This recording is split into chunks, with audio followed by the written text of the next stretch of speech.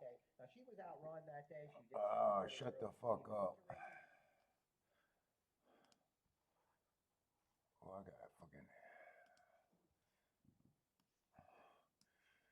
See, what's up, everybody? Oh God, what's up, everybody? Welcome to the Shake Up. Holy cow, my voice. What's up, Boulder? How's it going, man?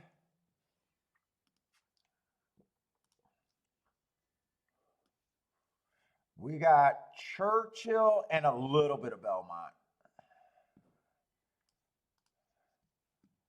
Mostly Churchill. What's up, Marco Lou? Hey, addicts, what's up? Oh, boy.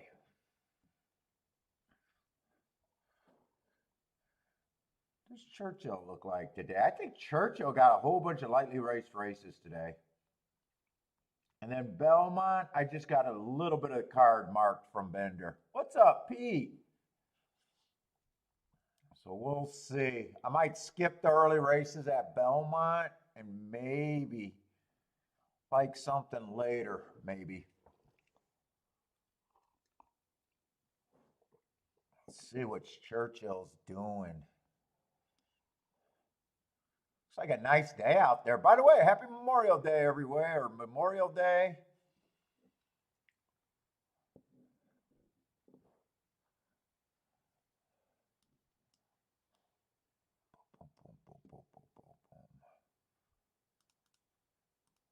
Let's see, I want to pop this for Churchill. Let's see, 23, that's this year.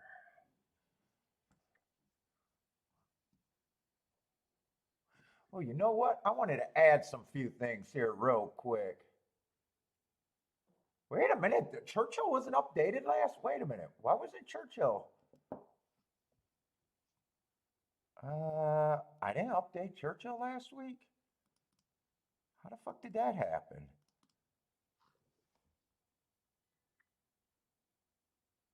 Oh, that's the PDF one. I did update it. I see. That's not supposed. This one's not supposed to be here. That's the wrong one. But you know what? I want to do something real quick. Let me go to Equine Base and check this out real quick. I want to just throw in a few extra days. Bender, I seen you marked a little bit. What's up, man? Look like you did the later races. Might be good anyways. It might be good.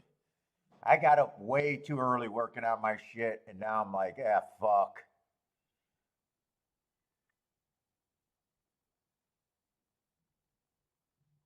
Woke up way too early.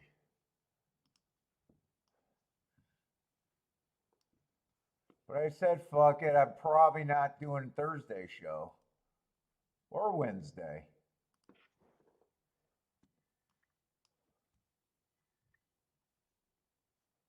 Let me see something real quick, though. I want to add a few days here if I can, real quick.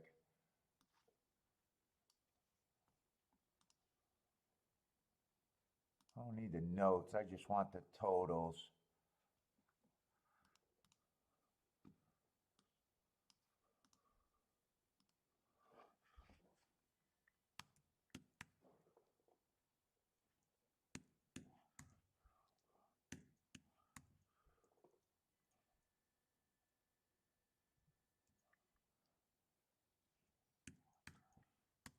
Since both of these tracks are haven't been running too long,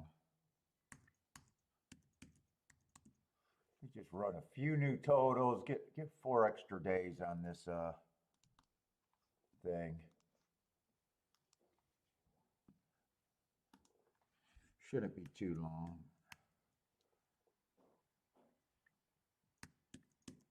That was a day I thought.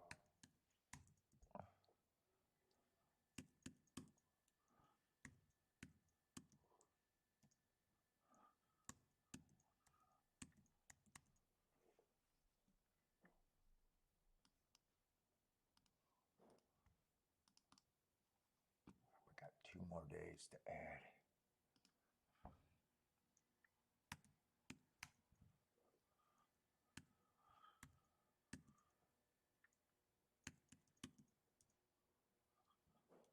One, two, three, four, five.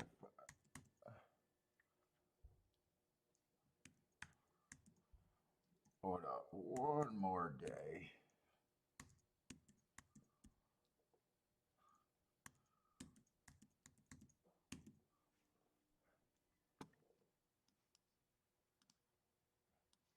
How much time we got? I think I got plenty of time.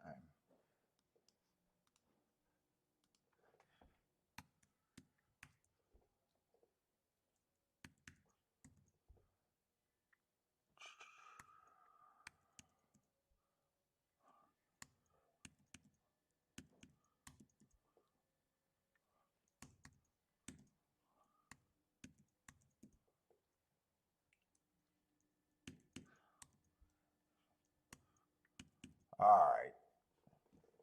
Just run these totals real quick and then I'll be done. 7 minutes, I got time.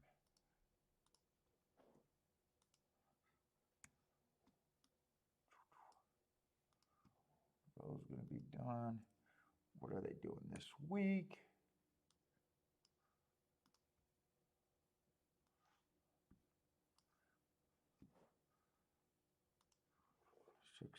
Races, 13, 14, 3, 4. All right, 1 minute. Oh, rail's been good. Rail has been pretty good the last week, this last week. Hope I just want to run a few more formulas real quick. Pretty good for the year. 40% on the rail. Once you get to 7 on out, on the dirt, it gets harder to win. Stalkers on the dirt routes. Speed and stalkers on dirt kind of deal. Turf, there's just not that many turf sprints, only 11. And there's only been 27 turf routes. All right. But what we got here? We got a mile to start off the day. Let's see. Mile for the year on the dirt. 41% inside of the track, middle of the track, 41%, and 19% on the outside, 7 on out. 24% wiring, not a speed favoring track so far this year. 59% stalking and still not kind of closers at 17%. All right, we'll see where we're at, but welcome to the show. What's up, Razor? I have me firing away at Santa Anita Pick 6? No. I don't do any work on the West Coast, so I can't play. I can't look at a form any other way. What's up, Jim? Charles, how's it going? May 7th is missing. You know what? I think Bender already did that, and I do got that updated. I just didn't send it back out. And yeah, it'll be updated this week. I'm pretty sure I got May 7th now.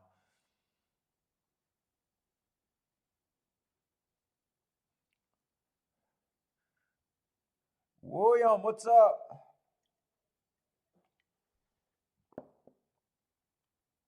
Yeah, I did see that. I didn't quite read the whole tournament thing. I'll definitely check it out.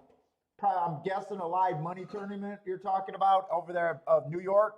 What's up, De-Energizer, what's up? Yep, new day. Yesterday kind of sucked for me. Still having a really good week, but yesterday definitely was pretty damn bad. Pretty damn bad.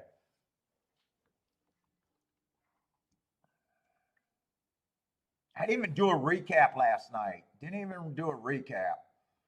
I don't think I was making betting boards, especially towards the end of the day.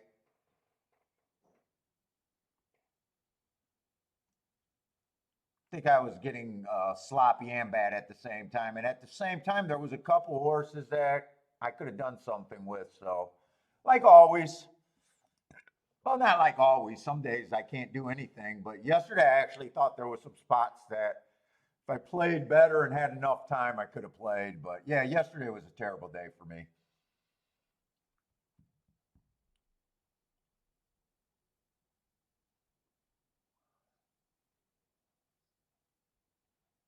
When my wife went away, it affected my game. What about you? No, I fuck. My wife don't go. She's on vacation, or she went to a graduation. She's not away. Oh, that don't affect my game. Nothing. I don't know mentally. Really, what affects my game? Really, I don't know. I know what causes me a losing streak, but it has to do with me doing stuff in the game. I don't know what outside forces affect the game.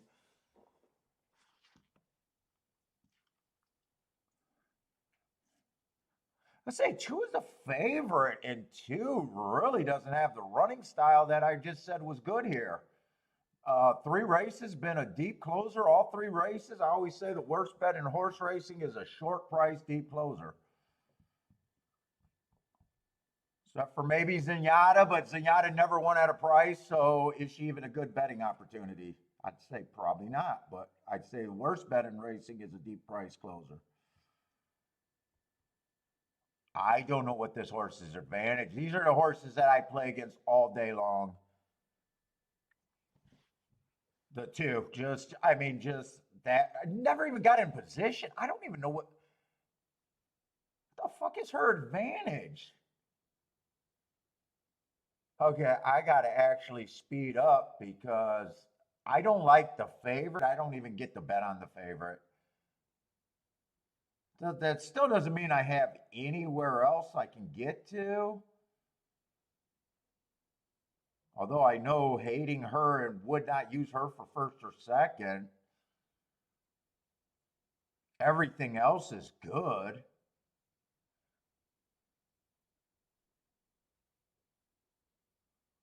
Oh, fuck. Any spot would be better than the two to me. But at the same time, there's no spot that I actually want to bet. I mean, king off the three is not even that much of a raise. I mean, if I was going, I don't even have enough time to look at this race, let alone doubles.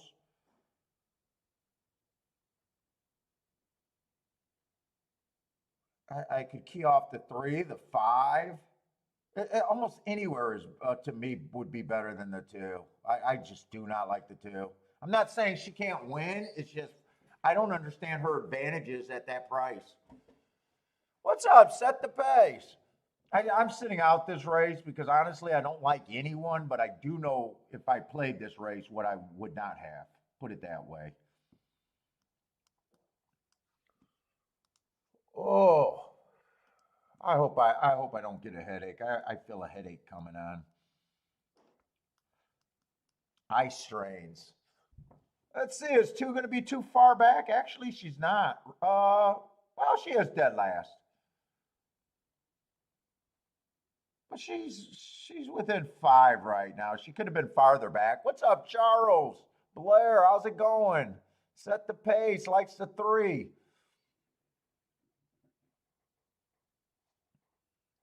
Jim Brooks, his wife gives him loving support by saying, I hope you lose every race, and sometimes she's right. Attila, what's up?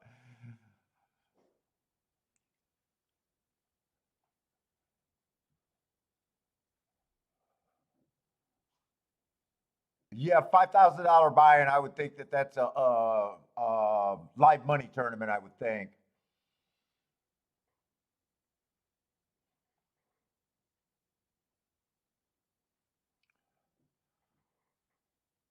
I mean, two's in position if she's good enough, but I mean, like I said, she can win, but there's no way I'm fucking. Oh, she would be on my ticket at that price. There's zero.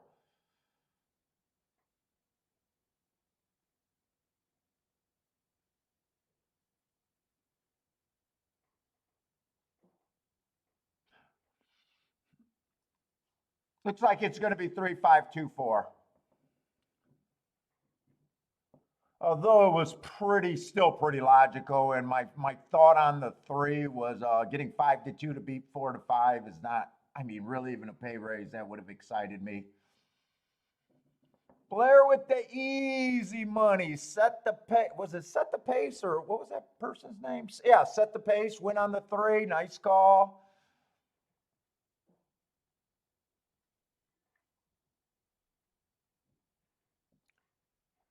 Jennifer, what's up, Jennifer? I picked a bad week to stop sniffing glue. Gregory Ross, what's up? Jay Boomin, 20-1 exacta for $25. Nice. Pick up a, what is that, about $500? Start off the day right there.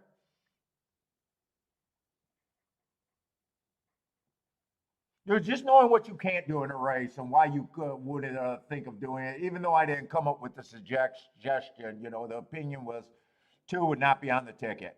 And usually when I'm talking about my ticket, it's first and second. I don't know if I just thought 3 and 5 looked the next best and didn't care that much about the overall race. Let's see, Boater's alive to a blind double. 1, 2, 3, 4. Looks like he's hoping that the inside is good. Gregory Ross, yes, Memorial Day. Thank you for all those that gave so much for us. Nice. My grandfather, my dad never met his father because he was born during a war, and I guess that'd be World War II, I guess. Got grandma pregnant, went overseas, and never came back home.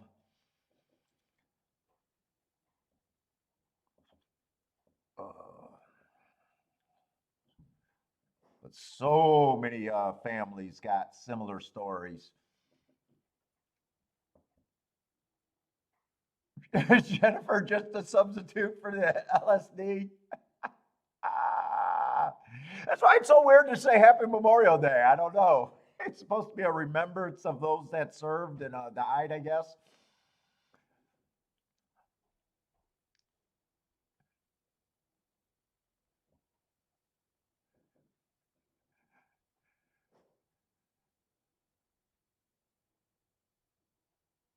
Yeah, I'm staring at the stream last night to get stuff. I feel like I did too much screen time. I'm like worried I got that eye strain headache coming on.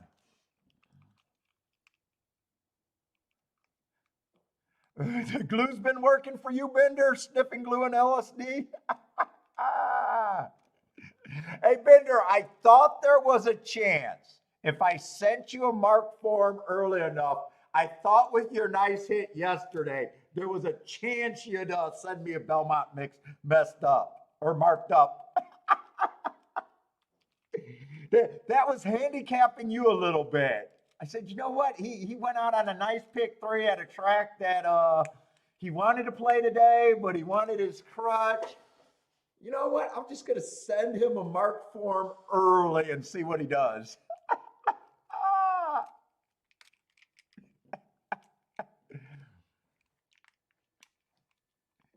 My thought was if you didn't hit at Belmont yesterday, you probably would not mark the form. That was my thought.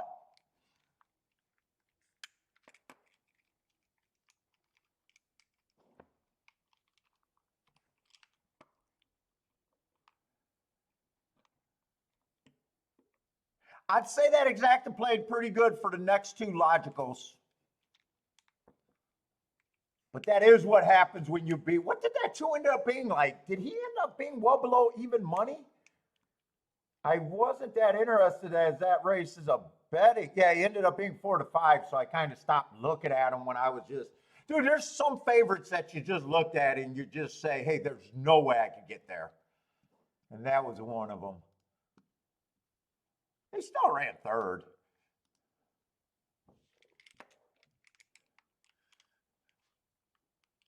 You woke up with a bit of a handicapping chubby. You think you see something going on with Belmont?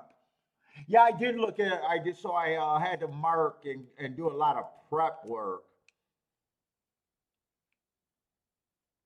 And you know how this week I was saying I was having so much trouble with Gulfstream. Is it inside? Is it not? Blah, blah, blah. It didn't turn out to be inside, but you know, a lot of biases have two different parts of biases. You know, there's a running style sometimes, there's a post position sometimes there's both. Gulfstream did end up being weaker on the inside than usual, but the running style was still the proper running style. It shouldn't. I probably shouldn't have even had that much confusion. It's just sometimes when you're a biased player, you keep doing good for so long, you kind of get lazy and you forget things and you say, "Wait a minute, why the fuck did I have problems?"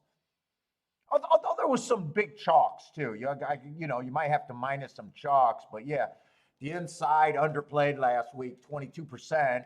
But I always say when they're not winning from the inside, it's probably 4 through 6 that you know, carried the bulk of the winning at 44%.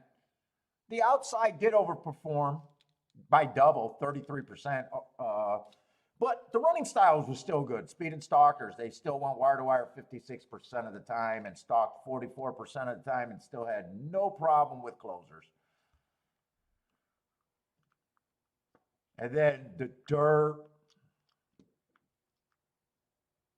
played exactly how you think it's going to play. It's either inside or the first 5 positions, nothing from 7 on out. And speed and stalkers all the way.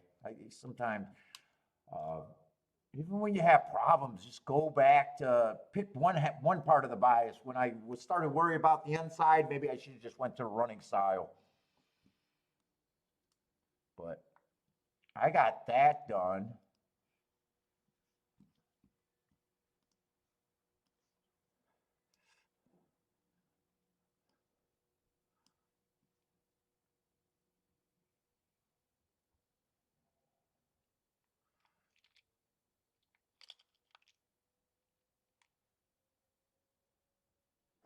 Yeah, that's what it is. I always wonder because I do see people Memorial Day, but yeah, you are not to say Happy Memorial Day, right or wrong. It's about honoring those who died, right? That's why I started out the show Happy Memorial Day, and it just sounded so weird to say it like that. Yes, Veterans Day. Thank you. Yes, Veterans Day. I can say that. That's to all that served and are still around.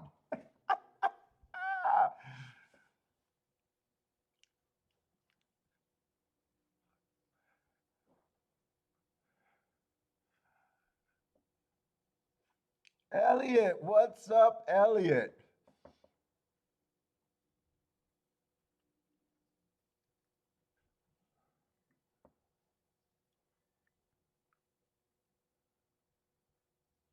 Lloyd, how's it going, Lloyd? Marcolus says Happy Easter to every. Well, they're fine with it because that'd be the basic of their religion.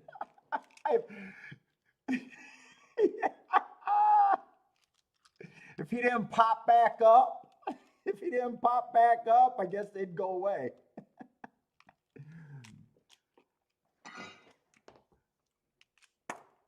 I don't think that's the same. I don't think that's the same. Oh my God. A lightly raced horse here in the next race at let's see, wait a minute. Which one's gonna be first? I know I don't have any marks for the first couple races of Belmont. We'll probably just watch Belmont. First race is nothing but a 5-horse race. I know I don't think I got marks until after the third or fourth race. Fourth race.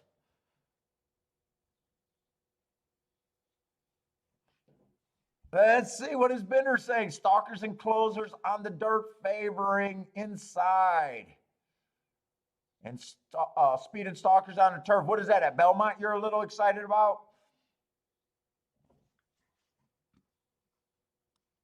I'm going to pull it up because tracks that I play less, I probably need to focus on that more. Some days I think I get more sloppy about it.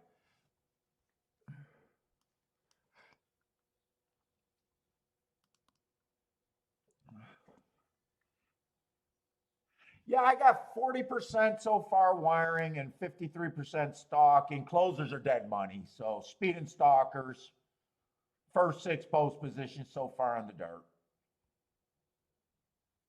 It might have. Yesterday I did think it was inside. Bender's but Bender's single, that one horse, was the highest price, and the other 3 horses on the dirt that won, I think they were all below 2 to 1. So sometimes I take that with a grain of salt.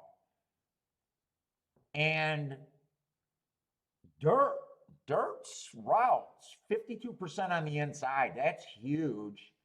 But 29 races, but that did correlate with last year. But we got 31% wiring and 66% stalking. So that would be a pretty big number.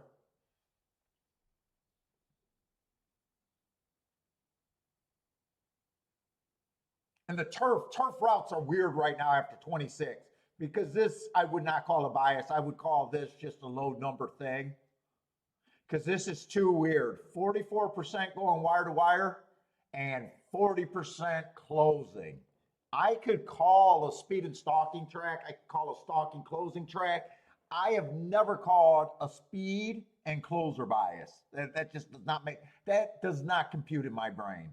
So I'm just thinking right now, that's just how they've been coming.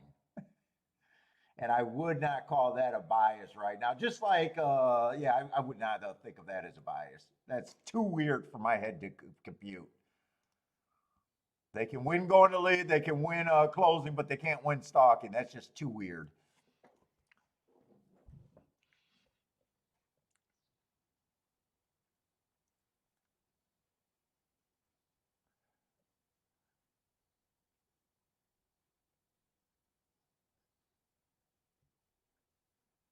Speed is much better at the turf sprints, in your opinion, but holding up well on the routes. Let's see, Jennifer got a play over here at Belmont. I think Jim does too. Is Belmont the sewer? Is that Belmont?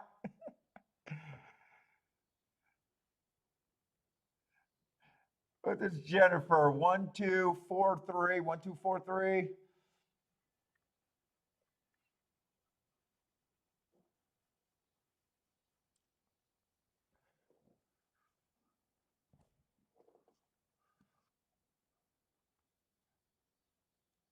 This is a 5-horse race. I'd be rooting for the inside, but sometimes the shorter the field. 5-horse races sometimes, even though yesterday, that one horse, I did use the rail to like him more. Even though at that time I still had to be worried about that was a 5-horse race too. They're loading in the gate here, but I'm not really all that interested. Well, I'm definitely not that interested. I didn't even talk about the race other than almost nothing.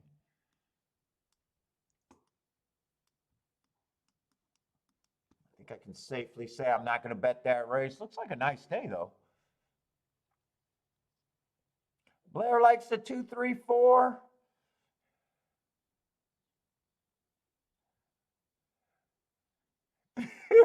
Elliot says say more Bender. He just said maybe that was not a handicapping chubby. Maybe he just had a chubby. I don't know. Maybe I added the handicapping chubby there. Say more, Bender. Let us know.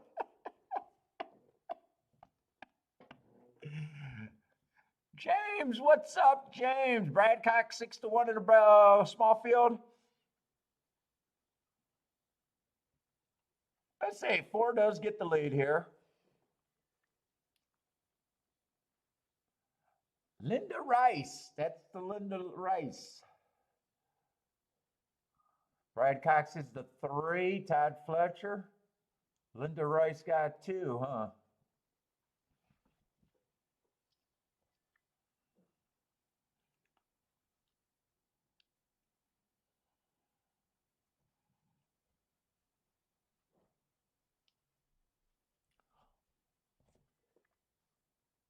Oh, I thought that was a mile. I was going to say that. It looked like a lickety split mile. Is the 2 going to catch the 4 a little bit late? It's definitely between these 2. Looks like the 4. 4, 2, 3. 4, 2, 3 is the try.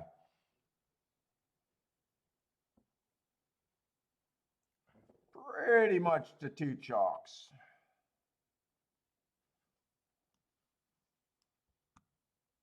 Nothing to see there, I would say.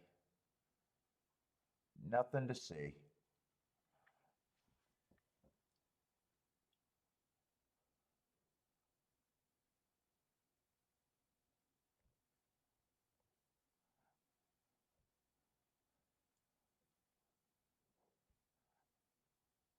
Ah, 5-horse field with the 4. I don't know how much I would take from that.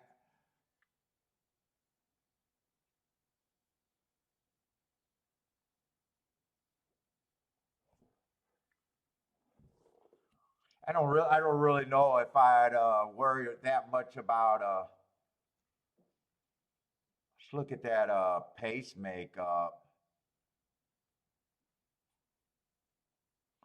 4 is an undefeated sprinter.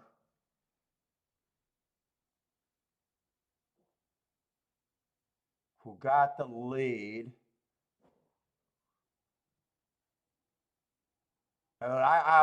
Four almost won that like lone speed. I don't know, and 2 was doing all the chasing. Last 3 races were at around. I don't know what I would take away from that one. So yeah, it's always thought that we can go different opinion. I'd just say 5-horse field with the 4 getting the lead like that, being chased by the 2, who's started out being a sprinter and had a little bit of speed, but I always got the belief that after a horse wins a couple or runs a couple route races, sometimes it dulls their sprint speed. Takes them a race or 2 to get back. I don't know. I can't read too much if speed or stalkers are good right now. I'm just going to say that they're both okay. They're both favorites too.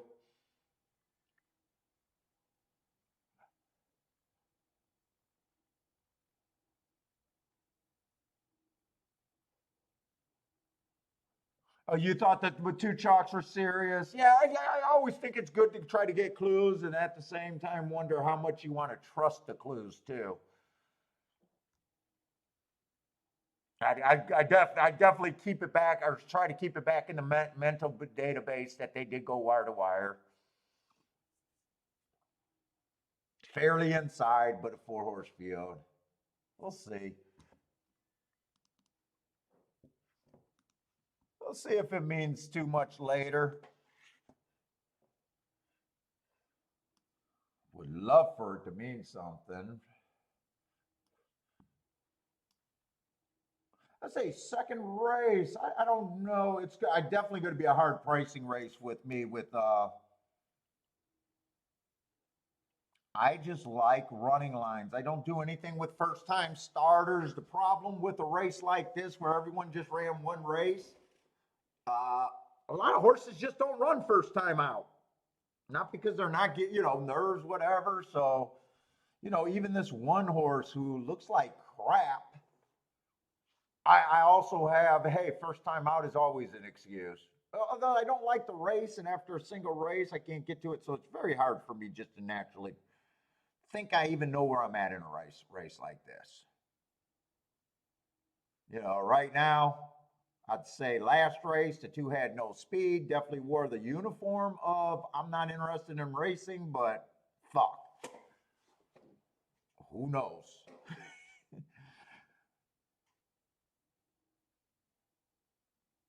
I mean, 3 looks like the only thing that ran an acceptable race of the horses that ran.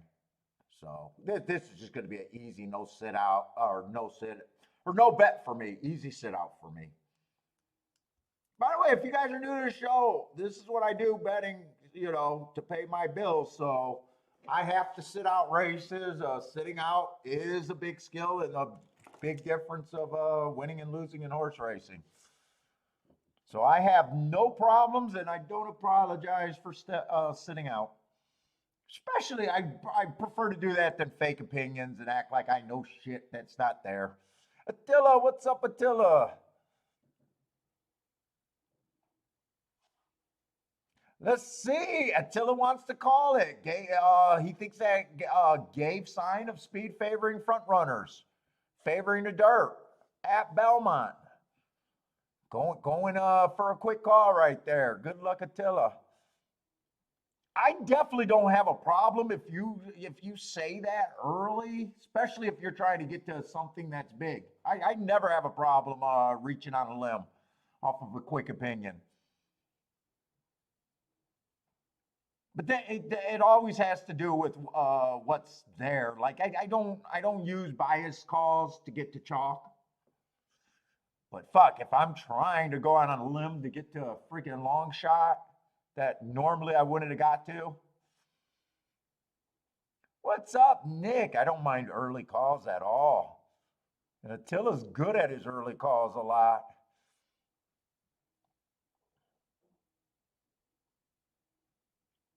Let's see, Jay, small exacta box, 3 over to 1-4. Sounds like it's turned around too. Charles hit a try at Horseshoe. Nick got plays over there at Monmouth today. Or maybe he's asking for a play at Monmouth. I just got Belmont and Churchill for myself. And only a little bit of Belmont too.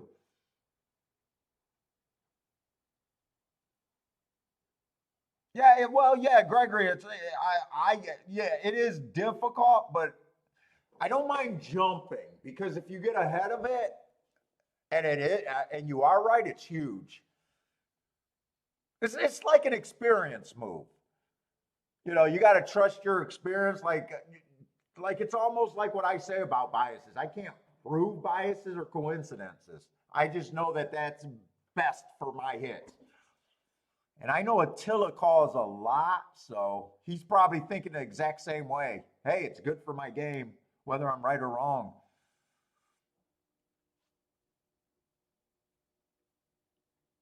You get another handicapper could say, look, 4 was the only horse in the pace. Didn't think 4 got pressure, 2 was chasing. That could be the other part of it. Short field, there was no battle. I mean, you could go both ways. Let's see, Jim likes the 5 over there at Churchill.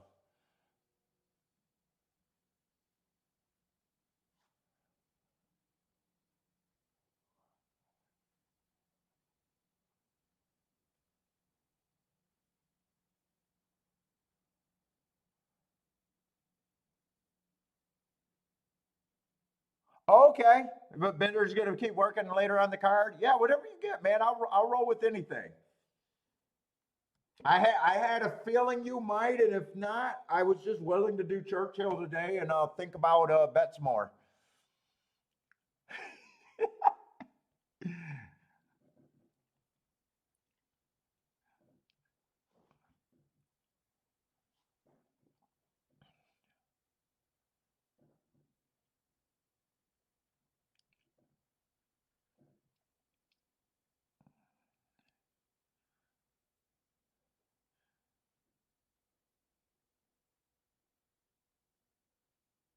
Let's see. Nick likes the 7 over there at Churchill. Churchill. First time starter. Yeah, these races are just no go for me.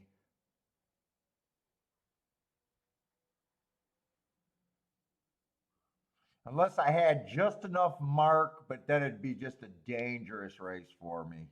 If there was just enough and the price felt like it was value.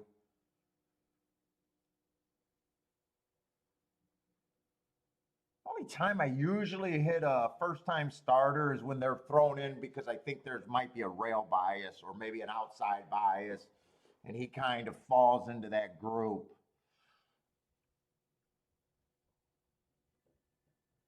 I've never hit a first time starter that I liked. Not a single time in 30 years. I've never had anything on first time starters that I could get to.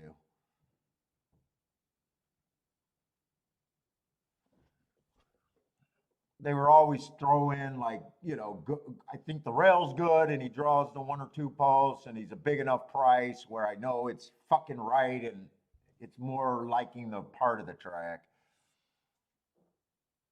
Nate, what's up? Is that Nasty Nate? What's up, Nasty Nate? Like the chatterbox. Ombrake, what's up? Ombrake looking over there at Parks. I guess Parks is what up.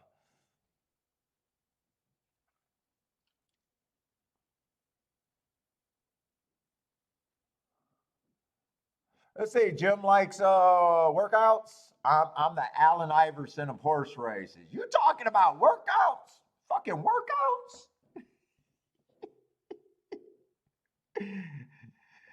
I think there's could be too much corruption and missed things on workouts. I mostly think that if a horse can run within an hour of being born, I don't worry about workouts. If he has to run from a pack of wolves, I don't know what trainers can teach horses. I know some people say they can.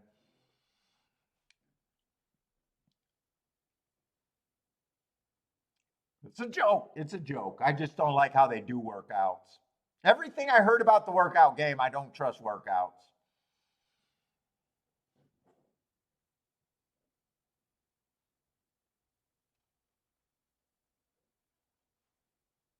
Let's say Nick like him if he can get the odds. Now, how do you judge an? That's my question because I can't price. I can never price a horse that never ran. It's hard enough for me to price horses that I think I understand. So how would you check value? Is it just the price that you like, or do you base it off the morning line?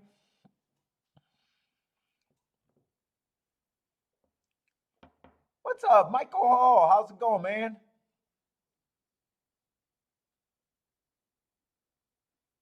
Three would have been a spot that I could get to, but they would have had to make a huge mistake on the betting. I don't know. Maybe if he was 4-1, and I would consider that a pretty huge mistake. But I don't know if he's a winner. But he just got the lead, and he was the only horse that ever ran and showed speed. That's why he's the only spot I could get to. If he gets beat, I wouldn't have cared. If he wins, I wouldn't care. I just know that that's all I could have got to. No, he re-broke. I actually thought he was going to get passed when the 1 in the 8 drew on. But yeah, they would have had to make a pretty big mistake. 3-2 is not a big mistake betting.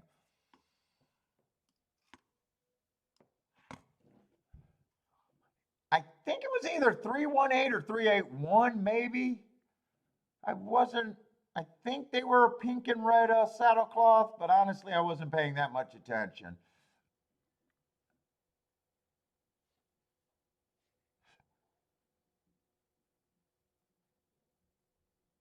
Lloyd says it takes a big bank to play long shots. If you don't hit early, you are playing catch up.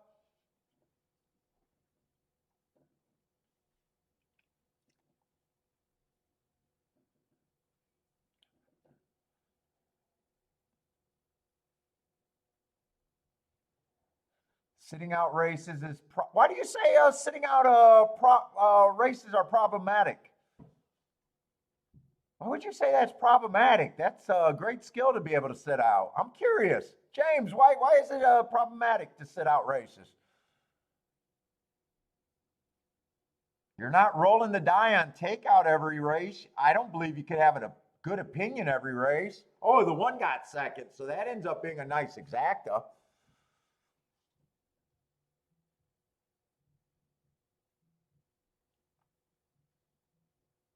I don't mind sitting out of races where I say that's my spot, but it was not a good number for me to bet, or I didn't think I can do anything else with them.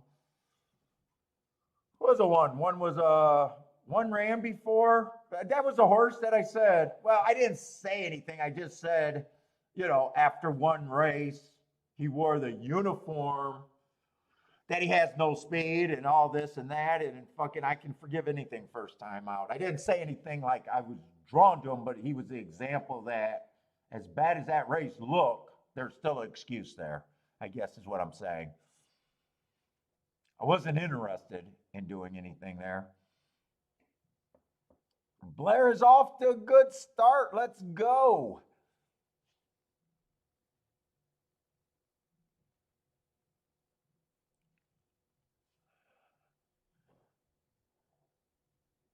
No one lost their house sitting out races.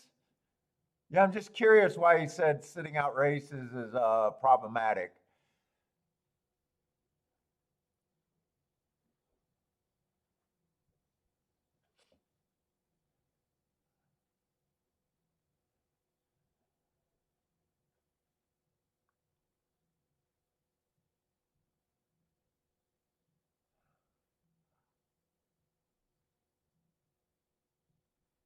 Yeah, I disagree. That's why I'm just curious.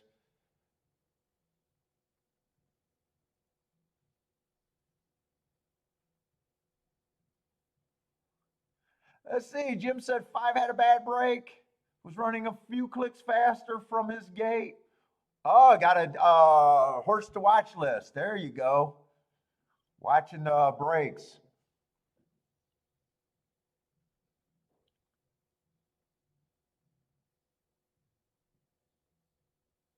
Until if you have a winning handicap model, Paul. Yeah, I even believe the computer teams probably even set out races. I never met a computer team, but I bet even they set out races, even though they're playing math, because they can't. They bet down the deficiencies. They're betting down horses to the right price, but if horses already start at a right price, or lower than the right price before they even make their play, I doubt it if a computer model would play. I don't know. I never actually met a computer model player or team or anything, but I bet even they got to sit out of races.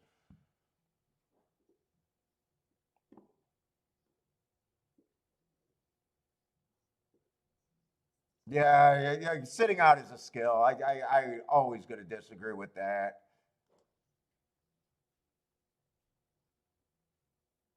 Oh, Jay, you had that play over there, the 3-1. Nice. $5 play. Nice, nice, nice.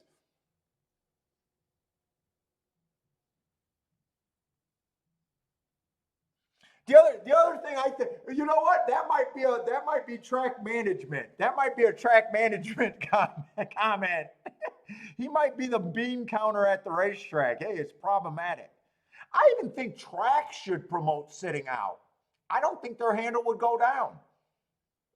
If there was more disciplined players and more players that understood, hey, if I sat out of, especially small players, hey, if I sat out of this race, and this race, where I don't have an opinion, I can bet triple. I can bet triple in this race that I actually think I got a little advantage in. I don't. I think and if tracks took that opinion, and people did get more money down, that you would think that they would stay longer in the game instead of just betting at the minimum, never really winning anything.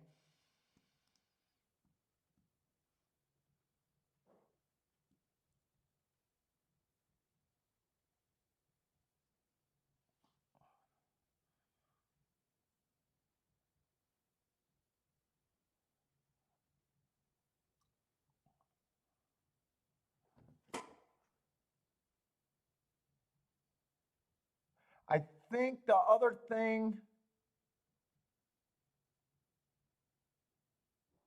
yeah, for getting the bet, I always believe that you try to.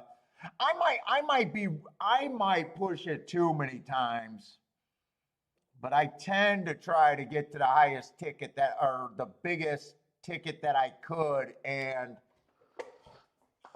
more times than not. Oh.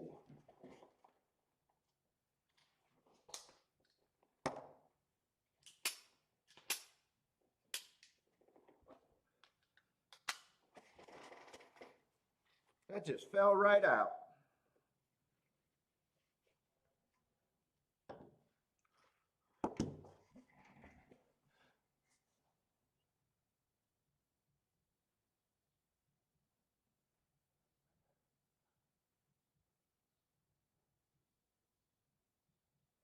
The energy, yeah, save a lot of money.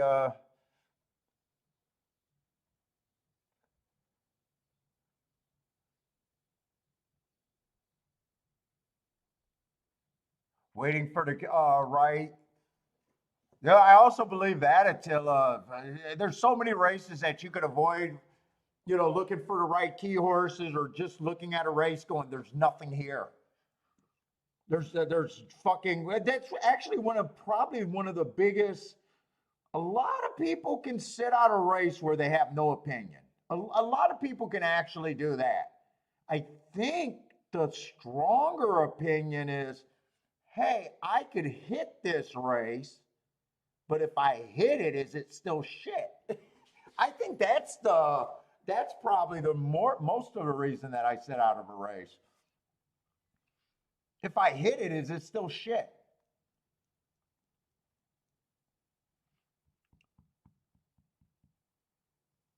Well, yeah, there's money to be made in every race, but I mean, we don't handicap. No one handicaps good enough to be able to do that.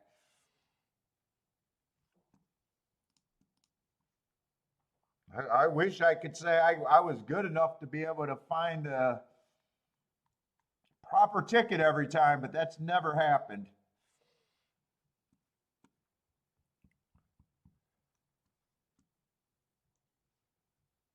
To me, it's almost easier to say, hey, I'm going to hit 20% long term and I got to hit at this range. Then it's just a math game. You know what I'm saying? Hey, if I hit 2 out of every 10 races and I put $100 on both of them, every time I hit, I need to make 1,200. It's that simple. What kind of horses do I got to get there? Now that's not how I'm set up. That basically I'm set up, but those aren't the numbers.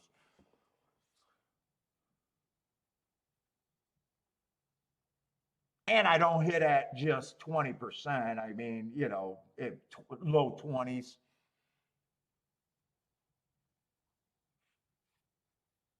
But it's just that once you know that, I always make the joke that if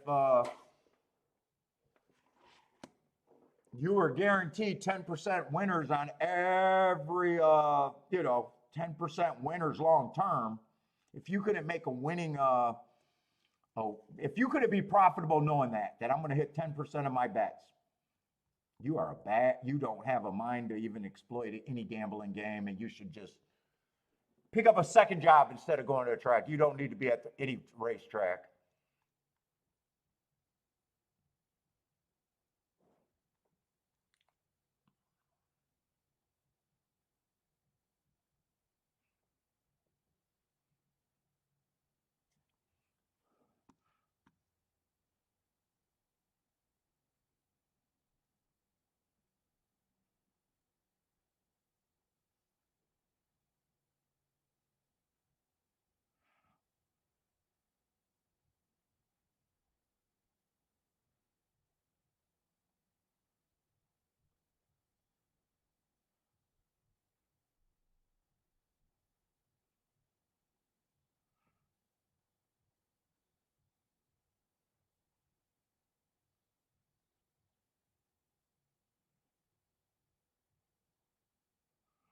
Yeah, I also don't think that biggest payouts are the pick four and pick six. A lot of times you see someone's big ticket, and if they would have put the same money on that $5,000 payout pick four, sometimes they're making way more money just running the pick four or the doubles. minus a carryover or take all situation. You'll be shocked how many times I do that on Twitter.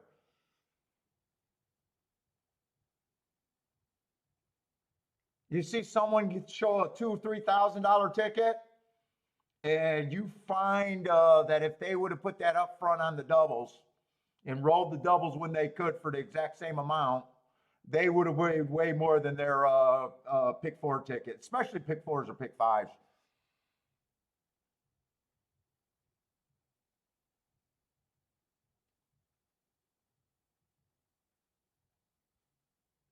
There's like it's so many different ways that people could play this game.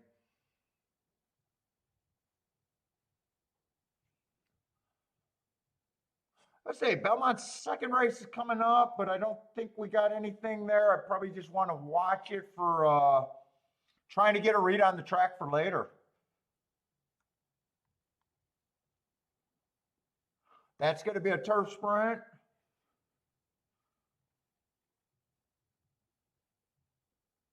Who's arguing? Bender, who are you arguing with? I literally said, what's your point? Again, I'm not calling you out. I think you're literally in the top of handicappers. I don't think any.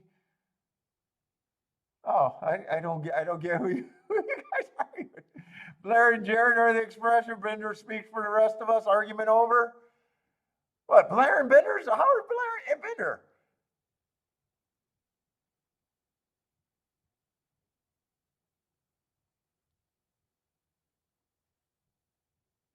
Oh, Blair. Yeah, Blair hits a lot. I don't know.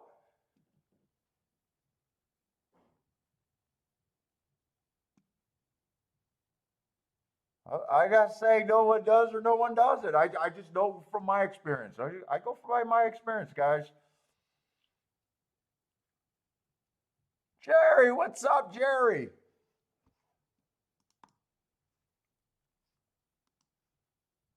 I hit nowhere close to Blair. I'll tell you that. I hit nowhere close to Blair.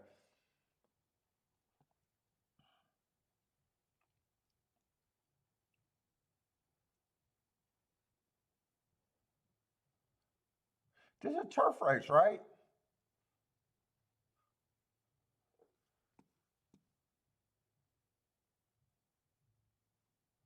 Let's say Belmont turf.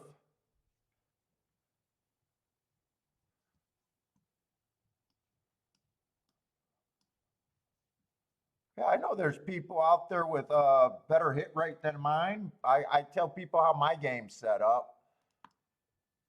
I never worry about other people because fuck everybody else is on the internet or I don't get to see their tax forms. So I take everything I see with a grain of salt. I know how my game's played. I know why it's good. That's all I know.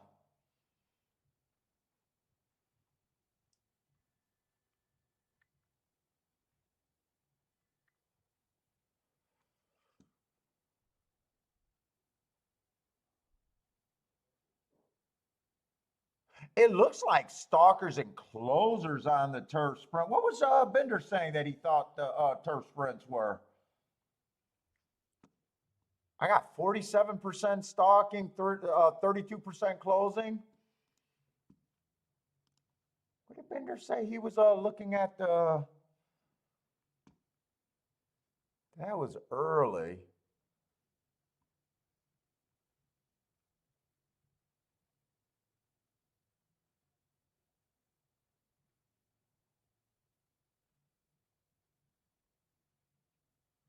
We'll see. They're going to go off. I don't remember what Bender was thinking. My profile says I should be looking for more stalkers and closers than speed. Definitely stalkers. Three's the only horse right now that can go wire to wire.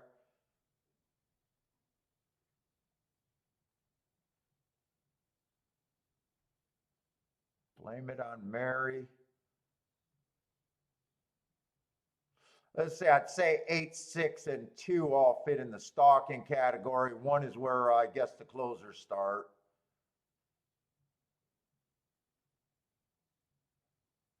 He's about 5 lengths back. 3's holding up pretty good. It's going to come down to either a 3 going wire to wire or a stalker. 6 still got a shot. 8 just passed the 3. Looks like the 6 is going to catch the 3 also. 8, 6, 3, maybe 1. 8, 6, 3, 1.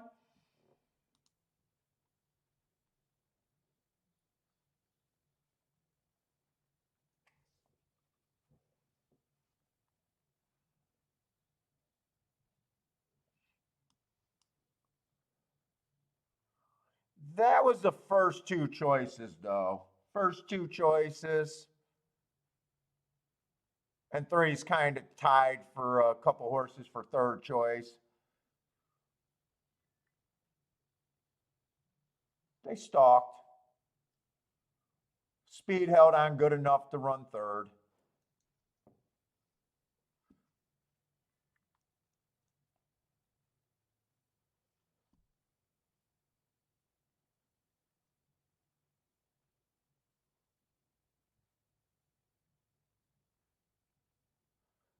Let's see, Roland. I don't think it's a real argument or a debate right there. Everybody's game are different.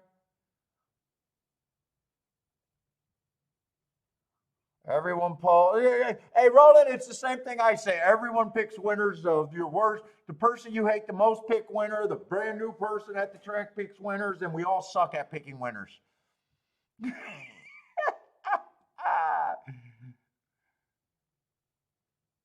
Everybody has picks that, but there's good things that can make you guys, be winners and losers. It's definitely not on the pick side of things.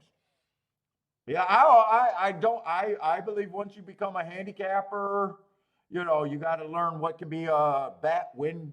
It's instincts and how you control yourself after that. I think there's better handicapping factors that could get you more outside of the box.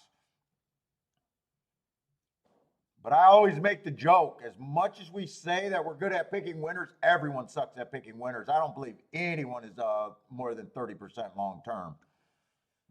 That means 70% hit rate. That means everyone sucks at picking winners.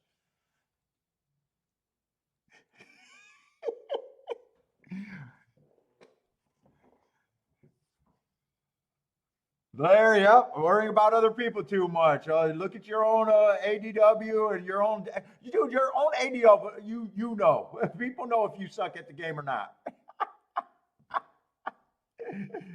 I agree. Someone better than me, I don't fucking care.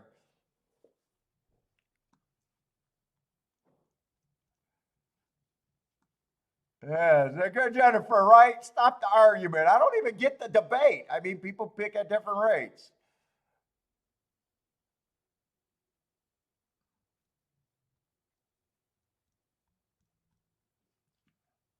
Unless we're all gonna sit there and bring out what we pay in taxes. It doesn't matter to me.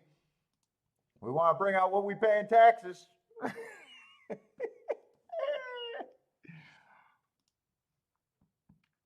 You don't pay taxes, you're not as good as you think you are, or you're evading the law. One or the other.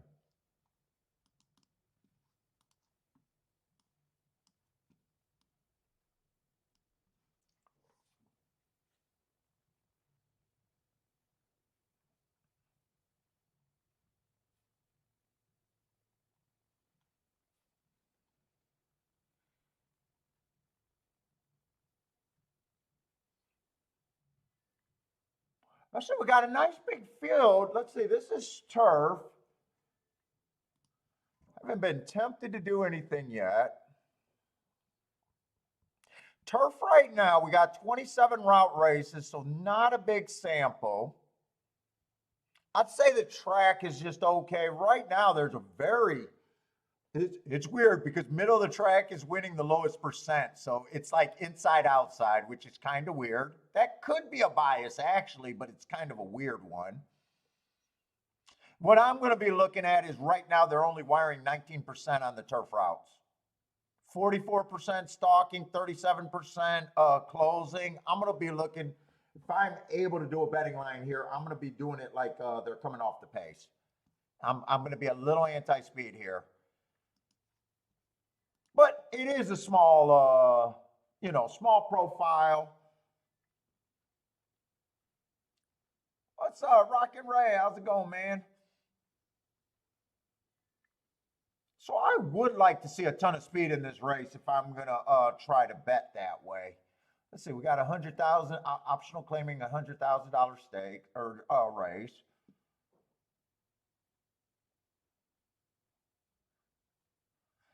Let me just glance. I don't see a ton of speed so far. Yeah, I can't even say 6 is right now. I'm thinking maybe 7 is probably a sprinter stretching out. Maybe that's front end.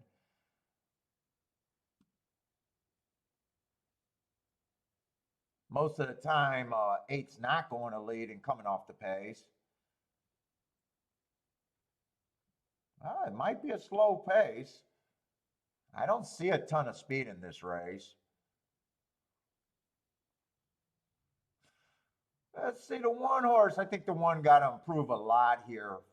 First race out, bad rail, early pressing day. Gave him an asterisk for being a little far back. Comes back, slowest winner of the day. 2 races ago, bad rail, stalking, closing. Went too fast to win, but fuck. And then last race, that was pretty bad. I think this horse just has a lot to do. And I cannot get to her at this time.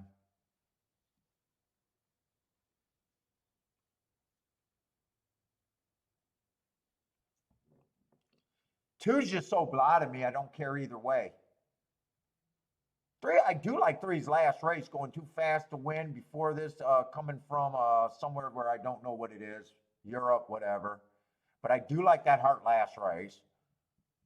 But that is the favorite.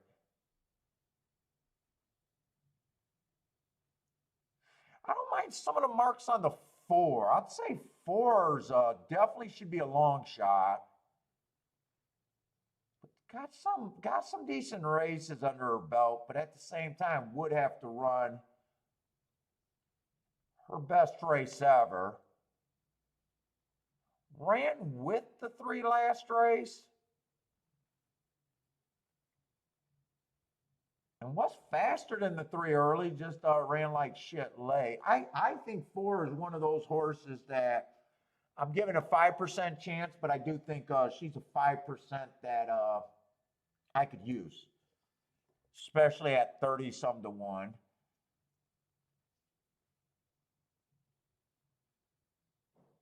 5, I don't like her hate. She's just kind of blah. Been running average, been getting in position at the top of the stretch. Probably either 15% or 10% to me. So right now, I think she offers value, but I'm going to wait on holding a number. 6, I don't like the 6 at 5 to 2. I'm probably more like 5 to 1 on the 6, not 5 to 2.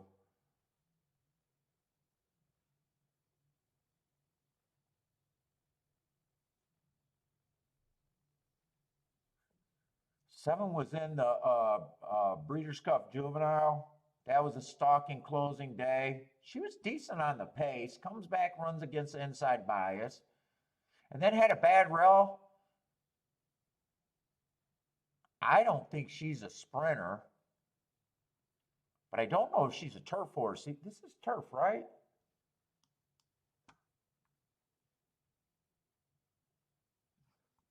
Seven, I think is probably priced right. I don't like her or hate her, but I think she's priced about right.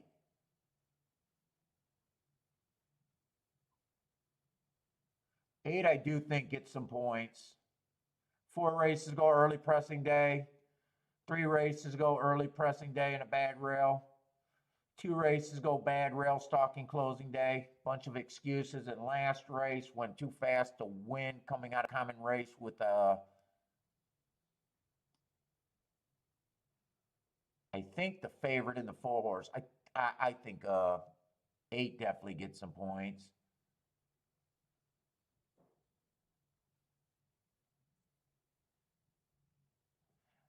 9, I probably think 9's priced right.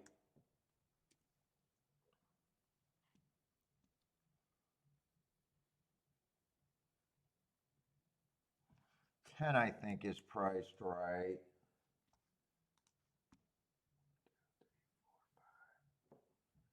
Got 5 horses, that'd be 16%.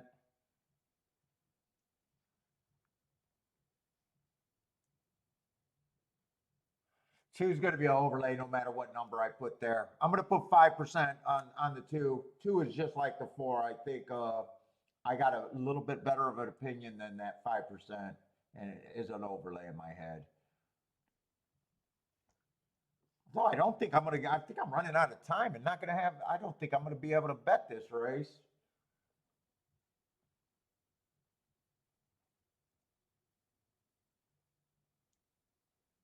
They're off, so I'm definitely not going to be able to bet that race. I'm probably good at 19%. I don't know if I even would have separated these last 4.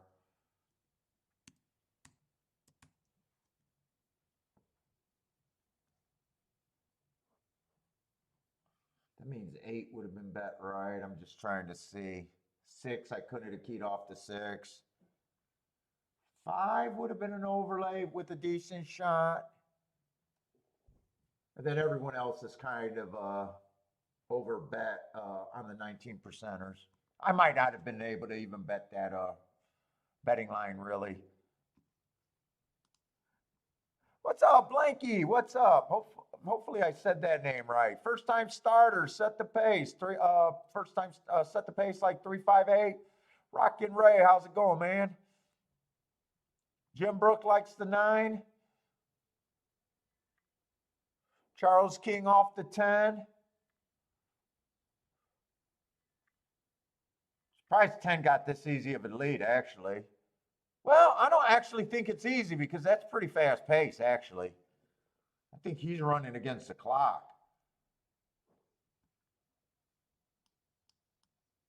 That's a solid pace, I'm pretty sure.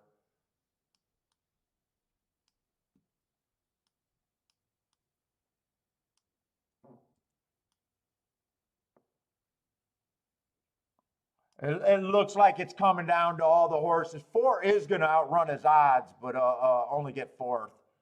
But I think that's first and second choice right there for second. I mean, looking at that betting board, I gave them a decent amount of points, the most, but ain't exactly that I wanted. Try, I'm not creative enough on tries and supers right now. I don't even know if the try would be that good with the, it might be with the 2 favorites and a 12-1. It may be or may not be. I'm not sure if that try is going to be great. I think if the 4 would have got 3rd, maybe. Charles got a boom there.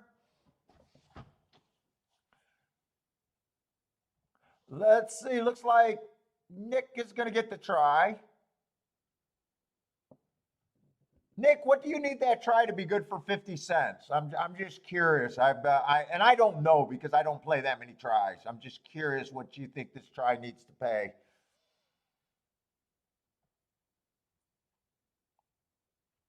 This is like a borderline try where I could see it paying in the 20 for 50 cents or maybe on the high side 30 for 50 cents maybe. I'm not really sure.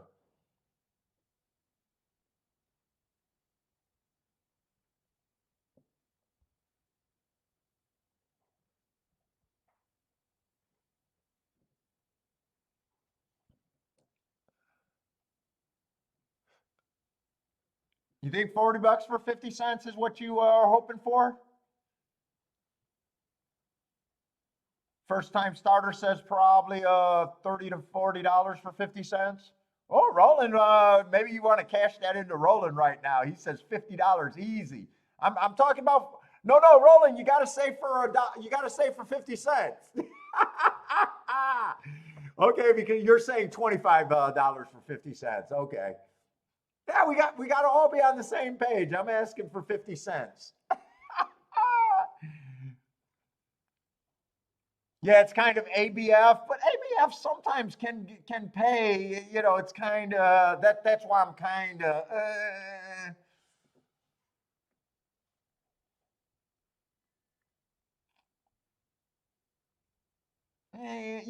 Is that 12 to 1 really 12 to 1 when the third choice is 10 to 1, 12 to 1?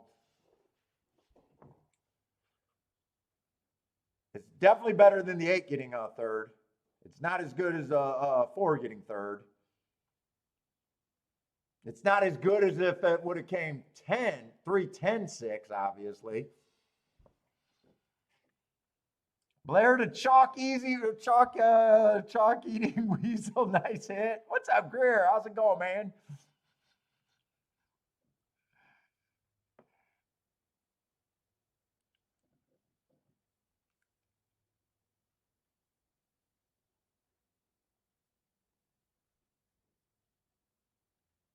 Let's see. Lloyd, you're asking Lloyd. Do you believe the morning line and who created it can have an impact on the bet down effect? Yes and no. I think so and not. I think it probably matters more at tracks with a more social crowd. Probably the more hardcore player, it's not as bad.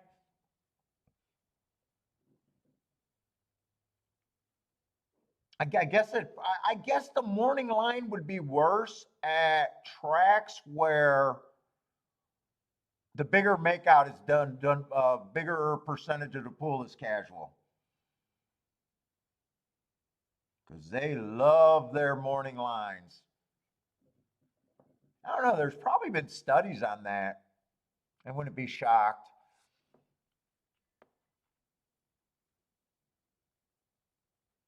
You guys were right. Well, Blair or Roland was way wrong. Roland would have underpaid, so you didn't want to go to Roland.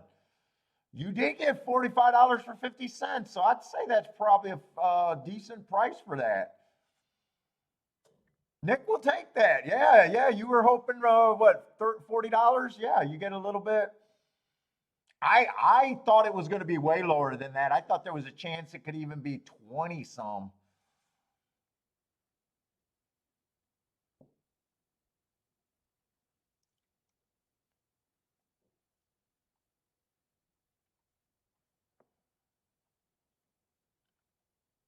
Consultant looks like he might have hit that Churchill try too.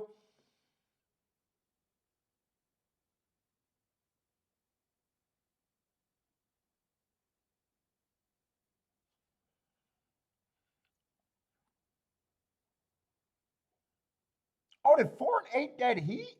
I don't think 4 and 8 at dead heat. No, no, they didn't dead heat. I thought that looked weird. I don't know why that looked weird when I caught my eye.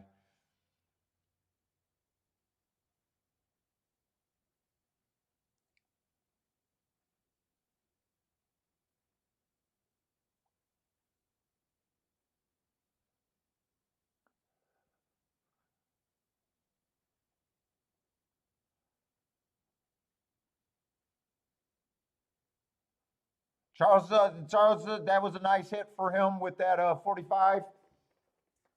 Yeah, I seen you keyed off the 10.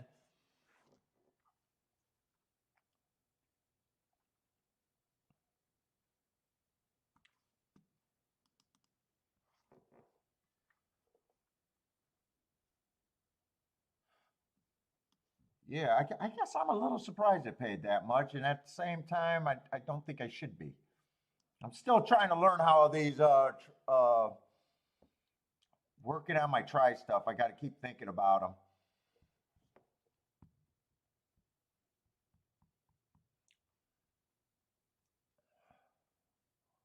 Let's see. This might be the last race that's unmarked for a little while on Bender's Belmont here. think it's a dirt race. I'm definitely interested in watching there.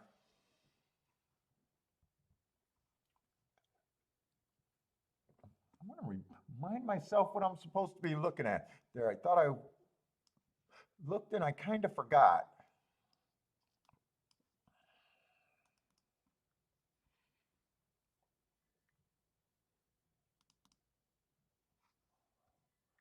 I want to stop closing this.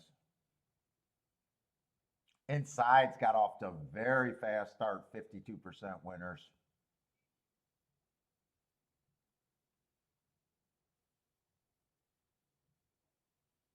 It's just speed and Stalkers. Stalkers got the advantage. Maybe I should say Stalker speed since Stalkers got the advantage.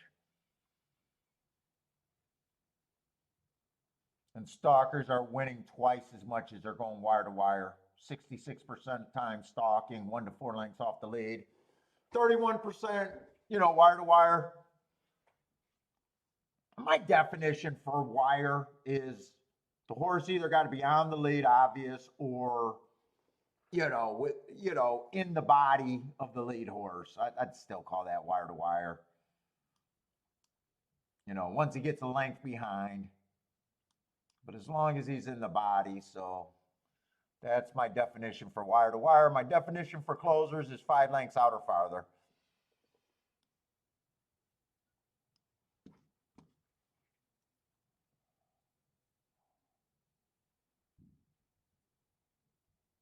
Well, Classy Edition does have some class. I just need marks. I need my marks so much. I need them so much to upgrade and downgrade horses based on if I thought they had a good running style or bias that day or against something. I'd say overall she fits and going to be towards the inside.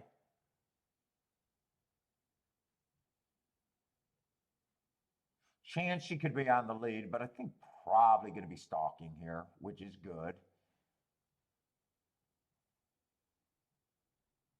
3 can go to lead or stalk. I think at 3 might more likely go to lead.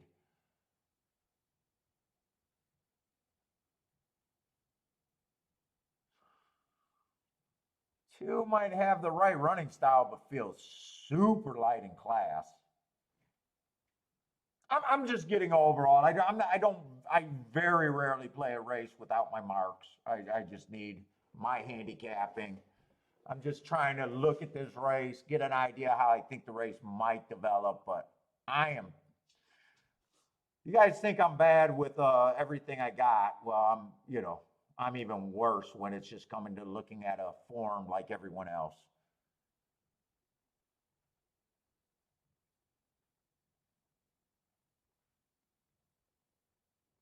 I think one probably has some upside if the rail and coming off the pace is good. One would have. I'm rooting for the one pretty strong here, but no play for me. Like I said, I need my marks.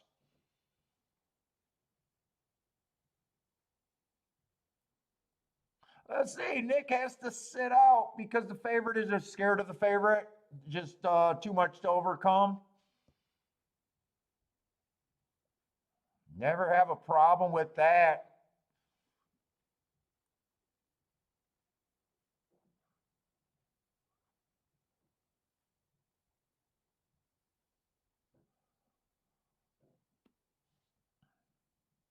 Let's see, Charles got to play going on the 6 to the inside horses. I didn't even look at the outside horses, actually. I started with the 4 and worked my way in. 6 would have a nice running style.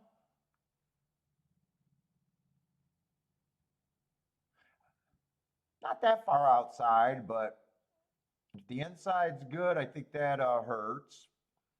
But the 6 would not shock me here. 2 would be the horse that probably shocks me.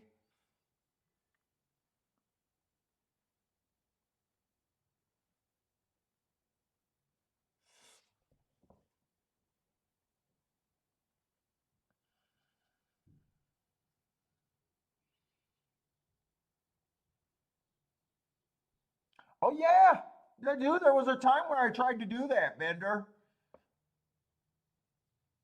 It took me my first big day at the racetrack, that day where I talked about, right, turned to a little bit into like 20 some thousand and checked into a hotel.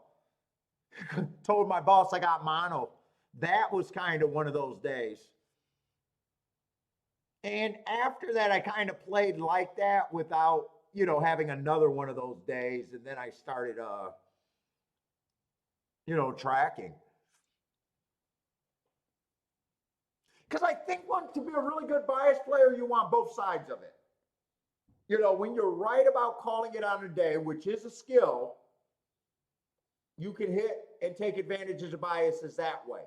But then your notes, you should be able to take, if your notes are good, you should be able to take a biases going forward.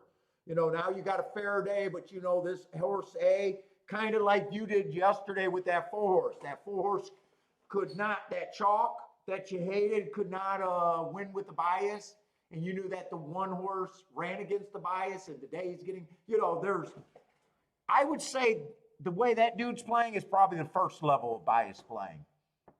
And then the notes would be the second part, and I went for the nice mix.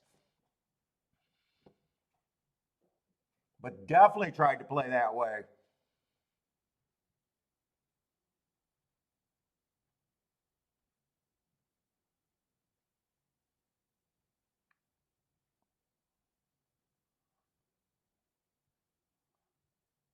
Let's see, Nick says his cutoff is about a minimum of 25 to 1 on doubles and stuff like that. That's $20 is about where I'm at, and those are just useful unless, I got them more times than average. I just call them useful. They're nice to hit, 25 to 1, 20 to 1s. They're almost like stopgaps, like they're useful. But the real meat is when they start being 50 to 1 and more for me.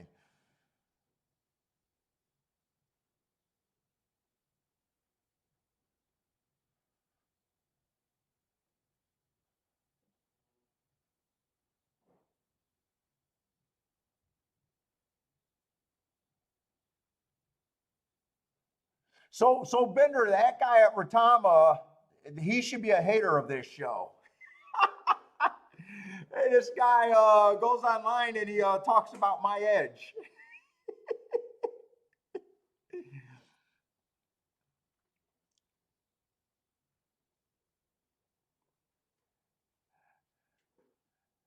Oh my God, Marco Lou said early pick 5 paid like $50 yesterday.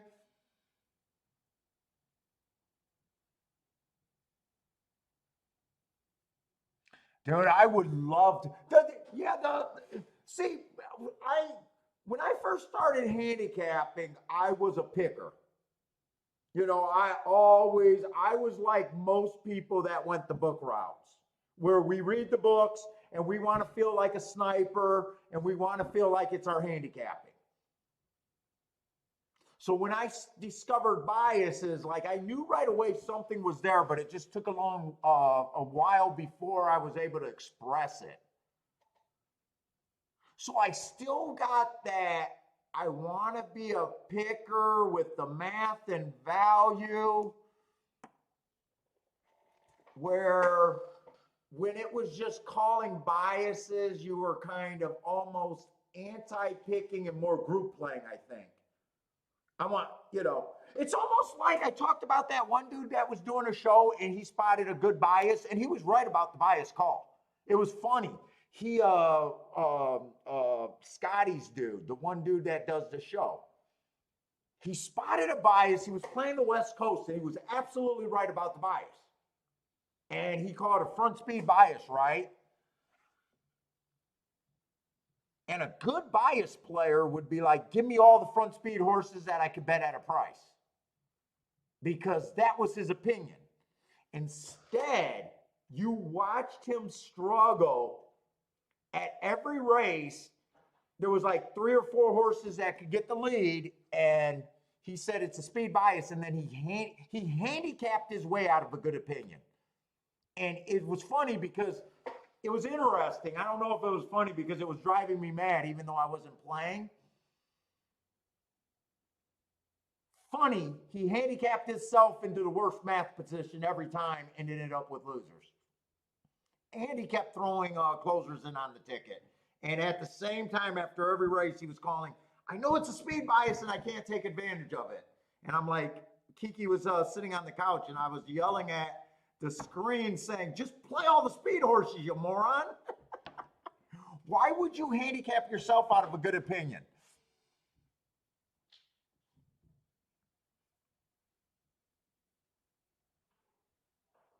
But sometimes you still got that like picker mentality with the bias, and that's where it gets bad. Now, luckily, I got the math side of it, so even when I'm trying to pick, you know, I'm doing what I like, but at least I'm always trying to get to the bigger price. That also saves you.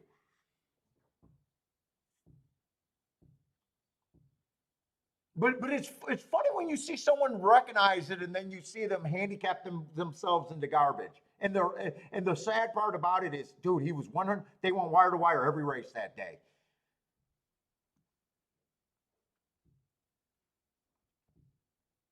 He was right about it, but wrong at so bad at the same time.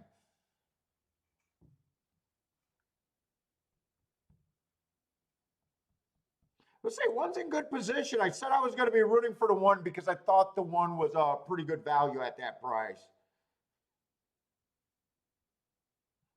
Overall, I thought that's a little anti-speed. I think towards the inside.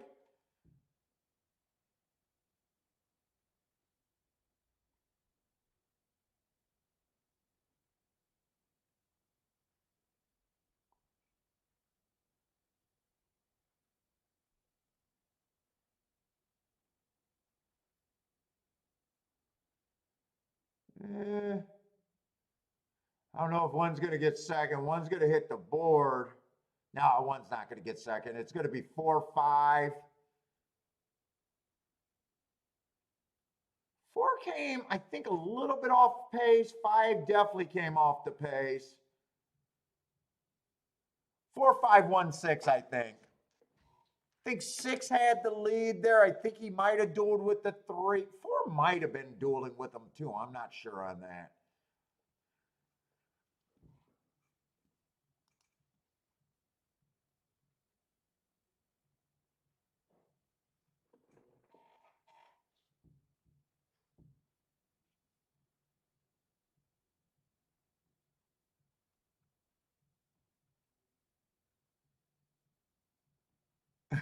Nick might can rejoice next race if the 5 wins.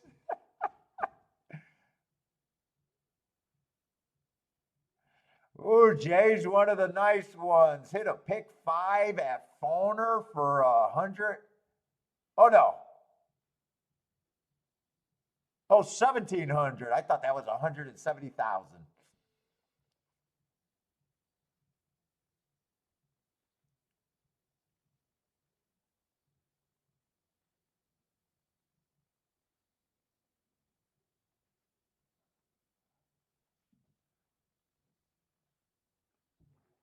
Yeah, kind of chalky city so far at Belmont. Glad I'm not involved.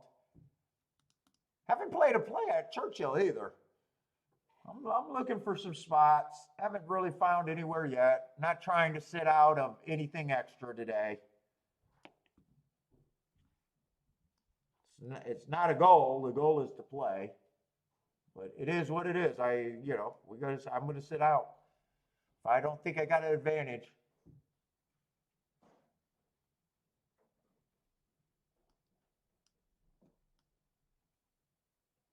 That closed knit is out.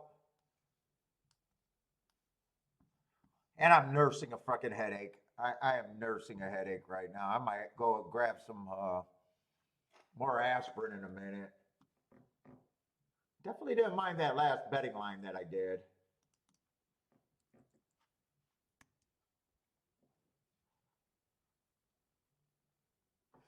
Jesus Christ, I keep forgetting about what I want at which track, and I keep closing my files. Let's see, I got this one out though. First 6 post positions. Stalkers are dominant. Oh, stalkers are dominant. I think, why did I close it again, you dumb fuck?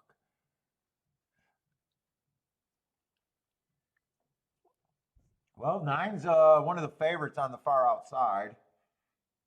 Got the right running style. I'm worried about the far outside. I do like that race 2 back where he went too fast to win, and then last race was a little too far back at a sprint. I don't think he's a sprinter, so I think I can forgive that race.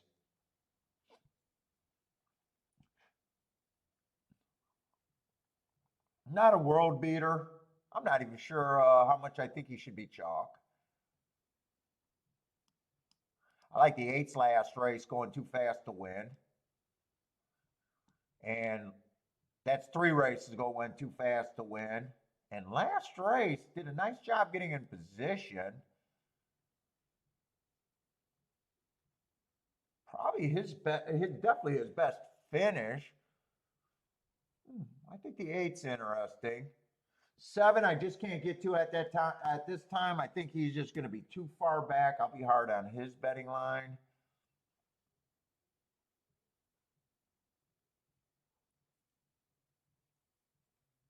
Six, I don't like or hate, dropping in class a little bit. I just feel like 4-1 is a little over bet. I don't have a lot of reasons there. 5's almost the same thing. I don't hate him, don't like him. I might have a little more reasons on him. Ran on a bad rail 3 races ago. 2 races ago, 1 tick slower than fastest winner, average. I can get there. I don't hate it, don't love it. Same with the 4.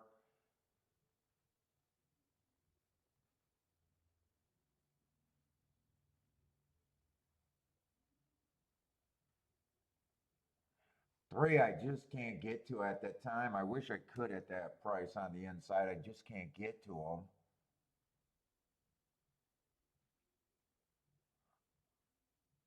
One looks as good as everyone else. Bunch of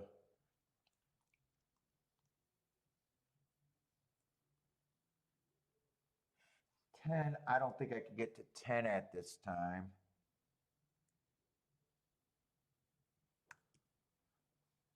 1, 2, 3, 4, 5, 6 horses. I still don't think they're equal.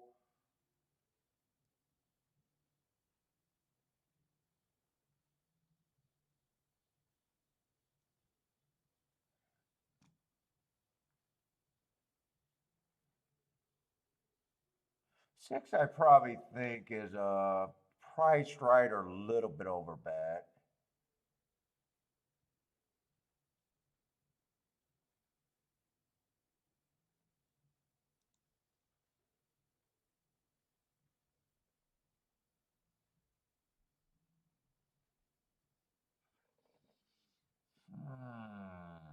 Right now, everyone's at 18%. I would think the 5 is more like 15. I think the 6 is more like 15.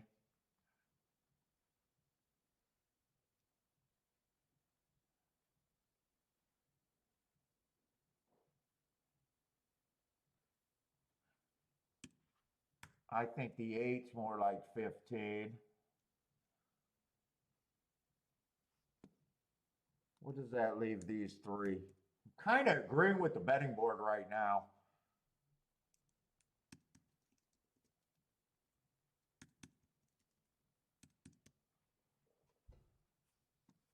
So 9's just a little over bet.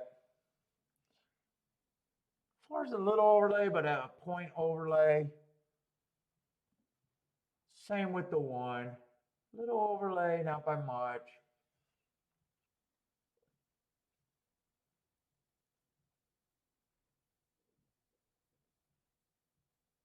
Five would be like a 3.5 point overlay. 6 is over bet.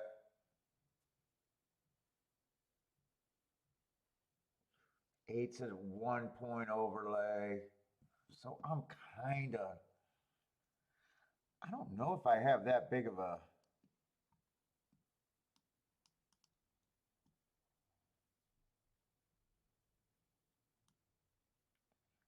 Probably got to leave the 5 out or the 6 out because he's over bet. That's pretty damn chalky. Let's see how these are paying.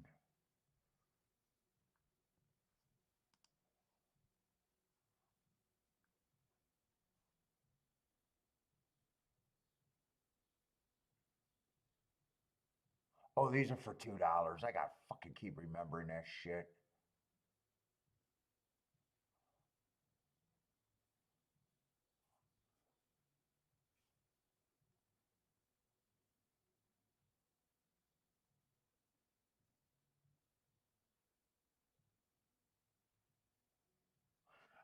I'd probably have to keep. Wait, no, I don't like the 7. That's supposed to be the 8, not the 7. I'd have to key the 5. I don't think I'm going to be able to play this race. I'd have to key the 5 and the 8 first and second, probably. Other than that, I probably just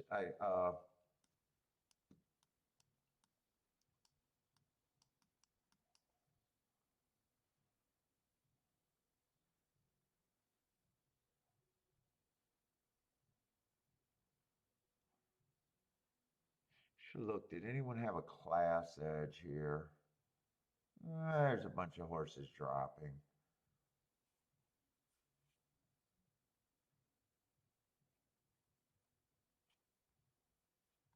Oh, wait a minute. I got the wrong numbers here. Oh, no, I got the 4 in there. Oh, wait a minute. 5 and 8 would have to be there. Dude, this is a race where I think it could even come in ABC, and not that I like ABC, but I don't even think those are terrible. 1, 4, and no, they're not really terrible. What's up, Bodrick?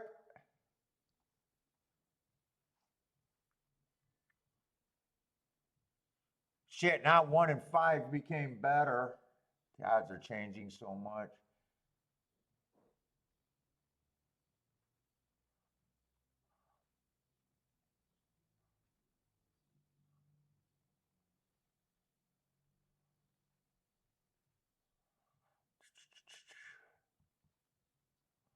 One and 4 are coming out of the same race.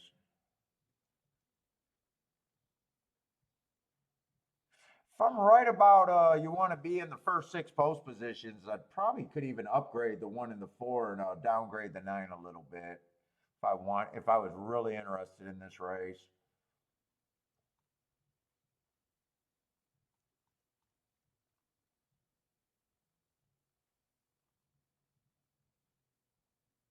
Ooh, 10 got the lead pretty easy. He is a sprinter stretching out. He is making a pretty big class drop. I kind of missed that. I don't think I still would have liked him because I still think I wanted to be a stalker.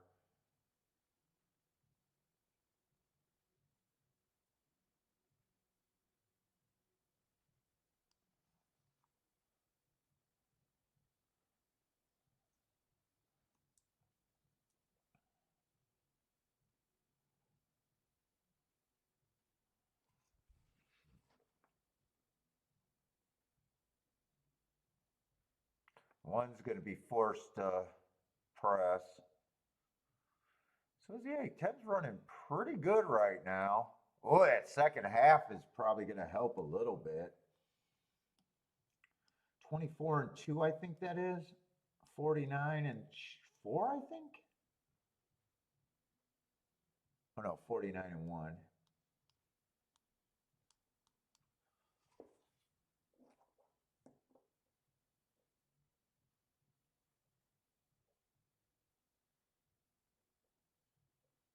That might go wire to wire here.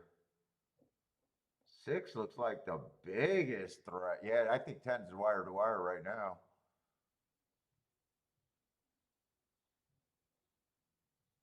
Well, that didn't go good for the inside, but he did get the rail inside. He was making a big class drop that I kind of missed.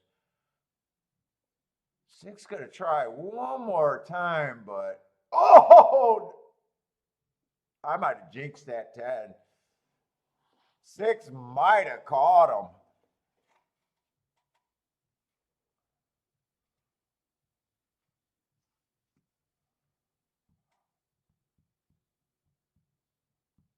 Six might have caught him. 6, I just think was a little over bet. I'm not sure who won that race.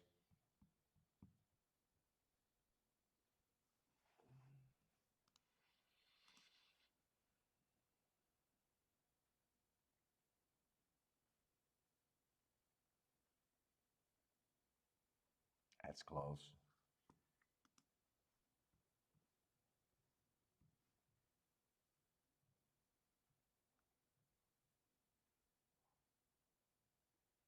Margot, who thinks the 10 held on? Yeah, it's close.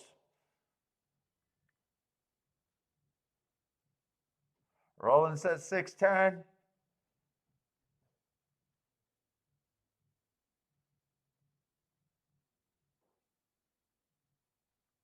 Oh man, that is close. Jay needs the 10 here.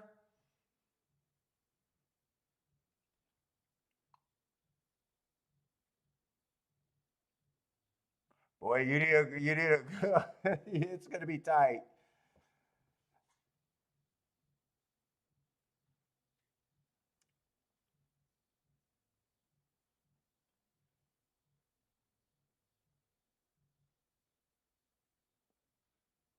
That's tough. They got 6-10-4. 6 I thought was a little over bet. 10 I didn't want to be on the far outside, although that is a big class drop.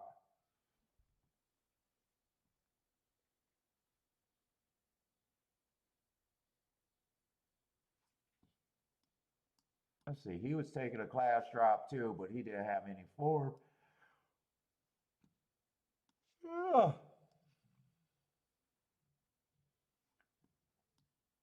I think 1 you guys said broke through the gate.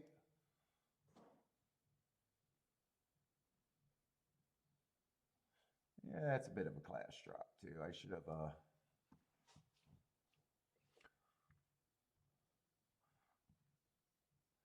Elliot needs the photo. They're just gonna pull out stock photo on you, Elliot. It's just gonna be stock photo, man. They're going to their 6-10-4 files. They're gonna whip out, okay, we need 2 horses, 6 and 10, go to the stock file group.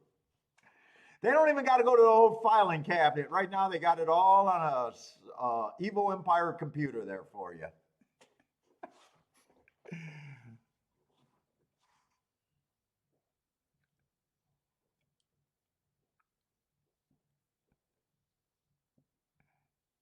Then they show the photo. No one's going to believe the photo. That's an old photo.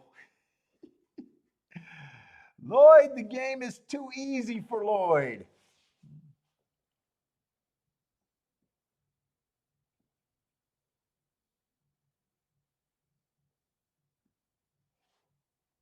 Lloyd hit the exacta. First winning of the bet. Your first bet of the day.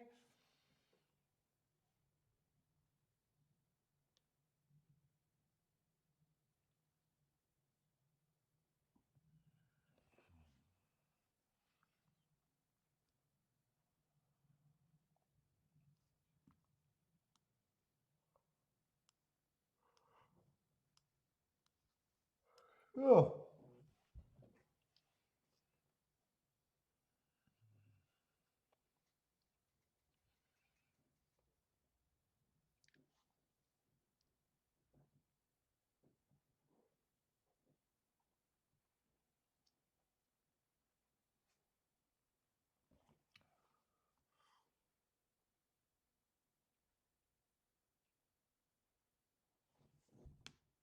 Oh, I want some aspirin.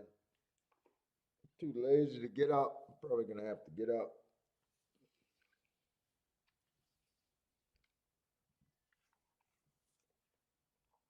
Oh.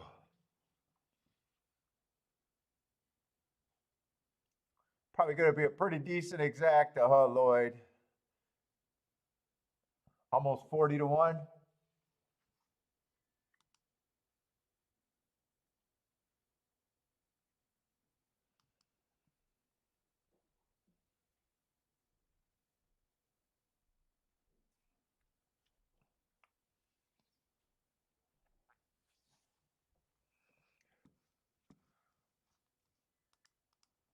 We got Belmont. I think this is the first race. We got some marks on at Belmont, and we've been watching Belmont today. Close. Still don't know. Oh, what is this? You got a note? Oh, you got one of those pads. Why did I touch it? Why did I touch it? Can I make it go away? I wonder what, I was saying if you had a note there.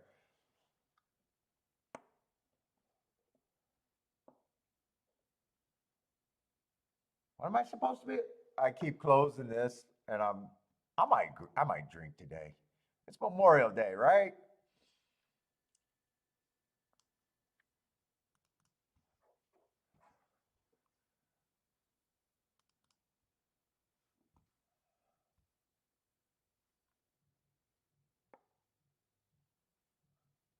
Well, there's not going to be a 7 and out, but 7 on out post position speed and stalkers so far. Speed and stalkers towards the inside is what I think I want to do this. I'll be right back. I think I got enough time.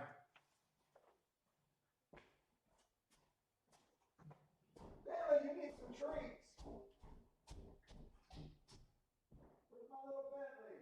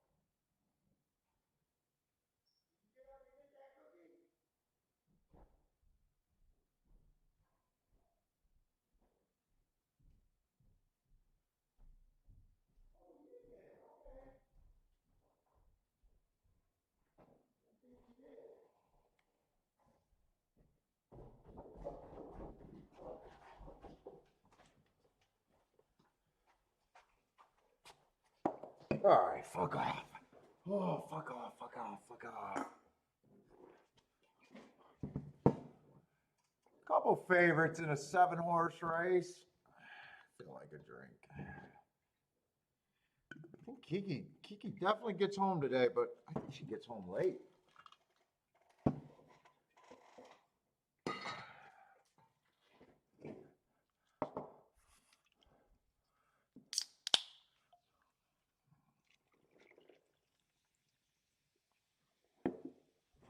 All right, where are we at? This is a dirt sprint, I'm pretty sure.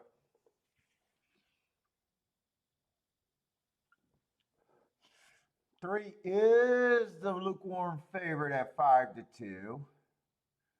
It's in the Jack Ruby Stakes. I don't like route to sprint, but does look like she got class. This is 7 furlongs. I don't know if I want to loosen that. Let's see, the inside, I think, was definitely bad on Jack Ruby Stakes.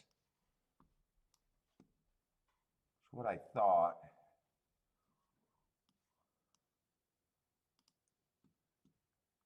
Is it Jack Ruby or Jack?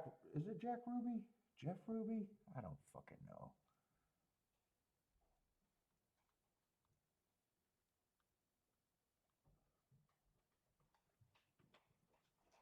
Yeah, I do got bad rail stalking closing day. That's what I thought I remembered.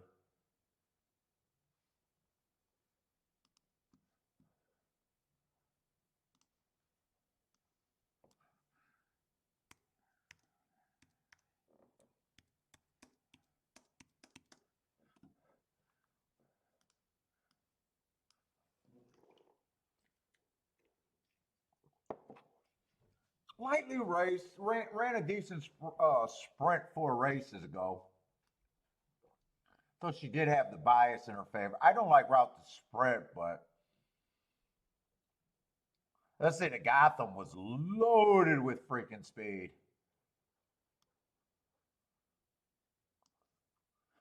And makes perfect sense that she came back and went off of that Gotham. Or he did. That race was one of the easiest I think 20-1s that I had. It was like, fuck it. That race, everyone was a front runner, and there was like 2 horses that could close in that race, I thought.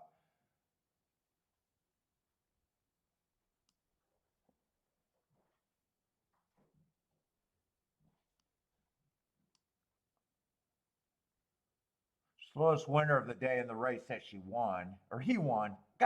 I'm, he and she is interchangeable these days.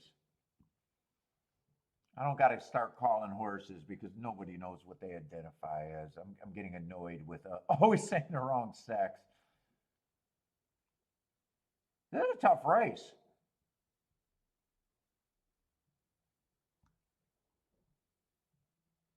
Four-rooter ran against, well, good part of the track, wrong running style last race.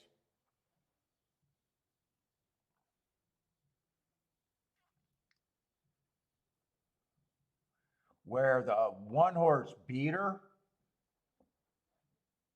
but this horse had both the inside of the track and the right running style. I probably just want to play to the 1 through 4 almost. I'm not sure if I think there's a particular way I wanted to go.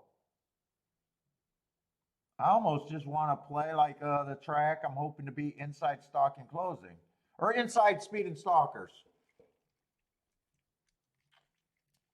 Let's see, 7 did run against the bias first time out. That's a nice race.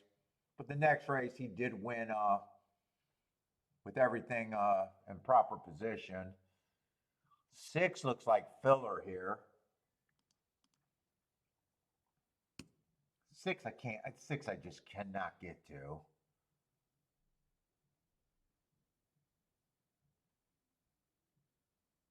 Five ran that best race that he ever ran speed figure wise. She earned that speed figure on a day that speed was dominant. Speed favoring track, went wire to wire and won by 16 lengths. I'm not sure if she's as good as that speed figure indicates.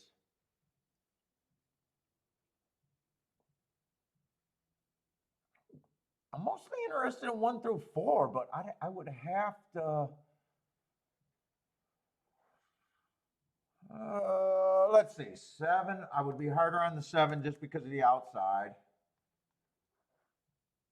If I can win, I don't trust the 5. I probably don't think the 5 is 3-1, but I still think the 5 gets points. Probably think the 5 is about 5-1 in my head. 23-1 on everybody else. I don't know if they're all equal on the inside.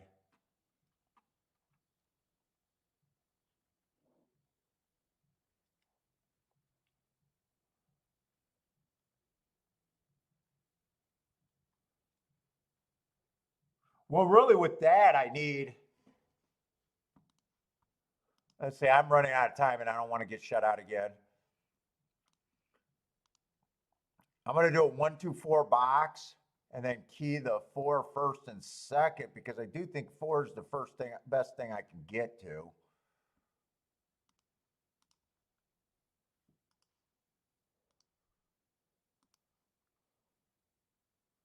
And then 4 with the 1 through 5 first and second.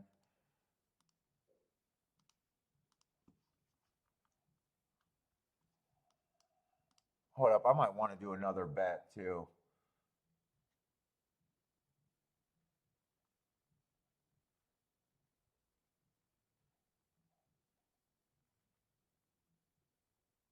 You know what? I think I could bet the 1 to win too. In fact, I didn't bet the 1 and the 4. I'll bet the 1 and the 4 to win also.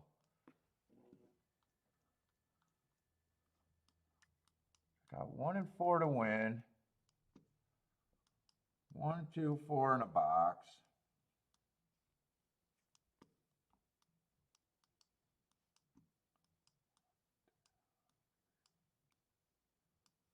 That was my first bet of the day.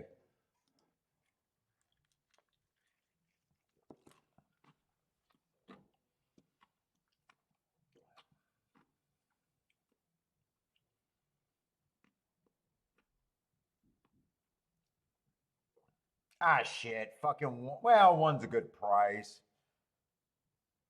I was going to say, you know what? He won on an inside speed day too. I kind of just did this in my head. Well, not in my head. I didn't separate those 4 horses. Well, 1 did get the lead, so maybe that's good.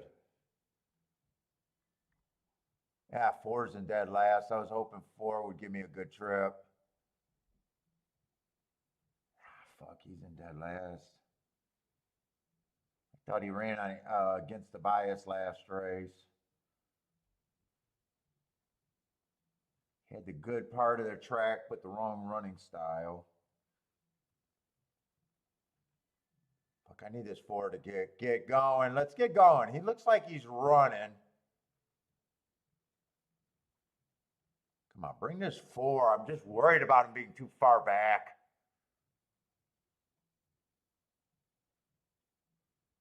Come on, 4, you're a freight train. You're a freight train. Let's go, 4.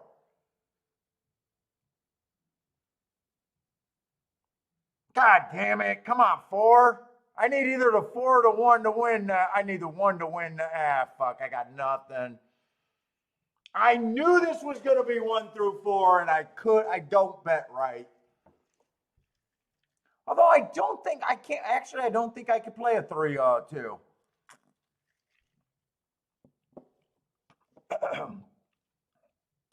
Actually, I don't think I can hit that ticket. No, 3-2's paying $5 or $9. No, I had to play that like that. I had to play like, oh.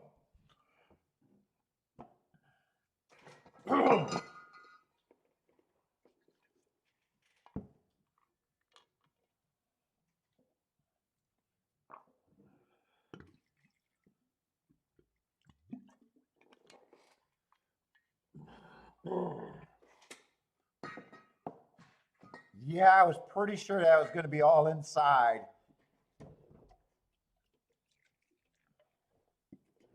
But honestly, I can't have a 2-3 exacta, and I don't even think to try. 4 or 1 had to be first or second there, basically.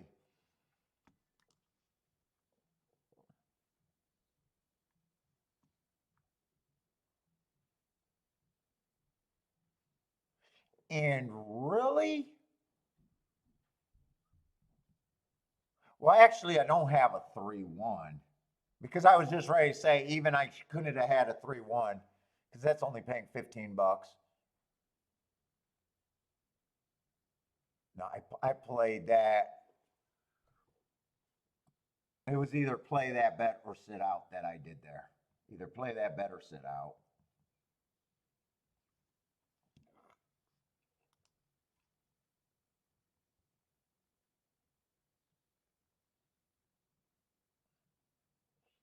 Yeah, but that first call wasn't easy enough, was it? Oh shit.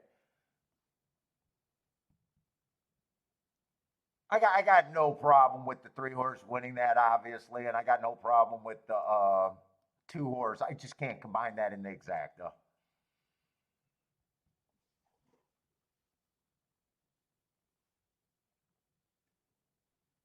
3 stalked. And well, every 3 and 2 stalked. 4 was too far back.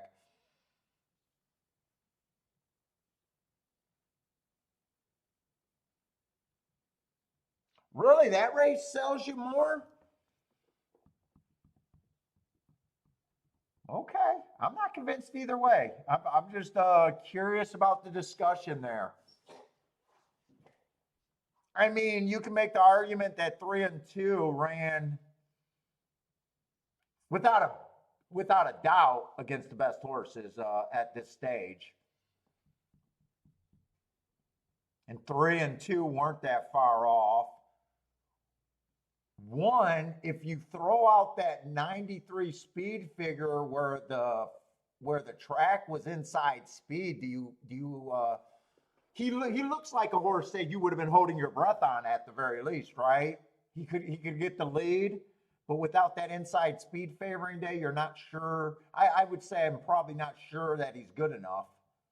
I don't think he's a bad play, but I played him, but I don't, I knew that I'd be holding my breath.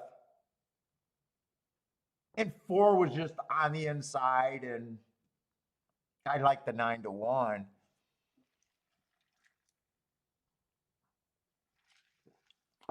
I would have thought the one losing does not make me think that speed can't win. The one losing might make me think that inside speed's not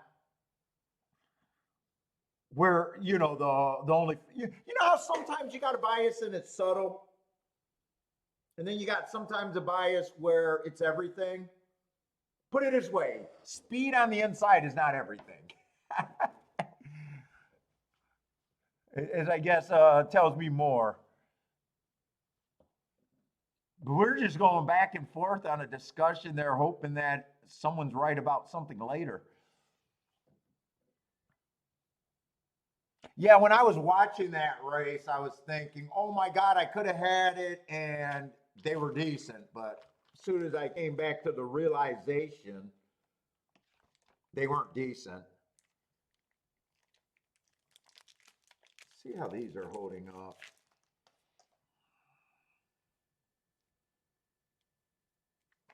They're holding up better in the bag.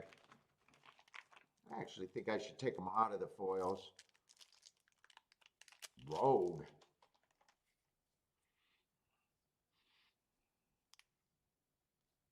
That one's a little crusty.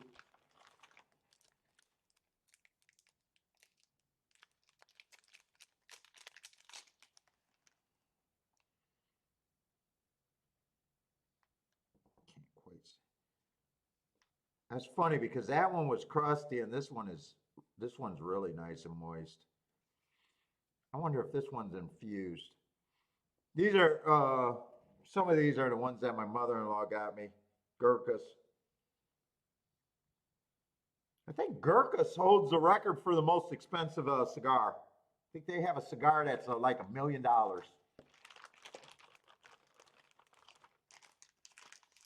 That's at least what my cigar guy said. Who has the most expensive cigar out there? Gurkha. I think he said it was like 1 point something million.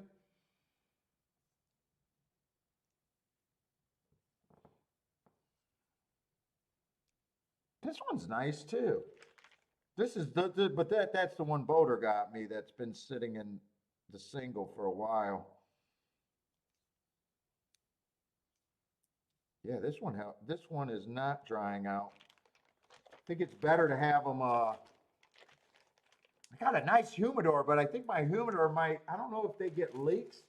I did them with the wet water or the distilled water to make them swell and seal.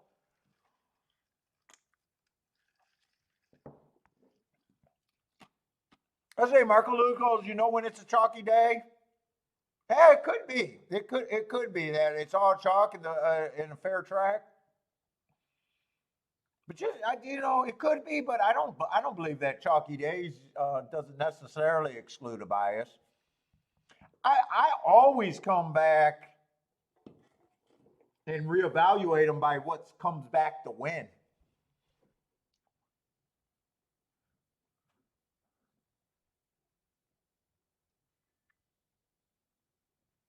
Oh, they have blunts for like 50K. Yeah, I imagine a milli for a cigar. It's one cigar and it's never going to be smoked.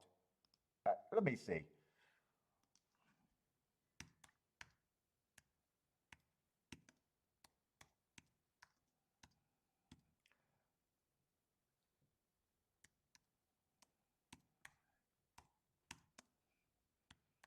And it was not the cigar with Monica and the president.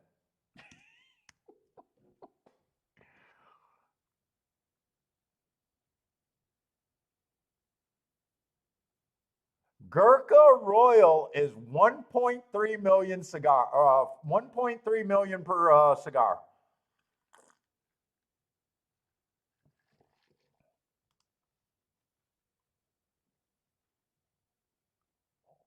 Then they got another cigar, Malay,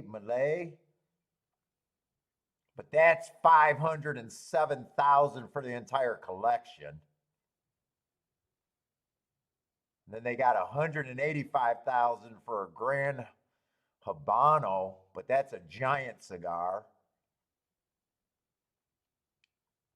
Regis Double Corona, $53,000 per cigar. Yeah, there's a big drop off from Gurkha. 1.3 million. That's never going to be smoked.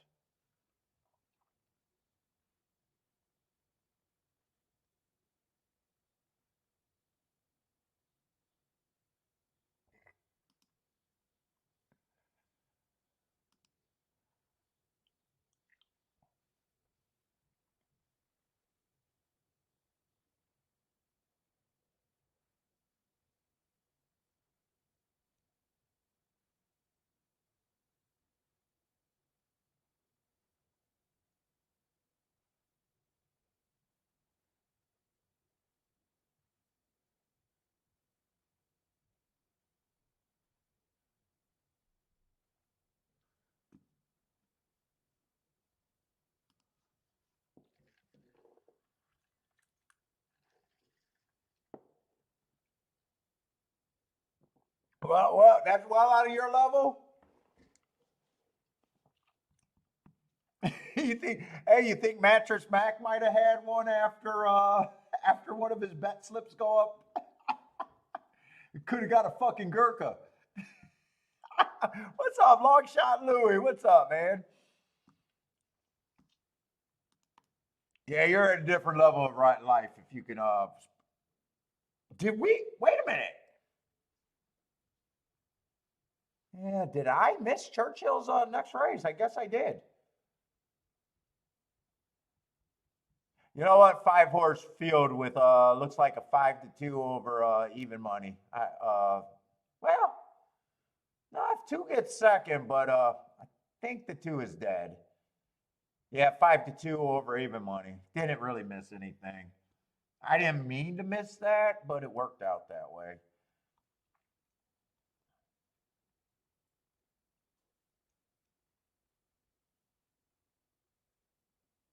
I didn't even know I was on the clock there, to be honest. I didn't even realize it was closed. Blair booming.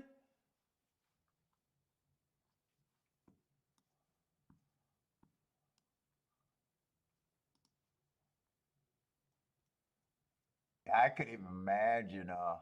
I've seen cigars for like $300, and I think that's insane.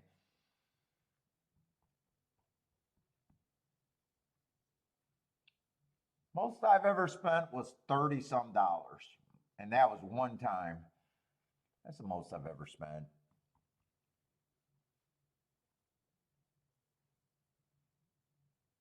Blair with the pick five. Nice. Yeah, Roland, I'm always on the clock. Dude, I'm kind of tired today, but I'm hanging in there. I'm probably worried about more of what I got to do later on too.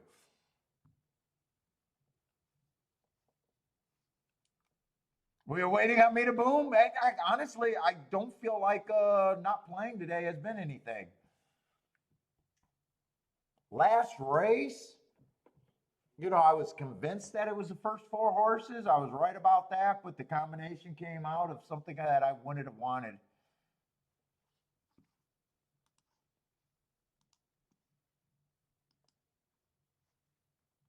Let me see what that exacted. Try pay. I just exact. I think it paid $5 or $9 to one. Yeah, $9 for $2, almost 10. Trifecta paid 17 and super paid. I don't play super, so I don't even know if $11 for 10 cents is any good. What does a four horse super box cost? Four horse super box. I'm just curious to even. I don't. That doesn't sound good. Let's see. Super bet. Box, four horses. Dunk, dunk, dunk, dunk. $2.40 gets 11. You could play that quite a few times, but that doesn't even sound like.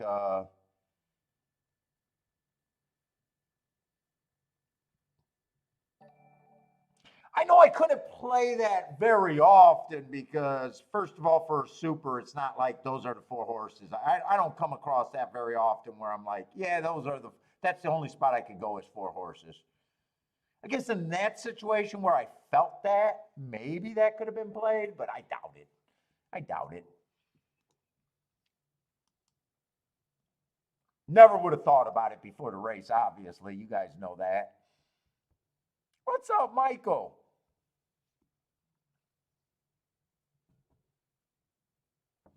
We're going to look at Belmont again. We got time. Belmont, I am interested in the inside on the dirt. It does feel like there's something there. It just hasn't been anything that I wanted to. Well, we didn't have marks for most of the races. That was the first race we had marks.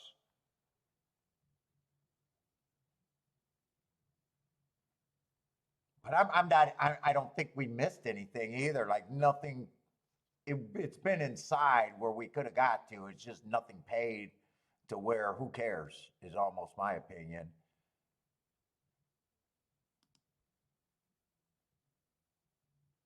Yeah, in fact, the highest exacta today at Oh, Jesus Christ! No, no, no.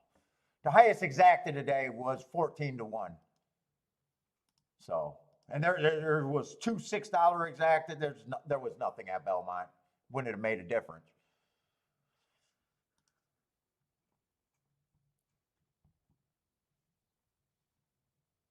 Wouldn't have made a difference.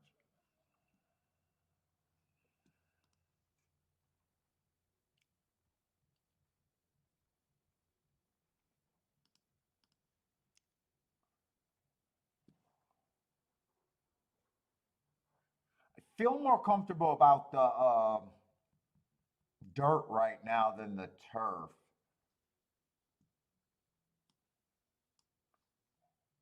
So the fifth race is going to be a turf race.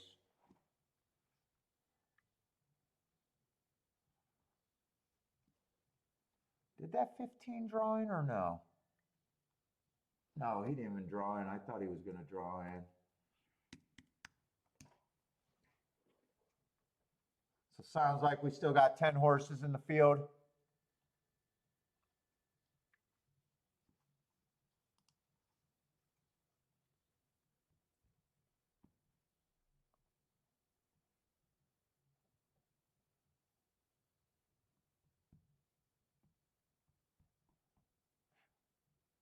Wow, this is a race where We don't got to start with the favorites because everyone is loosely. The favorite right now is 4-1. So they're already telling me, I don't even have to be half-ass handicapper to know that there's problems on everybody.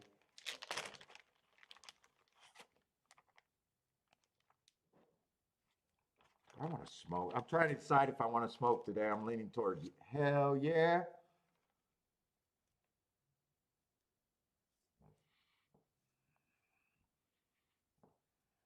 Which one was this? Leaning towards hell yeah. I like to have the bands on.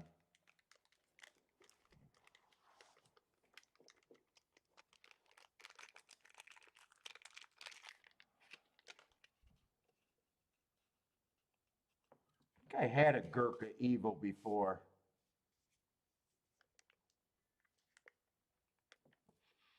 Let's try it. Let's try it.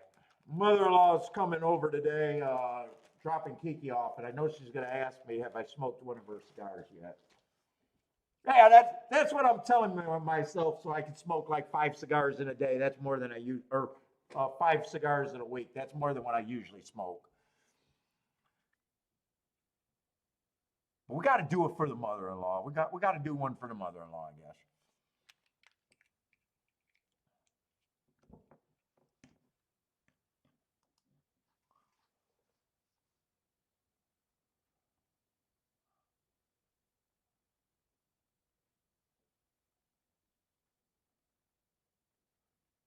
Listen, Belmont has that weird one. 40% of the horses went wire to wire, and 40% came from 5 lengths out or farther. The only trend that might be real right now is 48% of the horses have one on the inside.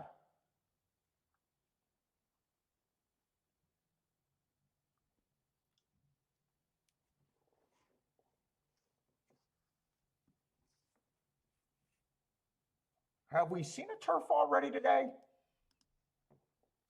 Especially a turf. I think we've seen a turf sprint, but not a turf route. Yeah, we've seen a turf sprint, but not a turf route. Let's just look at this race heads up and see if there's any place. Let's see, one ran. I don't have to start with the favorites because when the favorites are 7-2, they're already telling us that they're not loved. They're lukewarmed at the start. Let's say one did nothing wrong. Won his first race out. One took slower than the fastest winner of the day, and then was proceeded to be the slowest winner of the day. I don't know. Might have been a strong pace with the first call. Let's just say the horse did nothing wrong, won its first race at 41-1. And now he's in this race. Maiden special weight, you can step up and win allowance 1X. I don't know if I can get there though. I don't know if really if I'm going to want to bet this race. Let's say the 2 stalking closing day, 2 races ago, he was a stalker, got in position at the top of the stretch, just an average race. And last race, early pressing day, was more of a closer. I gave him an asterisk for that race. I might have been a little lenient on that one.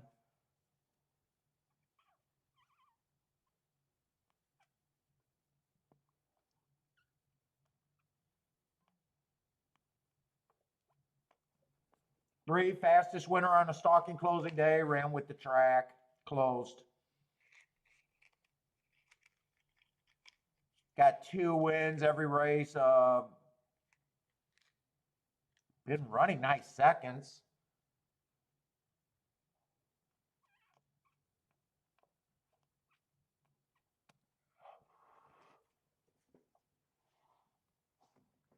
My drink. I wish I could turn on some blues in the background.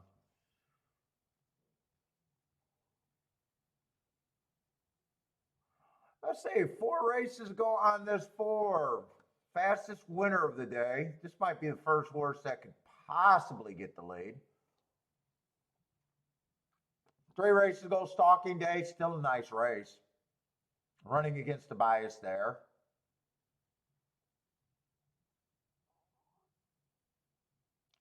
this race, last race, I kind of mixed. Had some stakes races. Last race at this level wasn't good.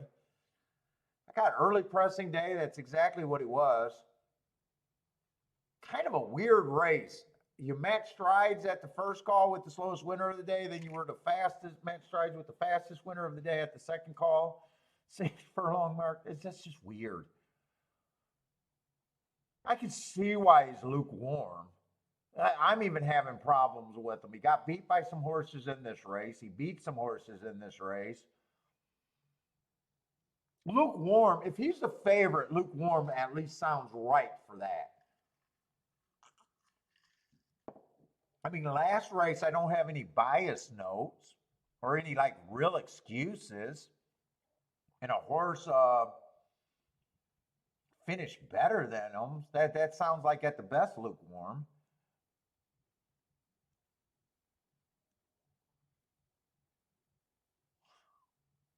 Let's see. It looks like the two's coming out of that same race. I'm just saying because that May 4th race is coming up.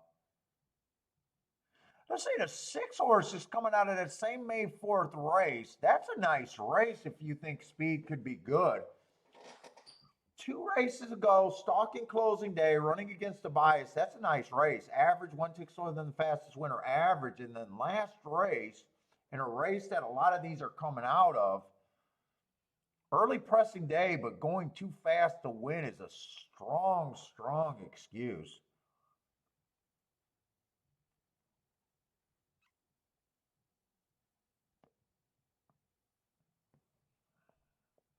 I could get there.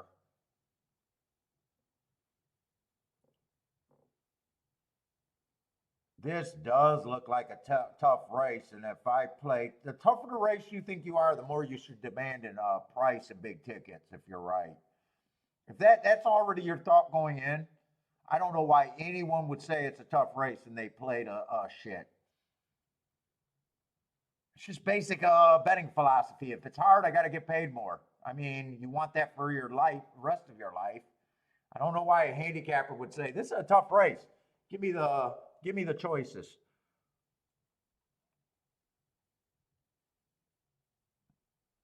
If you're doing harder work, you want to get paid more. If I'm right about this race, I already need to get paid more. 8's coming out of that same May 4th race and was right up on the pace. You know what? I could see 8 horse improving, and he would fit the bill of if this is a tough race, I need to get paid. Now, the only problem with that May 4th race was it was taken off the turf, and this is a turf race. So there is a chance that he don't like the turf, but at 38-1, I still think I can find a reasonable way to get there. I mean, 10's coming out of that same race at 30-1. Oh, 10's out.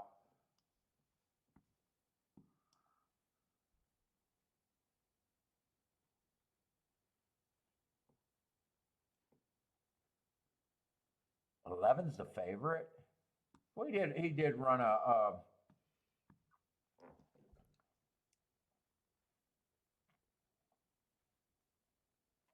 I can see the 11 being a favorite. Ran a grade 2. I guess I don't have a problem with that. The other one.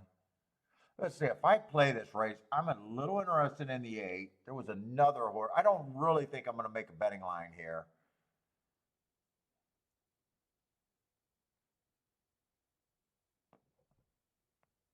6 is still interesting to me.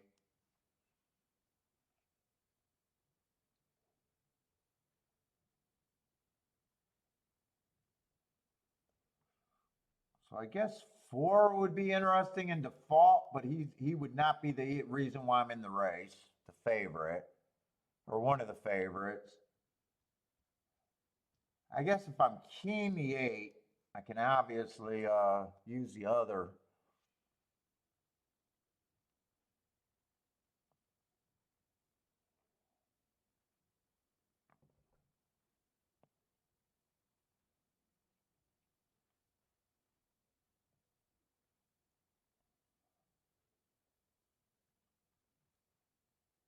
I think that's all I'm really interested in here. Other than that, I think I could go a lot of other places. 8, 6, 4, 11. 8 and 6 is obviously now 8. I can go alls if I wanted to. If I key off the 8, I can actually go everywhere.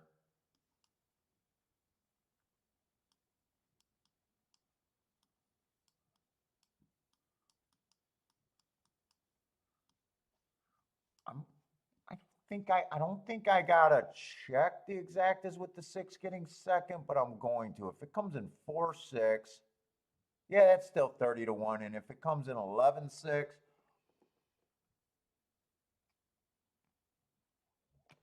I might want to get creative and play a few tries. Because if 8 gets second or third, I probably want everything.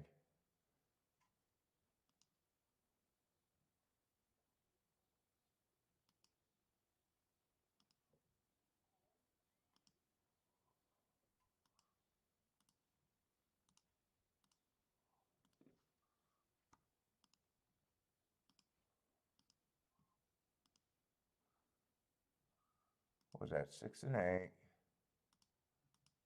6 and 8. 4. 11.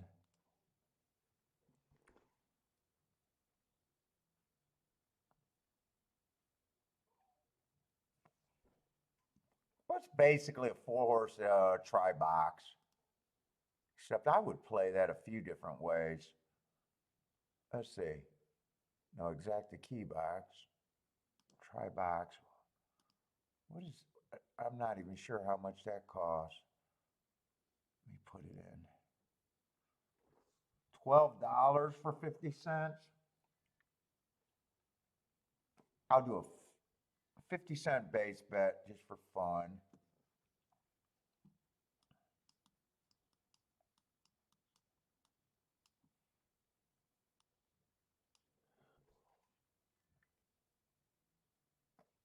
Then I'll force 6 and 8 first and second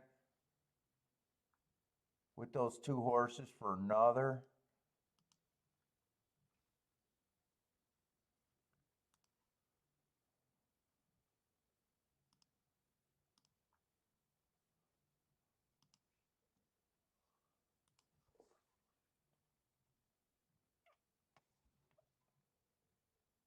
Yeah, I wanted to do a few more. I just did a couple 50-cent try boxes. Also, I was also thinking about coming down and running 6 and 8 with everything, where 6 and 8 just had to hit the board.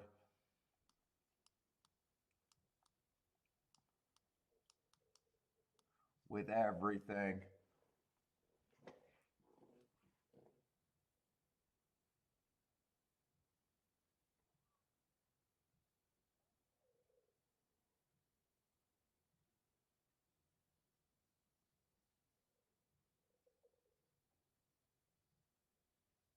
Keep this 8 interested. Keep this 8 and 6 fucking interested.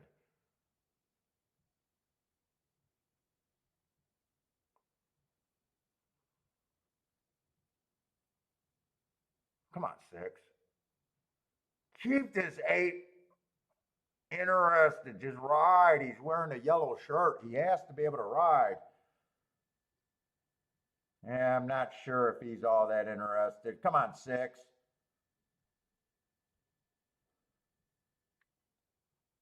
No, 8's done. Come on, 6. I need the 6.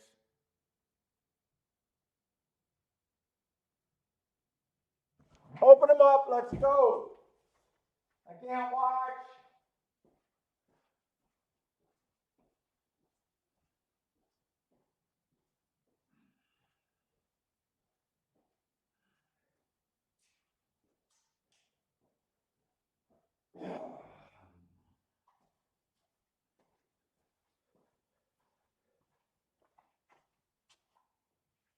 Tell me that's the 6. Oh, you big sexy boy.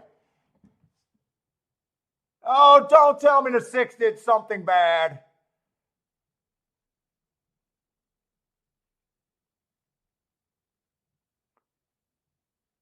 Well, is it just they can take them down from the first to second?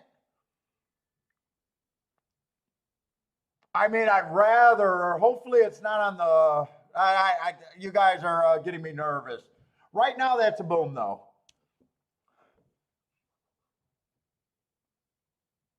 Even if it comes in 11-6, I think I'm okay.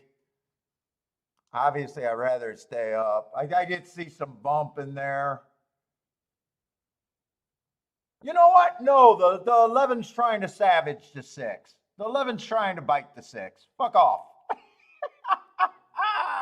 Fuck off. The 11's trying to savage the 6.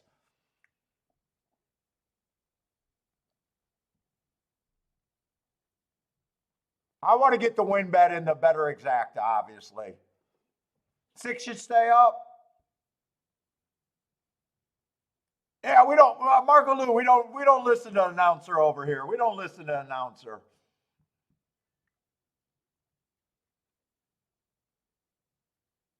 Well, I was putting these in because I wasn't sure of the cost for 50 cents. So the tries didn't cost me anything. I think 12, 3, and 3. Obviously, was secondary of my bet. I wanted to also run 6 and 8 down with everything. No, they're going to try to take me down, but I got it either way. But yeah, obviously, I'd rather the 6 stay up.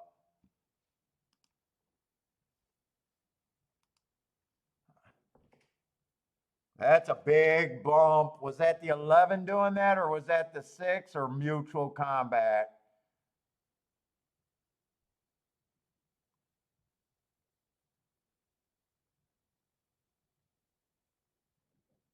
I don't know.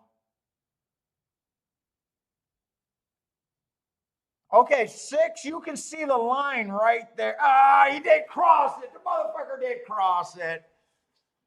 It wasn't that bad, but he did cross the line, and that line in the ground is so good.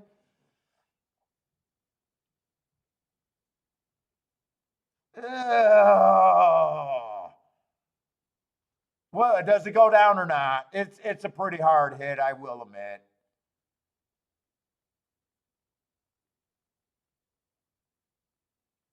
Oh, it's so big of a hit. I think it goes down. I think it goes down.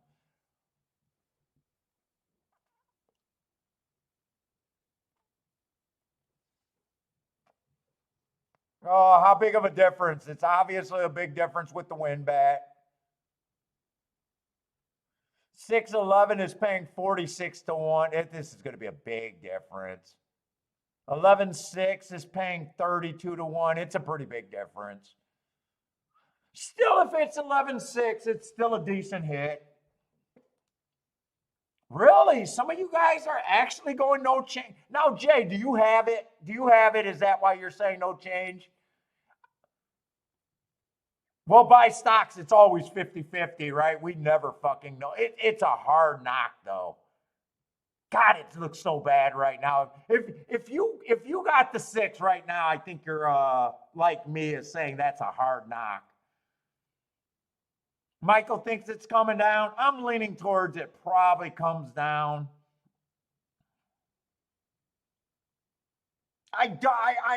If they take this down, I think there was enough where I don't think it's the biggest injustice.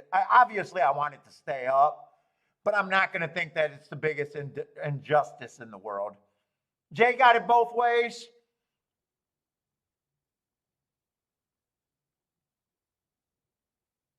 Now, could you make the argument that they both had horse and the 6 was never going to, or the 11 was never going to pass the 6?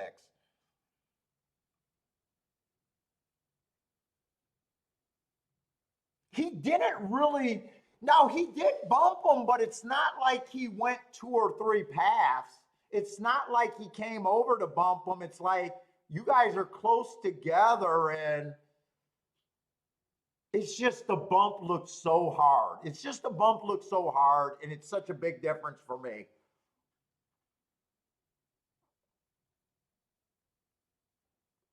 let's see, what are you guys saying? I've seen it go both ways, but a lot of people say the longer it takes, the more it's coming down. Mizzouman got fingers crossed hard. Well, jockeys are always on the phone. They got to argue their case. Jennifer is the only one that's saying it's the 11's fault. Now, I was making a joke that the 11 was trying to savage them.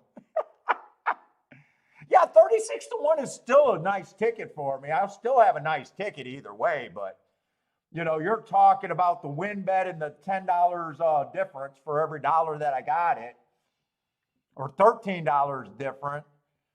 Jennifer is still holding on. That 11 initiated the bump. Now, Jennifer, do you have the 6 and not the 11? I wish Jennifer was an honorary Stewart right now, because I need them to agree with Jennifer.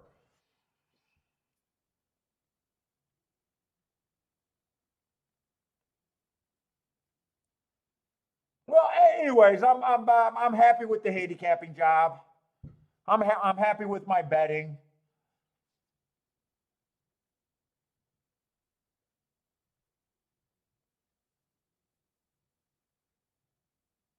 After only making 2 plays today, I'll definitely be up so far today either way. It's just how much.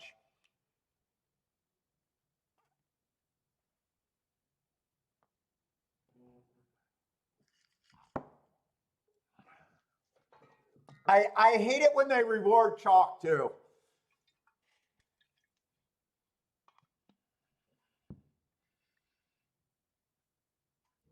Michael says no dog in the fight, but he agrees that was pretty hard of a bump. Now, they both kept riding. I could see it going either way. I'm leaning towards that it's a takedown, though. I'm hoping to be like 30 years in the game, and I never know which way the Stewarts are going to go. Elliot says they're coming down because now they shouldn't fucking take it down because it is Ortiz. They should be, fuck you, Ortiz. You do this all the time. But Elliot says it's going down because of the Ortiz factor. You think New York is interested in giving him extra wins? I hope not. They probably are, though. God, this is taking a long time, it feels.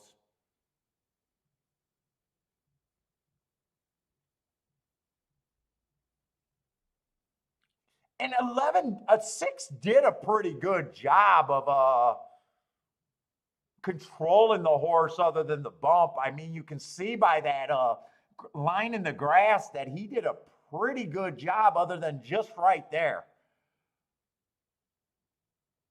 I'm hoping Jennifer is right that 11 did that. I mean, he did do a pretty good job of recovering the horse and maintaining his edge.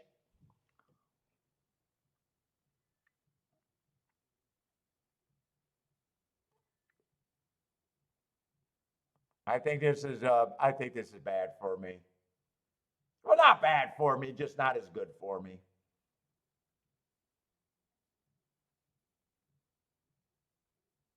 God, just stop with the blinking. Just stop with the blinking. It takes 3 people to vote. I don't know how long it takes to vote.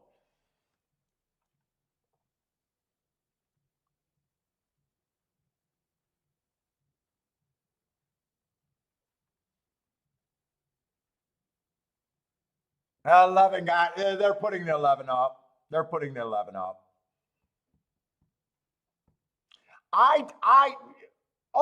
That's not Irad. That's actually Jose. I was going to say if that's Irad. Irad fucking bumps for fucking fun and throw elbows. Okay. I don't know if the other one has the same thing.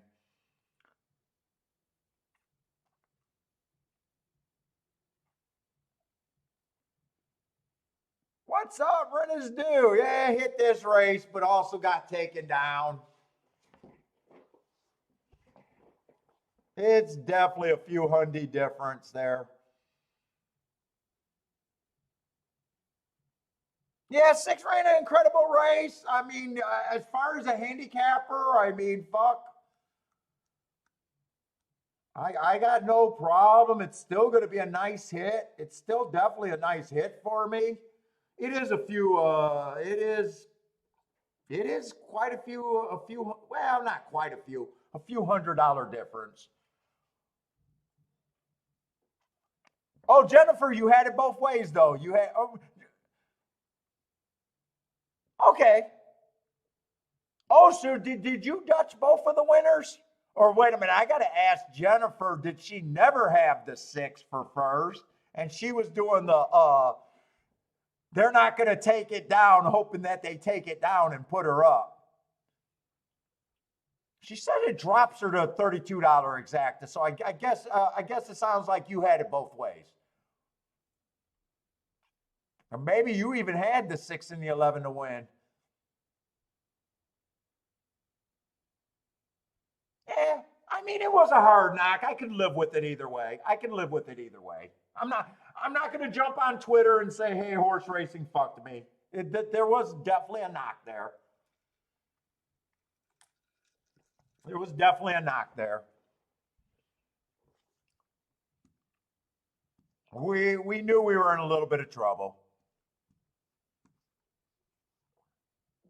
Now that did I knew that Churchill was getting out of graphs there. So just I gotta hope because I don't have time for Churchill. In fact, I don't even know if Churchill is running yet. I just know it's 0 minutes. Nope, they're off. I just hope that for my sake, I was a turf race. I'm not sure how interested I would have been. And it was a sprint on the turf. Probably even less interested, to be honest. I'm just gonna say I hope I don't have hearts on the winner. And the winner's a big long shot that I think I could have played. It is a big long shot race. It is a big long shot race. 17 to 1 and 8 to 1 on the border.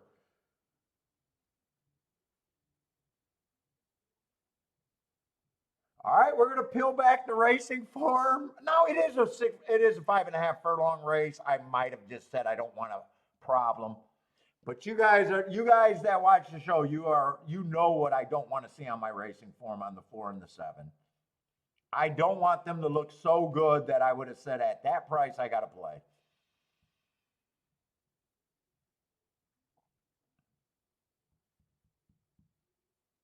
Fours definitely have a couple races. Actually, 4 is pretty good marked. 4 races ago, ran on a stalking closing day and went too fast to win. Those races always catch my eye. Then he was the fastest winner of the day. Then he ran on a bad rail early pressing day, was not on the bad rail, but the wrong running style. And then last race would have been a 1 race sample. Can't say I would have definitely done something. I guess I hope that the 17 doesn't look great. Or the 7 doesn't look great.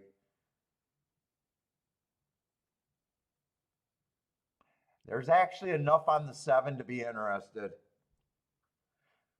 3 races ago, early pressing day, ran against the bias, comes back off of that mark, fastest winner of the day, and last race, bad rail, had the bad rail. There's enough there. But I don't know what I would have done. We can all agree that I don't know what I would have done.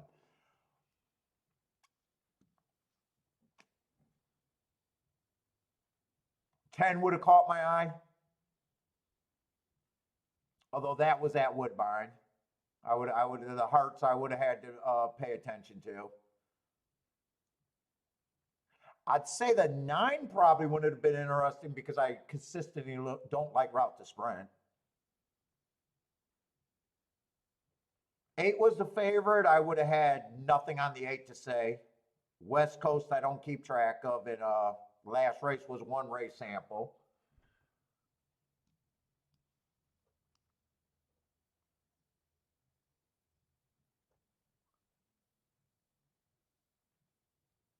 Six just had a couple excuses, but not great marks, but a couple excuses. I think 4 would have been on the radar. I still might not have played the race because of the turf, though. 3 would have been an annoying horse with a whole bunch of just one race samples. 2 would have been on the radar. I probably, let's just say I wouldn't have looked at that race. Let's just say I would have said no.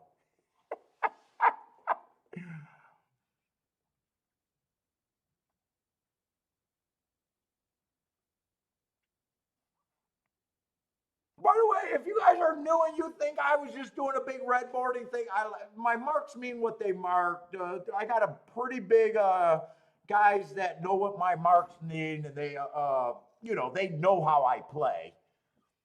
And I still, it's not just me trying to red board. I'm trying to make a joke of it or hoping that I couldn't get there. We still don't know. I will say that I don't know what I would have done.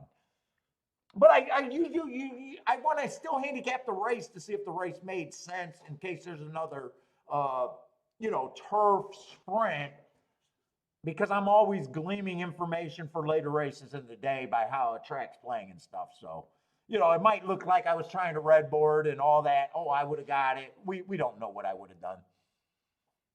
I just try to look at a race as, my marks have meaning. I'm pretty consistent in what I do. So don't just be like, hey, this guy sees a long shot and he's just trying to act like he could have got there. We don't know.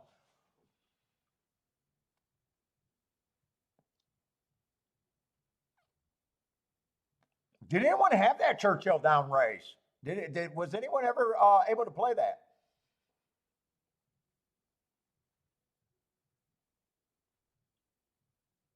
Roland didn't play it. I hope someone here played it. Maybe someone. Oh, Charles got the exacta. Oh, Charles, I know what Charles. You know how I just said you guys know what I do, the people that watch the show? I know what Charles is. One of Charles' big angles are.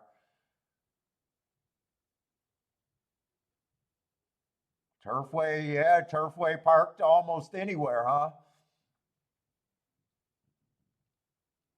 4 and well, there was a few Turfway park horses. 4, 6, and 7. That gets you pretty narrow.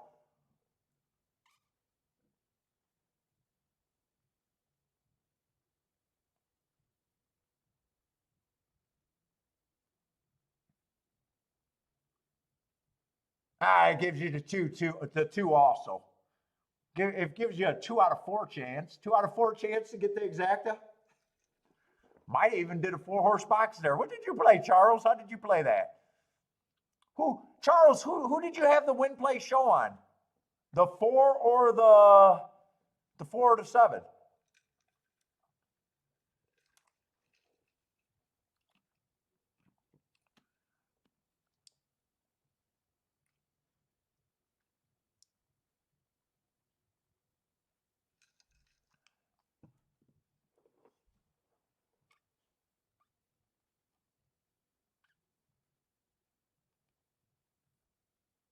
Oh, you wheeled on all?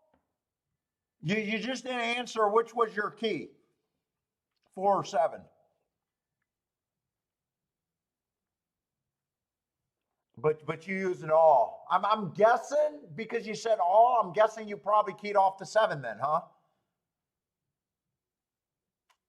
Actually, they were both nice prices, but I would think I don't know if I always think that 8-1 is worth all. 17-1, I'd say, yeah, you could always probably do it all with a 17-1. 8-1s, I'd have to check it with the chalks. Oh, 7 was the key. Okay, I kind of just used that kind of thing to think that you were probably on the 7. Nice call.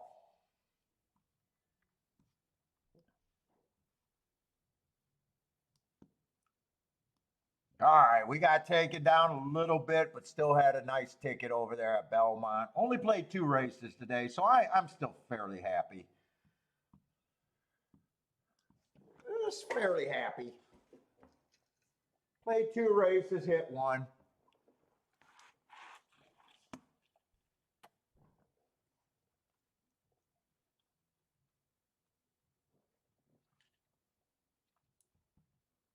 Let's see, I know Bender was warming me about race 6 back on the garage. So you're talking about Belmont? I keep forgetting what I'm thinking about Belmont.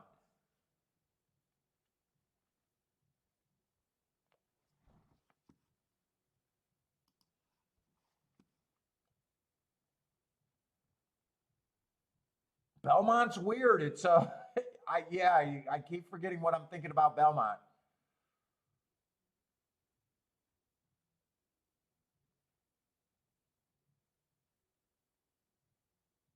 They can go wire to wire and they can close, and stalkers are the weird thing, and there might be a little bit inside, but we've just seen a 611. Why do I keep fucking closing that and having to open? Because I have no freaking memory.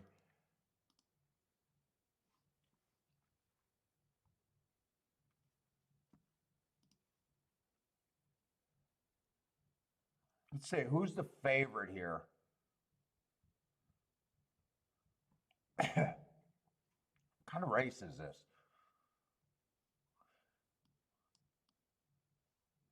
New York breds, little stakes race.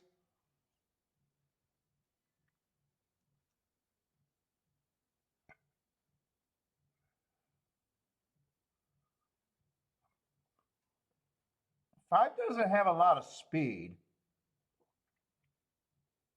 3 races ago would have ran against the early pressing. Well, 3 races ago? I'm not sure I would have gave him an asterisk there. I got him as a stalker 3 races ago. Slow, slow, slow, though.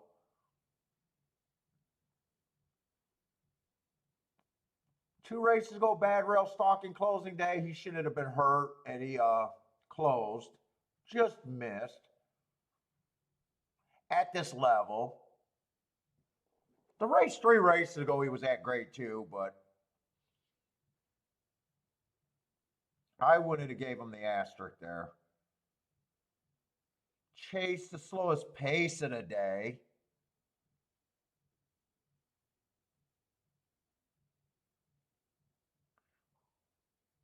Hey, Bender, marking up on him, that was a mile and 3/8. I probably on my marks, I probably would have thrown that out and not used that 53. I probably would have just said that I wouldn't have used a slow, slow, slow there. I would have just said it was an early pressing day and forgot about a time whenever I get like a mile 3/8, a mile and a half.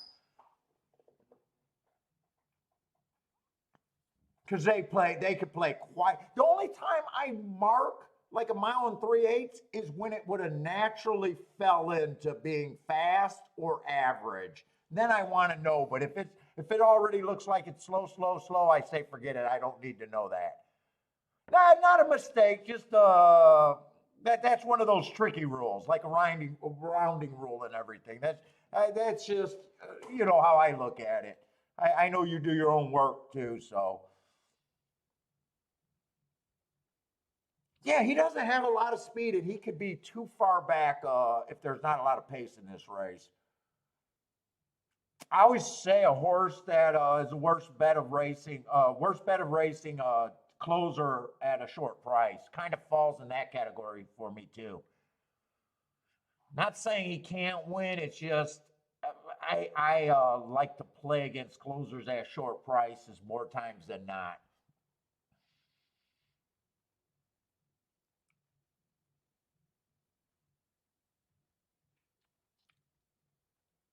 And it's a weird thing right now because it's like they're either wiring or they're either closing. They're not really stalking so far. I don't think that's a bias. I just think that's a small. Let's see. Let's look at the second choice here. I'm not even crazy. I'm not crazy about the 5. He can win. I'm just not crazy about him at that price. And more often than not, I want to play against a horse like that.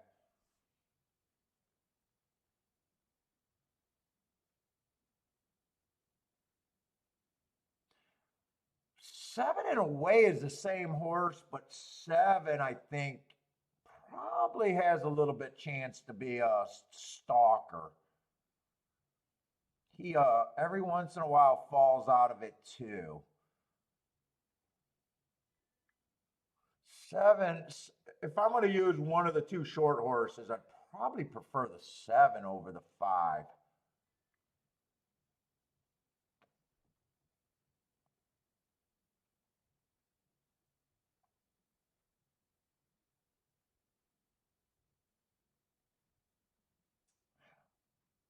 Oh, man. Eight, I don't think should be 30. Eight should be long. Eight will have to run his best ever race.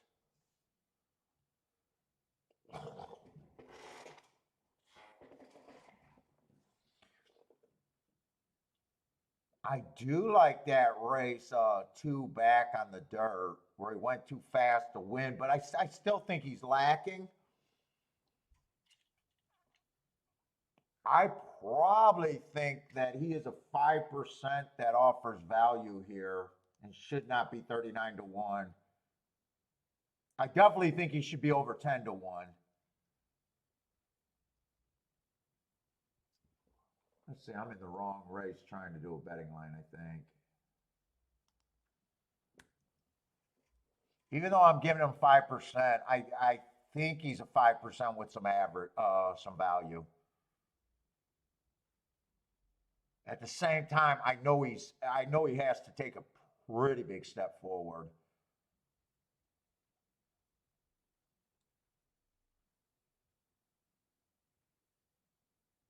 Because 6 is the other horse that might show speed.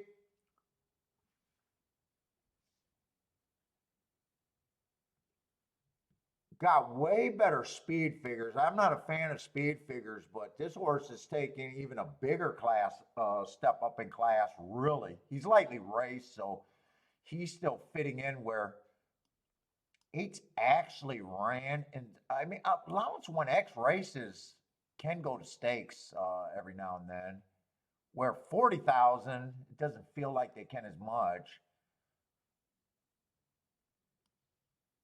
But that's the, I think 8's best chance is if he can get an easy lead. And the horse that I think is going to press on the front end is so far at this time. I mean, he's cruising through claiming conditions, but they are still claiming conditions.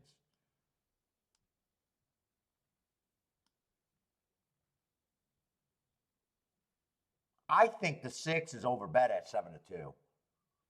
I probably got the 6 minimum at 5 to 1.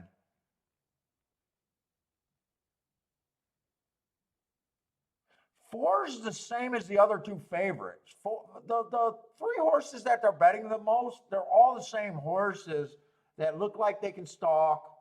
Every once in a while, they're a little farther back. I think between, they all look like they belong in class. Like there's no question that they belong at this level. But they're all basically, the 4, 5, and 7 to me are the exact same horse. So I guess if I'm thinking that, I'd rather be on the 4 and the 7 than the 5.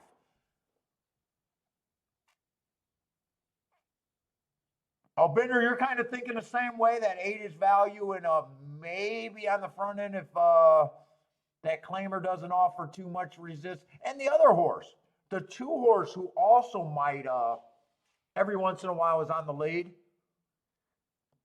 He's even on the lead at a lower levels, optional claiming 16,000. At the best so far, he's been proven to be.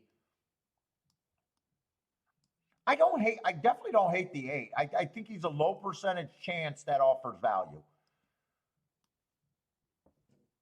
Shit, where did man, I slid this around.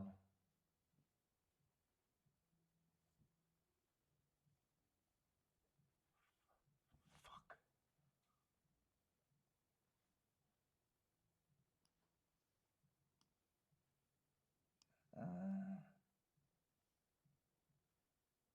What did I do? You know what? I'm confused. It's just easier to close it. I'm going to lose the bets that I made today, but I'll be able to get them off the ADW.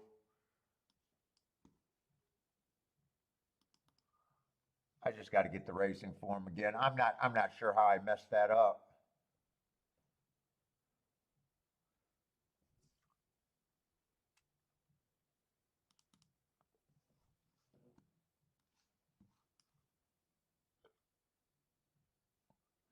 You know, I want to look up something else while I'm pulling out forms.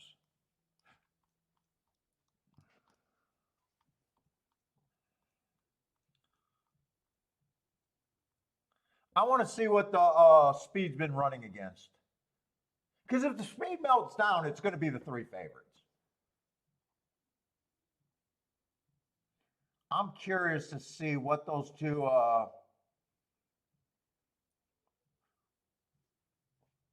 Here, it's easier if I use the second screen. I need to figure out how to get a third screen on a Mac.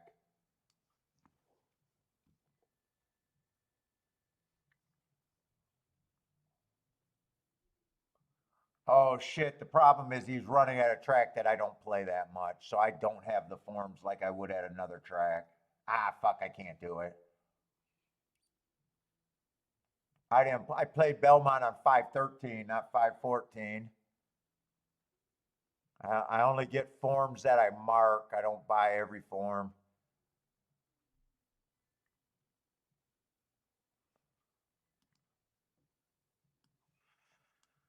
Ah.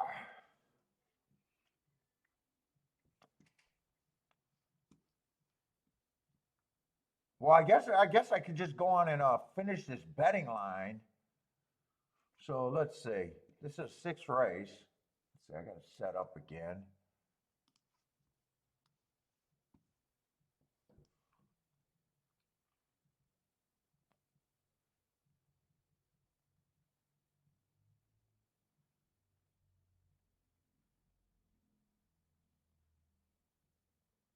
I'd say I probably like the two the least here. Well, two's probably still. I just think about 10% on him, so I guess he's still a bit of an overlay.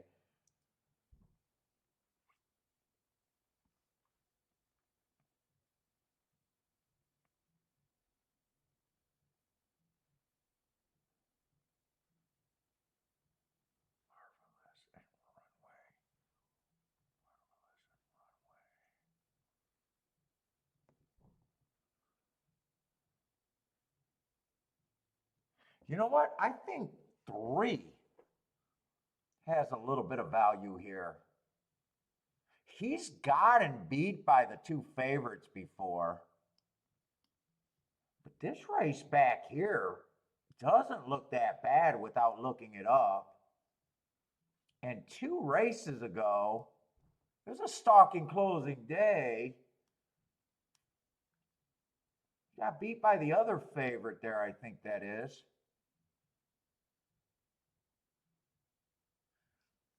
I think he also offers value. I think I'm going to be a little bit harder on the one now.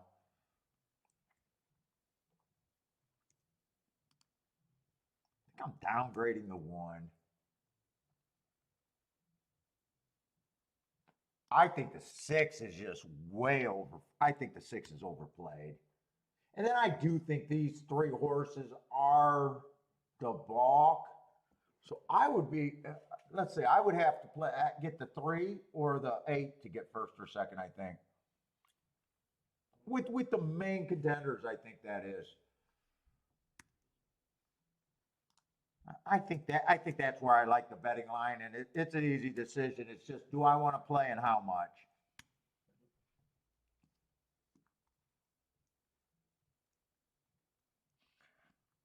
Let's say I can do this.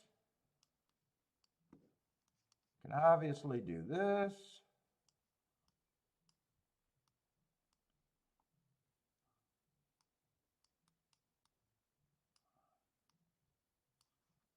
I don't even know if I hate this. I don't even know if I hate this. 457. 457. I don't know how much it costs just because I'm not used to playing tries with the 3 and 8 and only the 3 and the 8.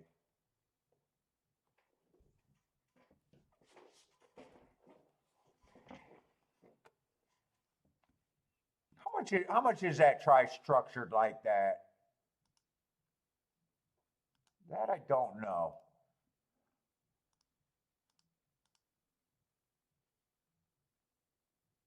Oh, do I got the right horses? 457.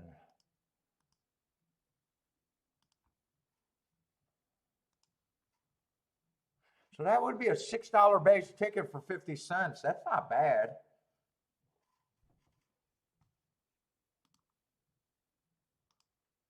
For $2.50, it'd be 30 bucks. I do not hate that. That way I'm keying off the 3 and the 8 hat. This would be the win bet. This would be the winning exacta bet. In fact, if I just wanted to make bet the win bet bigger and not worry about the exacta, I could just do 457 instead with the 3 and the 8 in second.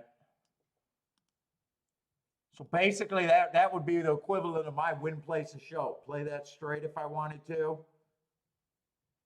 You could even still box the 3 and the 8 on the side if I wanted to. That would be a cheaper way of playing it.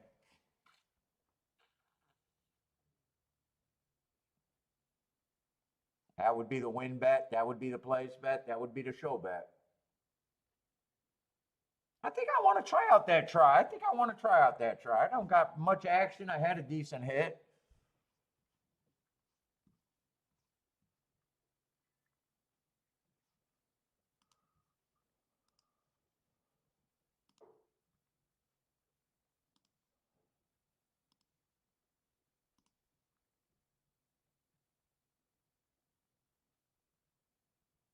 $2.50 means you got to try 5 times for 50 cents, right? So the try has to pay. It's probably, with the 3 getting third, it's probably at least, what did you say? That'd be a $40 try? Be 200 back.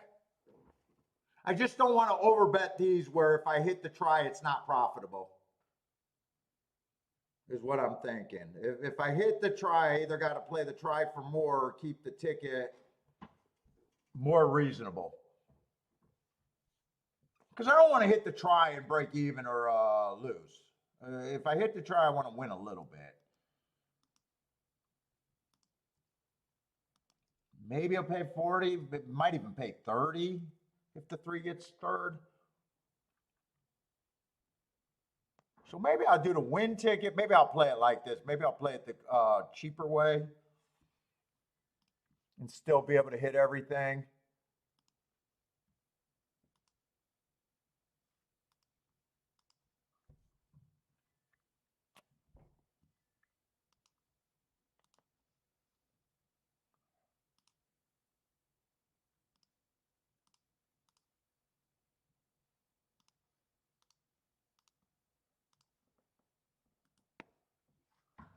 Oh, and I do want that little box 3 and 8 in case the best thing comes in. So I didn't do it this way. We'll see if I might regret that. But I am able to play this ticket quite a bit cheaper.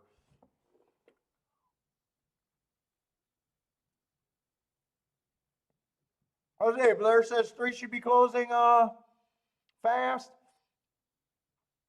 Trisha, how's it going, Trisha? Well, slid in here. De-Energizer, what's up, man? Oh, Bender thinks 2 and 8. And 2, I just think 2, I use class. Although he's cruising through 2, I just thought those $16,000 races. I still got him where he's an overlay. Oh no, I did downgrade him. I did downgrade him a little bit. If I kept that at 10%, What would this have dropped these 5-2 shots to me at? That didn't even change. I'm going to move him back up there where he is a little bit of value.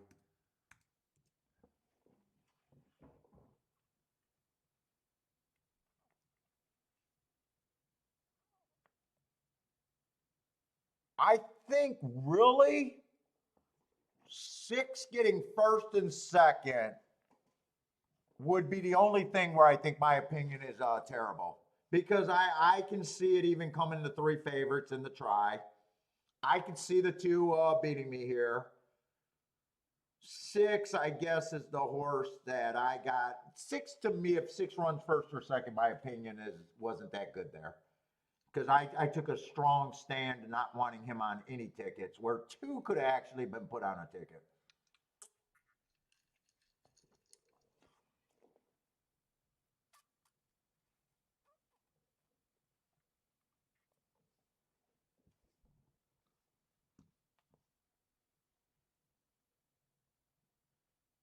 What's up, Nathan? Nathan did slide in here.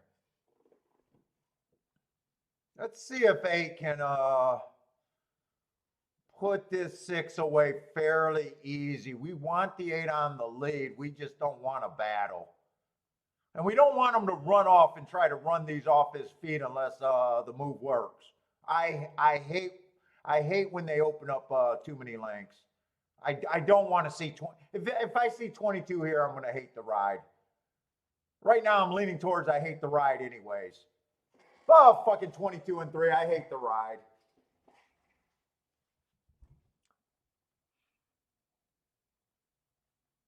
He turned everyone into a closer in this race. Everyone's an absolute closer. He's doing the old. I'm 43 and 4. 43 and 4. He has no shot. I don't know what he's doing.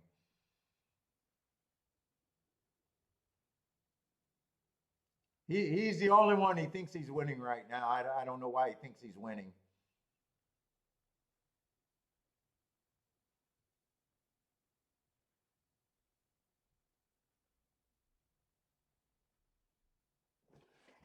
Three, come on. Is that the 3 or is that the 5 that I'm looking at? I think that's the 3. Nah, it's going to be the 2 favorites. 6 will get 3rd, but I don't care that he got 3rd.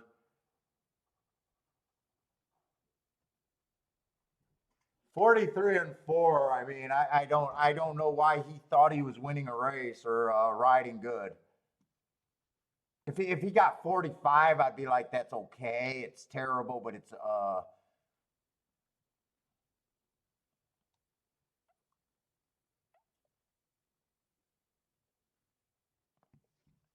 oh my God, such a bad ride. I'm not sure. Look, we're keying off a 66 to 1 horse. I'm still not sure with any pace he could have been there, but he definitely can't be there on that pace. That I know. That I absolutely know. He can't be there on that pace.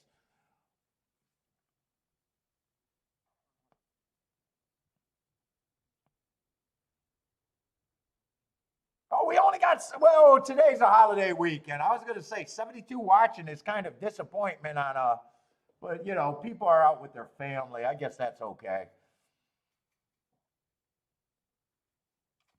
Yeah, I will say, hey, Bender, I'll say it was worth the risk. If we're keying off a 66 to 1, it's worth the risk. But he should have been a billion to 1 with 43 and 4 at the second call.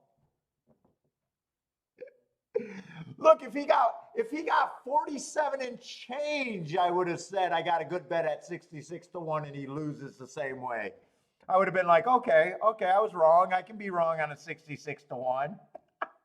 But 43 and 4, no one thought he was doing anything good.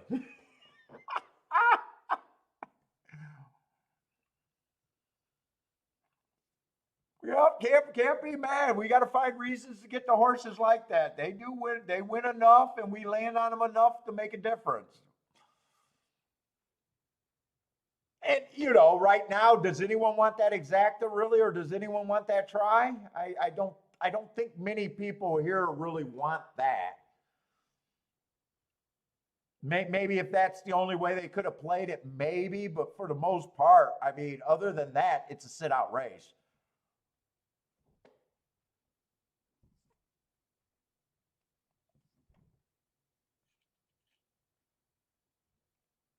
Yeah, we wanted him to get the lead. We just wanted him to get a 2 length lead over to 6, a 1 length lead, and try to nurse him as much as he could.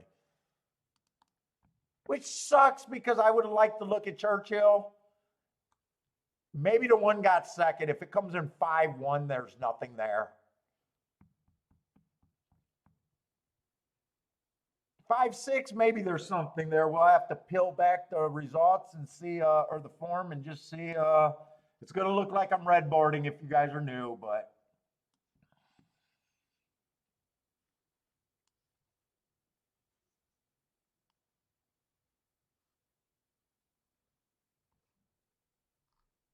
Oh shit! Come on, Lloyd.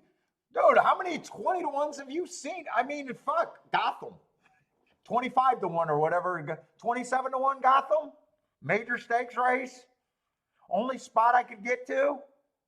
Well, I think there was 2 spots I got to on the Gotham. What do you mean? The long shots win. There's no difference between 27-to-1 and 26-to-1. I mean, or 60. I guess there is, but not really. I mean, the public ignores both of them.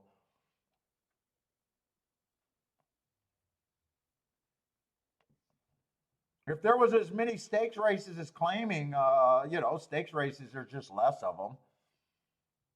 Fuck, whoa. Dude, I hit the Holy Bull. I hit Harvey Wallbanger and Everfast. That was basically a 100-to-1 and a 70-to-1.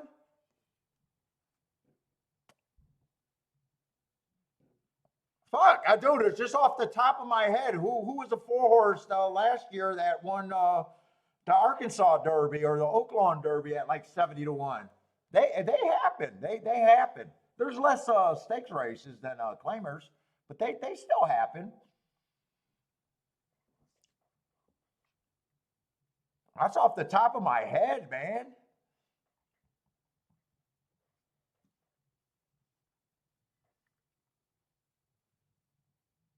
Fuck, Kentucky Derby, 80-to-1. Wait a minute. We don't even got to go back that far. Oh, Darth Vader, Florida Oaks. You're right, dude. 45-to-1. Fuck, I fucked him up. They happen. I mean, yeah, they happen.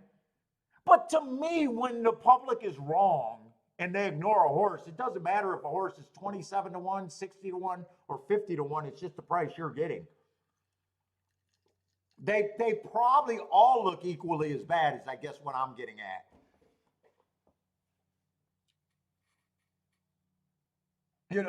They look equally bad, and they can all drift up or drift down at the, I don't really know, but they do happen.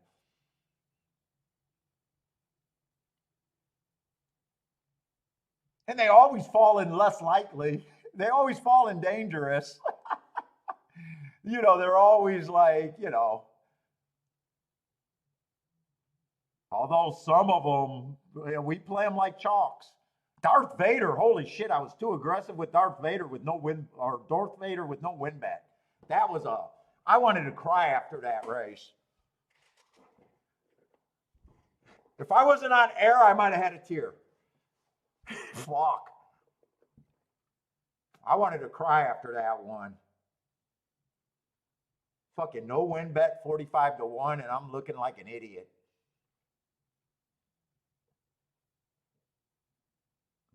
Let's see, we're just gonna peel this tomato back, and 5 actually had good marks. 1 tick slower than the fastest winner, average slow, and then ran on a bad rail first time out. Lightly raced horses.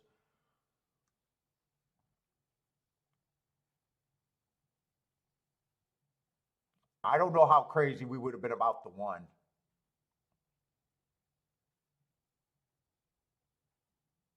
3, maybe if 3 was long enough. I got to see how they were betting that race. 3 maybe. I could see myself reaching a little bit on that heart, but really had no other races to prove that she earned a heart. 6 was the horse that got second. Lightly raced, drop, not the craziest marks. We have no idea what we would have done. 7, I do know I would not have liked the 7.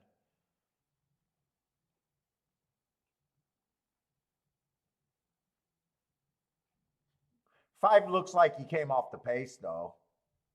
6 did have the lead, so 6 was the fastest horse early. 8 horse got some excuses, but I would have had no idea what the 8 is. Ran on a bad rail first race out, matched strides with the slowest winner, and then slow, and then very next race didn't show any speed, was just average slow. I don't know which way I would interpret him.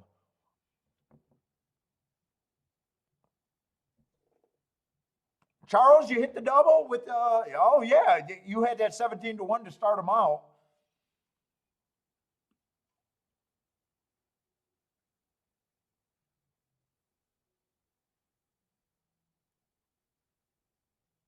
Well, yeah. I mean, obviously, Lloyd. Whenever, yeah, Lloyd, I'm joking, but I'm just making the point that you got to try to get to him if you can. Like Rich Strike, I couldn't get to Rich Strike. The Harvey Wallbanger, I didn't get the Harvey Wallbanger. I got the Harvey Wallbanger because Everfast was my wheel first and second with everything. And the first 4 post positions or first 5 post positions was him. I didn't like Harvey Wallbanger. I loved fucking Everfast. I think Everfast on the board was 99-1, and I think on the chart he was like 170-1.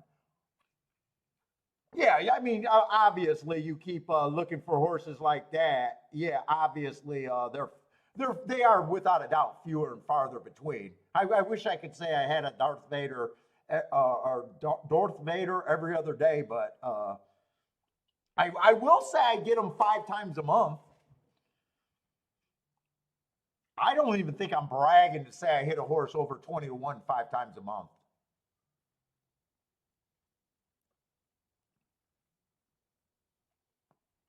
Although that's not just stakes races. That's every race. The thing that I'm just saying, it's not bad to reach for those horses. Because think about it. If I get to a 20-1 every month, and I get to more than one, but even if you got to, say, 24 a year that actually won, and we're not even counting the ones that ran second. Fuck, the other day we had a 47-1 and a 40-1 that both ran second to me. For me, that I hit exactas, even though one of them was not a great exacta. But you think about it. Every one of those, you got a potential to possibly make anything to even a year. You could possibly, if you're the right kind of bettor, you could even make a year. I'm not usually the right time of bettor to make a year off of a single bet. But the possibility, reaching for those horses and trying to get there, give yourself a possibility, I'm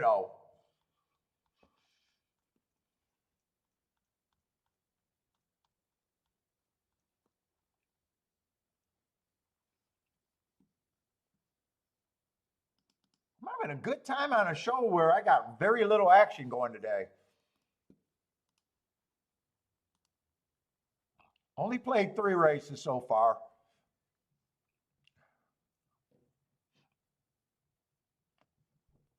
Is this the Echo Zulu or was that I think Echo Zulu is at Churchill. Oh, this is 7th race. We still got a lot of races. I almost thought the race day was over. Hey, Boulder, what is your little thing here? Is that a race that you're concerned about? Is that like a key race for you? I got a problem. I got an idea that's what Boulder's doing. Or I'm sorry, not Boulder, Bender. I know Bender thinks about his day unlike me.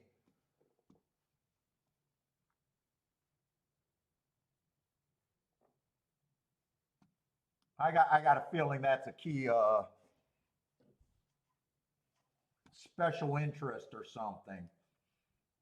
Key race or something for Boulder.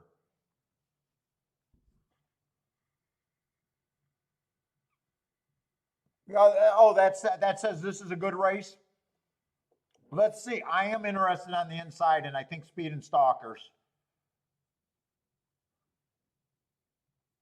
And this would be a good race with two of the. Everybody's a lukewarm favorite, but the lukewarm favorites are towards the outside of the track right now. This would be beneficial if I'm right about the inside.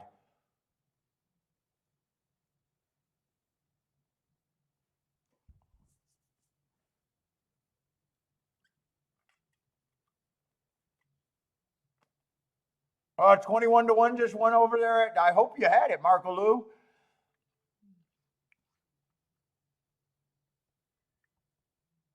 One I'm not crazy about last race, he was dueling, but he was a dueling average. Matt Strides with the slowest winner slow. He is a front speed horse. He's I feel like I'm yelling today. He is mostly a router though. I don't know how he clears and get to the inside. The 9 horse looks like he's pretty loaded with speed too. Fastest winner of the day, first time out. Done nothing wrong. I'm going to try to be against both of those horses because I think Belmont's been pretty good on the inside.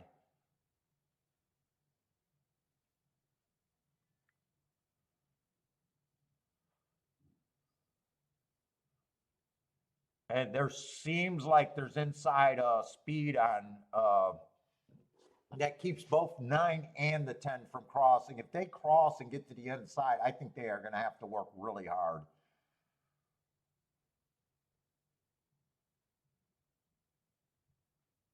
They should be able to cross over on the 8. 8's not going to offer any resistance, but the 7 looks like he has speed also. The 4, 6 every once in a while can pop with some speed. 4 definitely has front speed. And I do like the marks on the 4. Mostly a sprinter. 3 races ago, bad rail, 1 tick slower than the fastest winner. Matt Strides with the slowest winner of the day. Average at the finish. Just missed by a neck. I don't think that's a bad race. Comes back. Average, 1 tick slower than the fastest winner. Matt Strides with the fastest winner, which she was. Tried a route race, went too fast to win, and then came back to a sprint. Again, 1 tick slower than the fastest winner. Matt Strides with the fastest winner and went too fast to win at the 6 furlong mark. I think that's a nice race. I can get to him without trying that hard.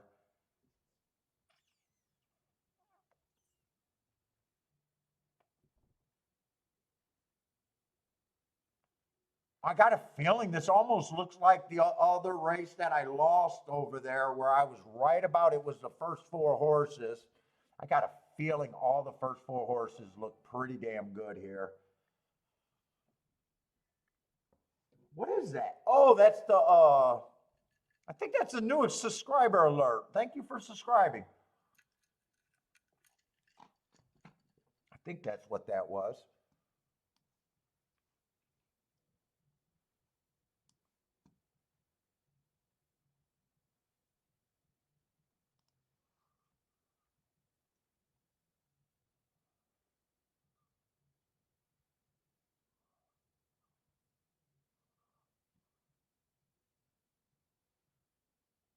Oh, actually, it tells me that if I ever get a third. By the way, guys, thank you for subscribing.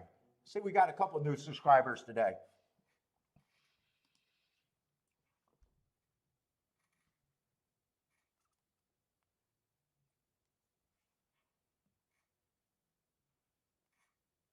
1 is another appealing horse to me. Went too fast to win last race. So there is decent amount of speed on the inside. 2 looks like he can do a little bit of everything. Speed or go to lead or stalk. I'm guessing he's probably going to be a stalker.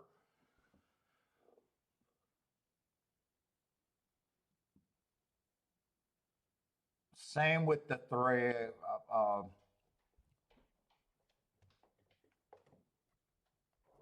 I like 1 through 4 here. I'm just not sure how I'm gonna pick this, or how I'm gonna. I know I'm gonna be hard on the outside horses when I do my betting line.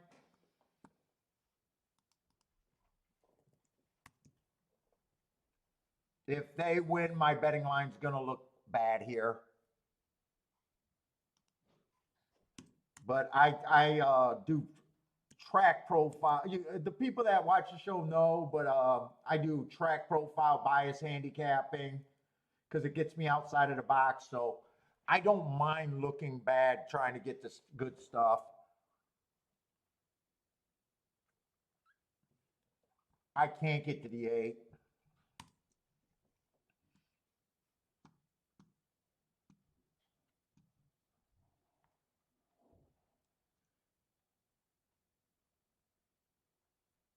Eight's best chance is to come off the pace, and I'd have to be really wrong about the inside of the track. In fact, I'm going to give him even less because I just can't get to him.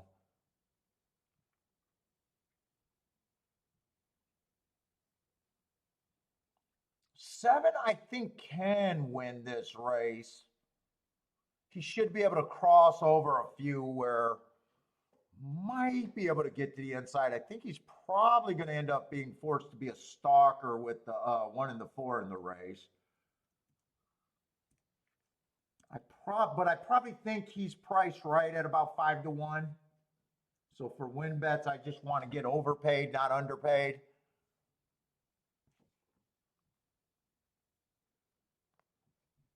Six will benefit if the pace is extremely fast. I'm probably on that 15% on him. And the horses that I like most, I'm not even giving them that much more of a chance.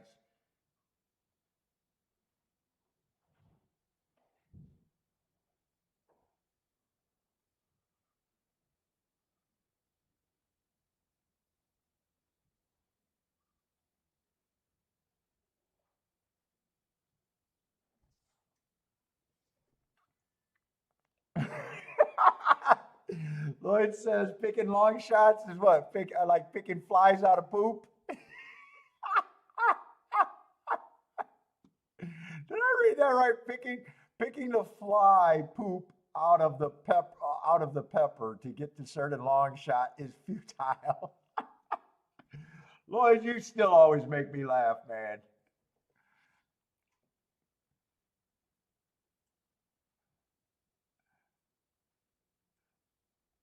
What's up, Long Shot Louie?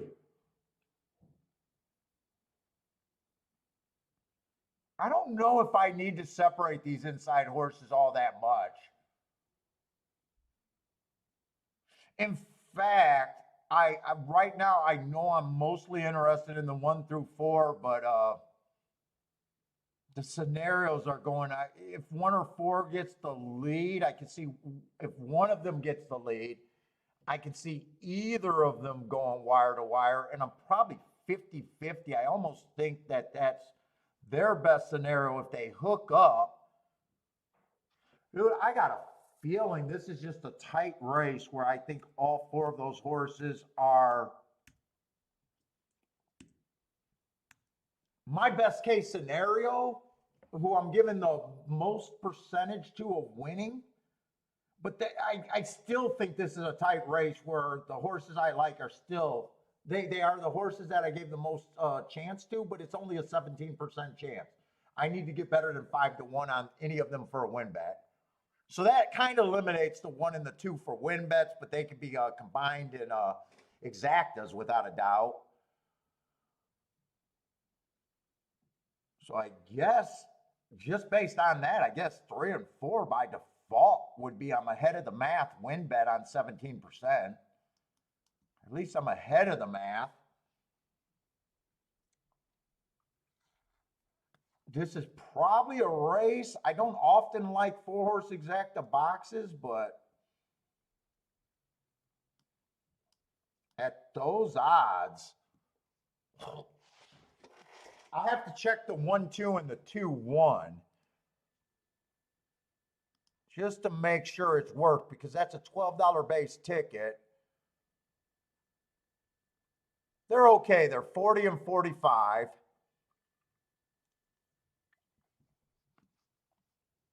But really, that's a little bit better than 3-1.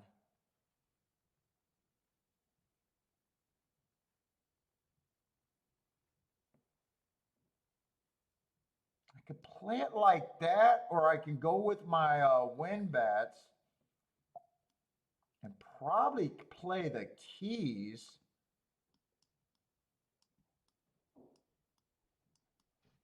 And that way I can still bring in the 6 there if I wanted, or the 7. I bring the, well, they're the same. I could go either or. I don't think I'd go both of them. That would be a $16 base bet. But the 4 and the 3, one of them would have to run first or second. If both of them run first and second, then I hit the exacta for twice as much. If I did that for $10, I get it for 20.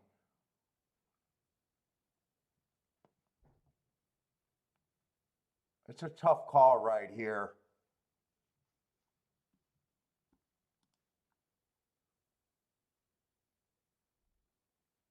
It's not a tough call for the win bet because the math is going to drive me there.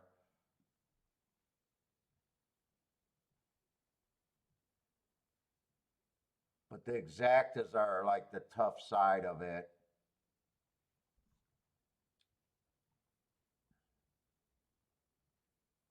Let's see, this would be 100. If I did it for $10, that'd be 120.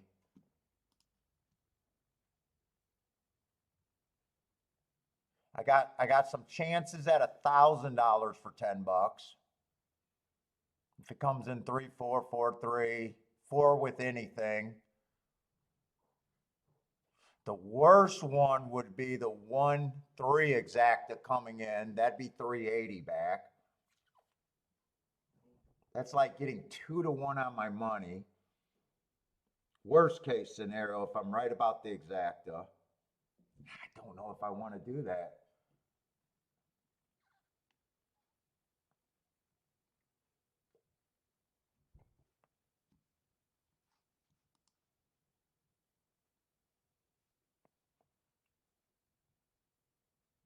Looking at the betting line, honestly, I don't have that strong of opinion, but that doesn't mean you can't make a good hit. My real opinion is I think the inside of the track is good. That's my real opinion here.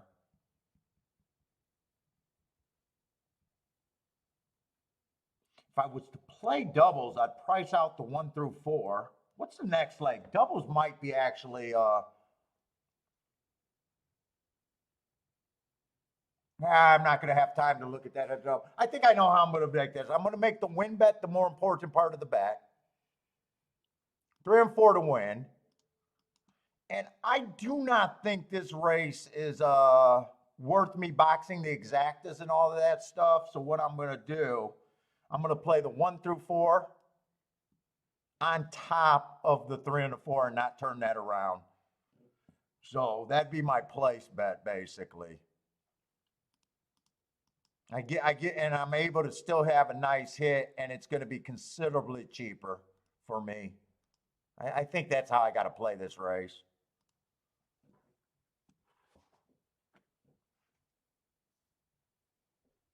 So the win bet is the most important for me here, I guess.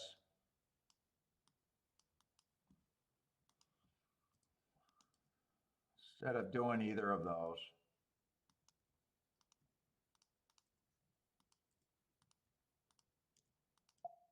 Talk through the bets. I just don't think there's I probably thought it was best to keep the bet down.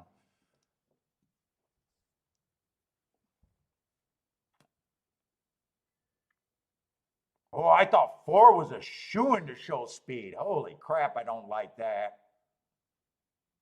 1 I don't mind, or 3 I don't mind where 1 is at, 3's at.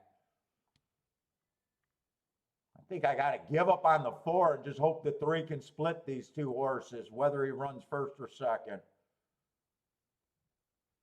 9, like I thought, would have been stalking here.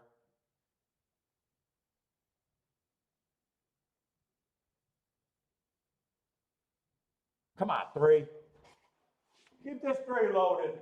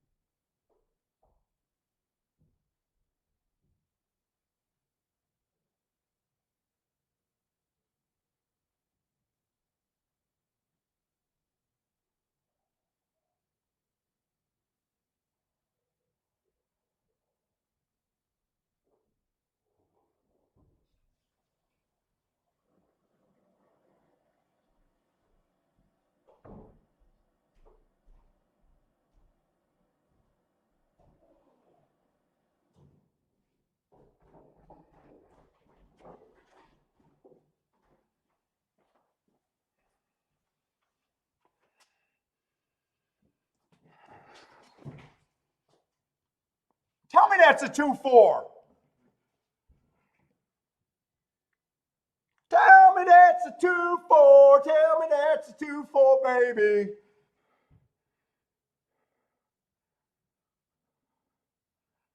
We booming. We booming. I gave up on the 4. I gave up on the 4. There was no danger. Could have boxed the 1, 2, 3.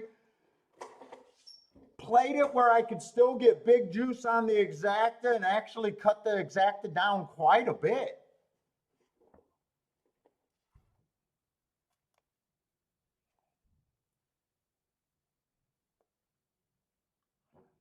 That's because too many people watch the shakeup. I'm going to be disappointed with the exacta.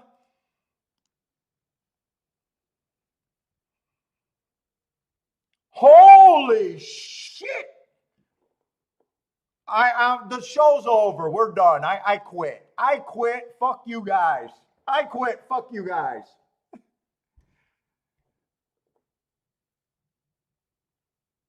I quit. Bender, I quit. I quit. We're done. We're done. We're going back to Skype.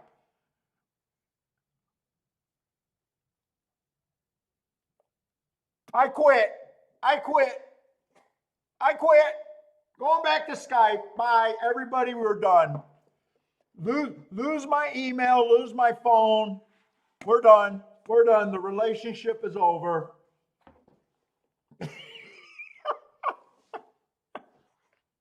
New subscribers, get the fuck out. Obviously, I'm teasing, but yeah, I'm disappointed. I'm disappointed.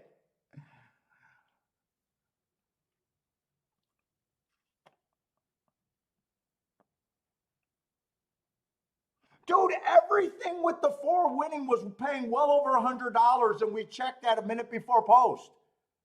I don't think anything with the 4 running second. In fact, we said the worst exacta you could have hit was the 1-3, and that was 37-1, and nothing with the 4 was, I swear to God, below $50.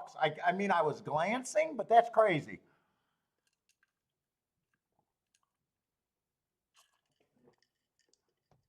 Oh my God. All right, nice hit, nice hit. I don't know what's going on with the pricing there.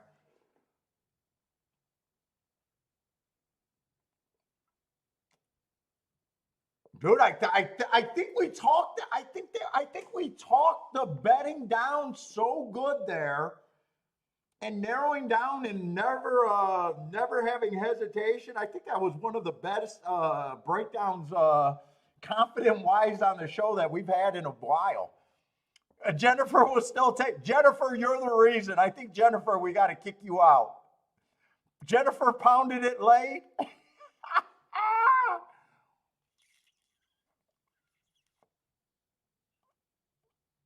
Oh my God. Fuck, I'm even wondering. I wish I would have thought of tries right there. All right, still a nice hit. Nice hit. I'm joking. I got love for the nothing but the chat room. Bender says it was one, and Bender, you put your action in super late. It was 108 when you put your action in. Dude, I don't even think they were 50 to 1.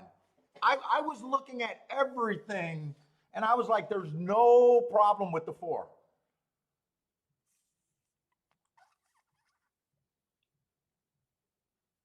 Oh my God, that was a crazy bet down. Maybe the computers got us. Well, that was fun. Hopefully, a lot of people had that in the chat room. I know you guys don't follow my bets, though. I know you guys. I respect you guys too much. You guys see the chat room. I'm just joking. If you guys are new, I'm just joking. It is a little disappointing on that exacta, though.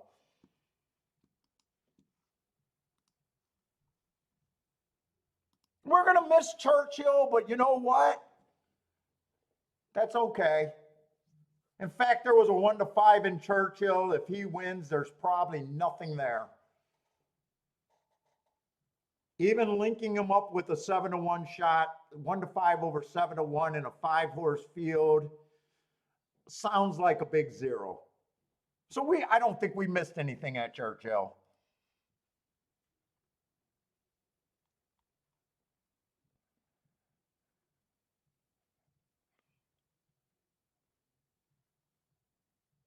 Did anyone hit that try?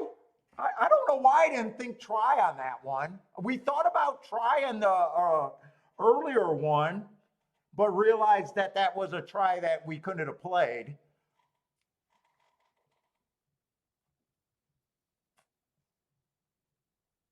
Nine probably, if we're right about the bias, 9 probably ran the best race in that race.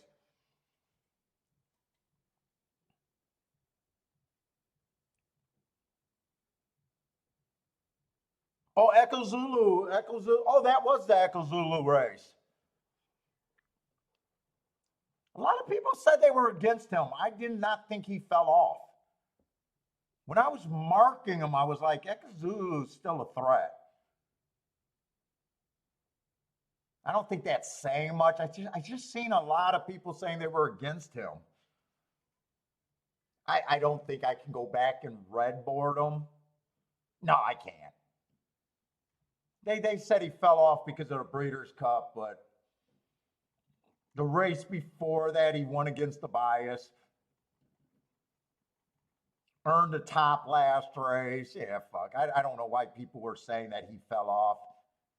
Sometimes you almost feel, well, I do it a lot, but sometimes you feel like when there's a 4-5 that some of the mouthpieces just come out and say they're against something. I don't really know how in this field, I don't really know where you could have went.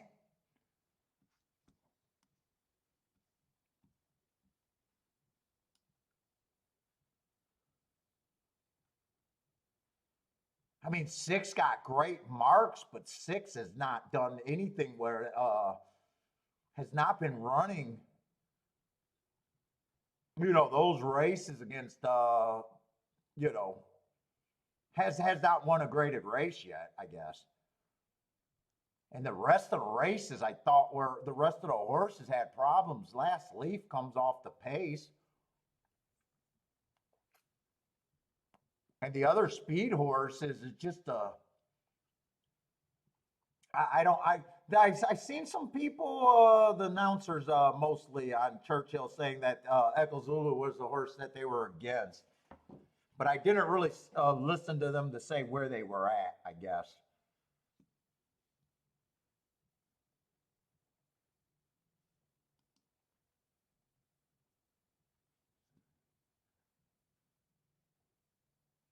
Let's see. Paul sent a form over with a little more mark. Not gonna do anymore. That's fine. Bender, you did plenty, man. In fact, I think I hit the 2 races because of your mark. So Obviously, like, yeah, we don't have to do any more today. I think you're having a good day, and I think I know I'm having a really nice day off of just two opinions. Yeah, don't worry about it, man. I'm fucking done with marking forms too.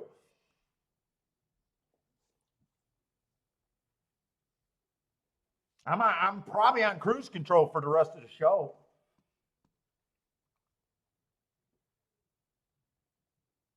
Jay, $400 away from a Rolex day. Jay, do you press or are you done?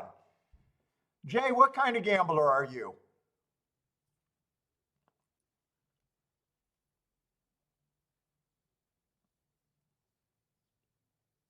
I need to hear what Jay's opinion for the rest of the day is. If Jay's living by the thing, he's basically fucking just shy of 10 grand. Jay might be on cruise control. Jay, do you got to hit the four? Are you searching for 400 more to claim a real Rolex day? Jay, if you're just doing that for the show, I'll give you permission to just round down and say you got a Rolex day. I'll give you permission. You don't got to push if you don't want to. We'll give you credit. I will definitely give you credit on that.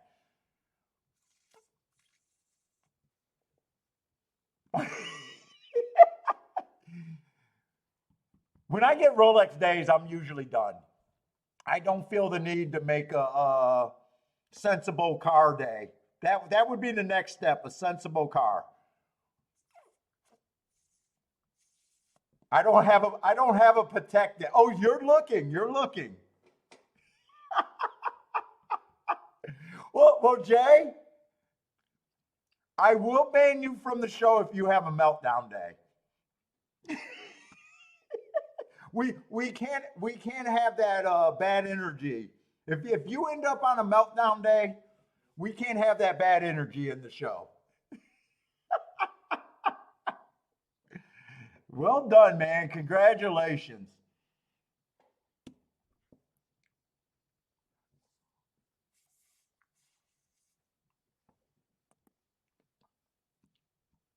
He's gonna be looking though.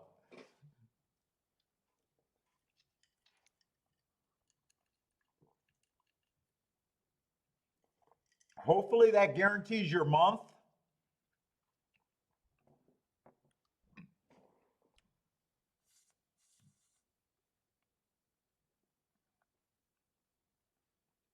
By the way, I never said things about players that play at higher levels. You know, the more you play, the more Rolex days you should have.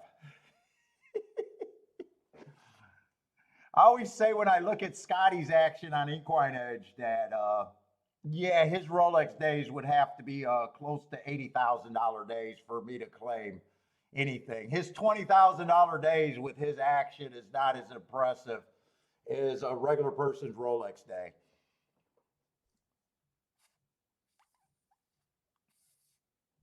Oh, Mizzou, man, you were taken down. You had that 6 horse. That would have been a big deal for you. Oh, sorry to hear that, man.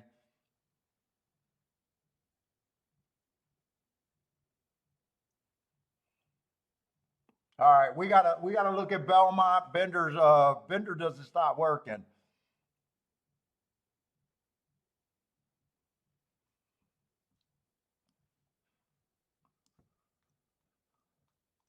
By the way, Churchill is kind of getting pushed to the wayside, and I don't mind. There's one more race there, and it's a turf route.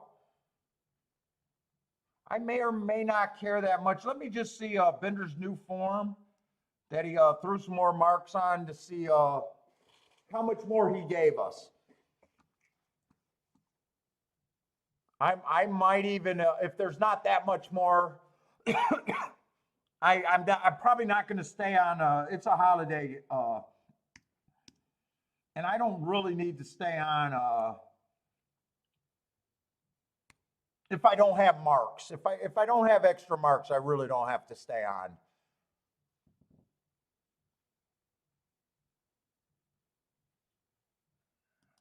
we already doing extra on the show today. Oh, Bender, they gave me a big old. I gotta okay your download. Why are they not trusting Bender? Bender, that's the first time. I used to get that on Parsons all the time. I've never got that from Bender before. I got the big old warning on your thing. Big old warning.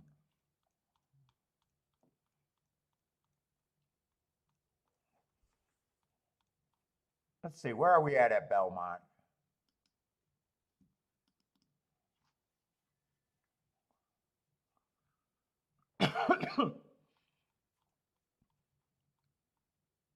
Okay, so we got a turf route race there.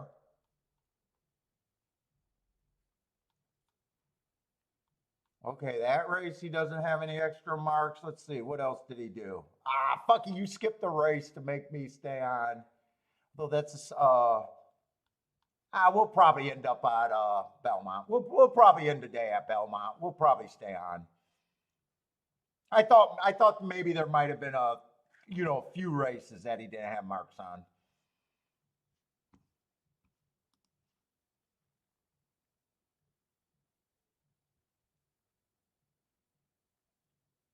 By the way, thank you very much, Bender, for throwing those at us. Hey, Bender, we don't need Gulfstream our crutch all the time. We can still handicap without our crutch every day. I don't think I can do a double into the 9th race. I don't have marks there. Although we're pretty confident about the inside of the track. I will say that.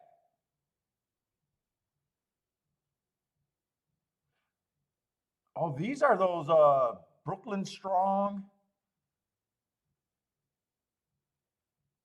Oh, I thought this was going to be a bunch of horses that I knew.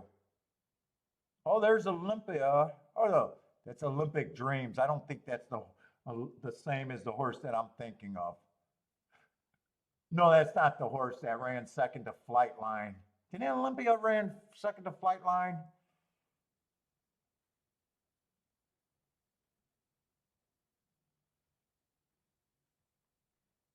And the favorite's going to be in the 1-hole next race, which might make him a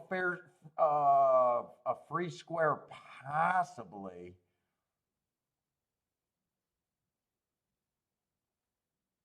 Or maybe I could go blind 1, 2, 3, hoping that the inside, I'm right about the inside. I could go blind 1, 2, 3.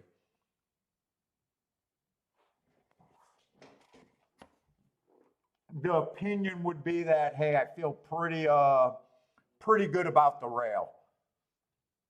Yeah, thanks, guys. Thank Bender if you guys are happy with Belmont today, because it would have just been Churchill, and I'm not so sure Churchill was that good of a card. So far, I haven't hit anything at Churchill, but a lot of the races we have not been able to play. Unless we got to Charles 17-1, I don't think there was too many big prices there. Unless we were able to get to Charles Exacta, that 7-4, I don't think Churchill was that good.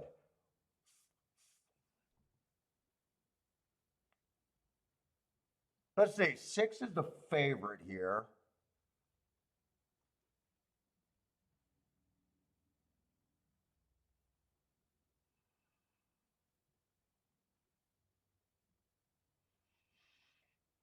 What kind of race is this? This is 125,000 little stakes.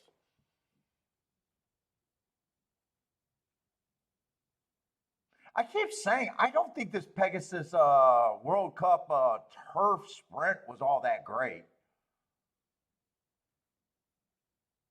I think some horses won off of it, but it hasn't been producing anything like big. I don't know why I keep thinking that I haven't been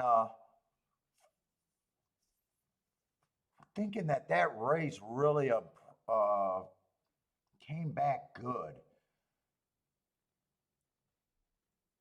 He is able to stalk, and every once in a while he's too far back. probably his best losing condition is if he's too far back and horses just get first run over him.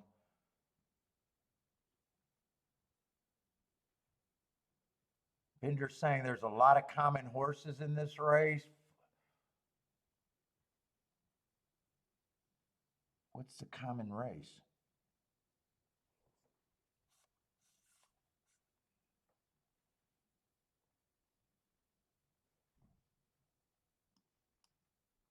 Is it this stakes right here, May 6th? Let's see, I got to get the pin sharpened. What's the common race?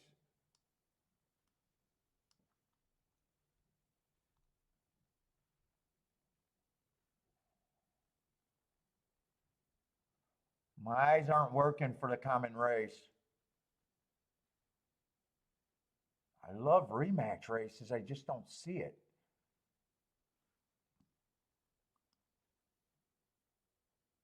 See, these two horses are out of that May 6th race. Let's see, maybe you're looking at October 30th. October 30th is catching my eye.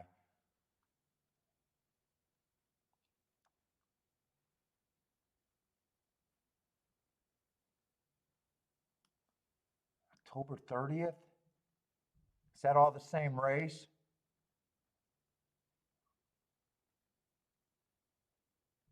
Oh, October 30th is the same race. That was a stalking closing day.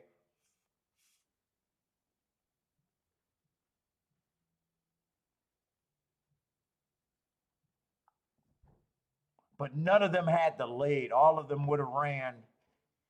There's only 3 horses out of that.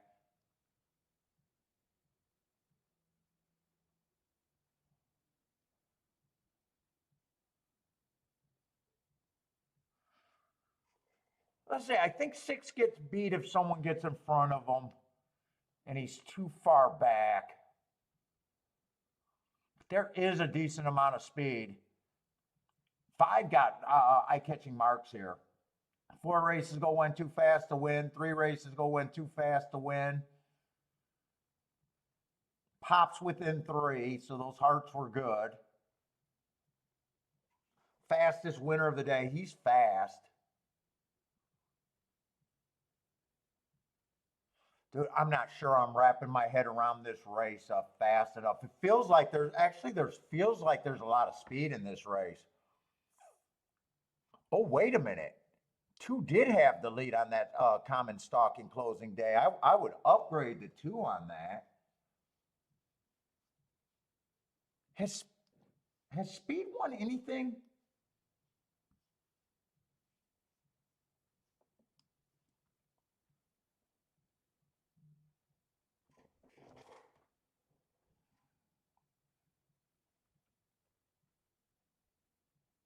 Kiki's, I think, getting on the plane.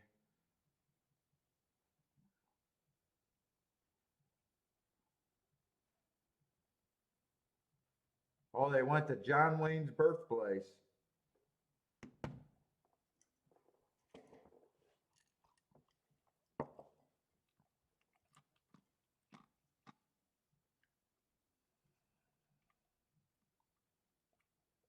Dude, I think 1 and 3 might offer a little bit of value here.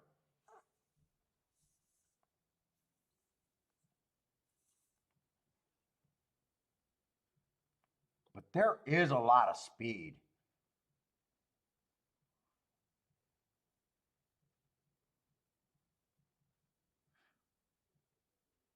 I'm having a hard time really separating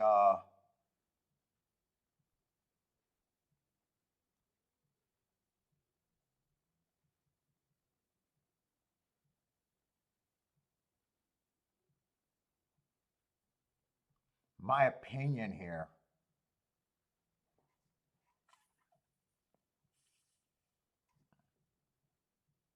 Let's see, the 8 so far is another probably, well, he can go either way.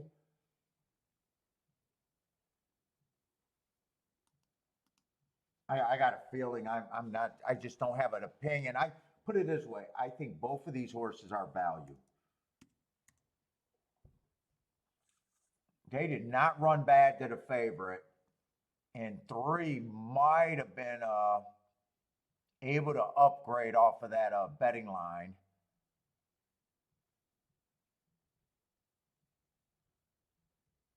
Let's see, 5 is out. Let me at least get rid of him. And 7's out.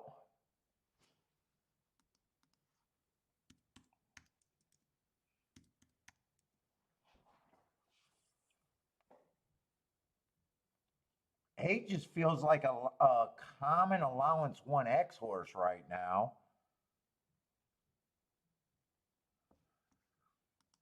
I think 8's the throw out to me.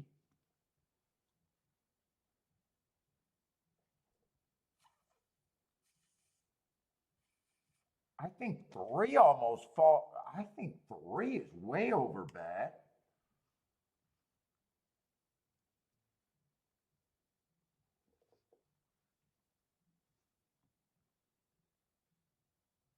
Four, I think, got a little upside.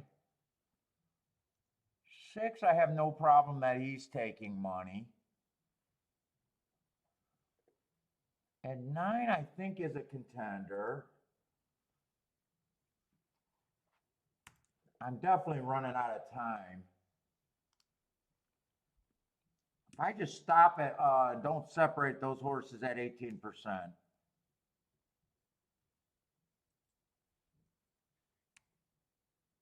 Actually, that's not right. I said there was 5 horses left. There was only 3.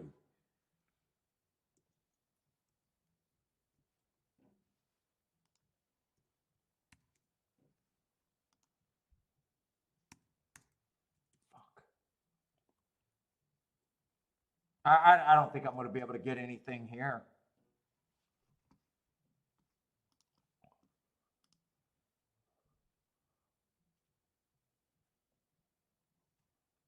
So 4 is not a 4 is an overlay, but not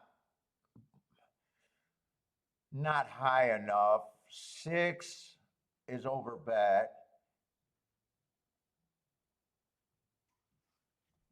That's where I think my betting line would be, but I have no bet. Well, they're off. I had a hard time wrapping my head around that race.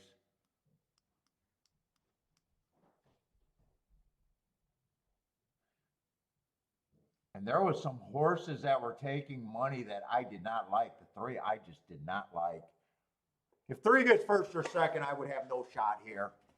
Unless it's the 1 and 2 that runs with them. 1 and 2 I could have did with everything. But I could not sort out an opinion there fast enough. I know if I bet the race, I'm doing something with 1 and 2 though.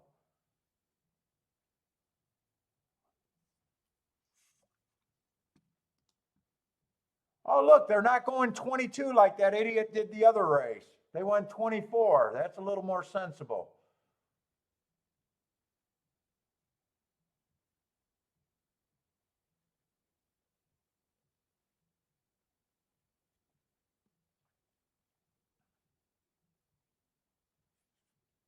Two and one could have been played with alls if you keyed off of both of them, by the way. They were both huge overlays in my mind.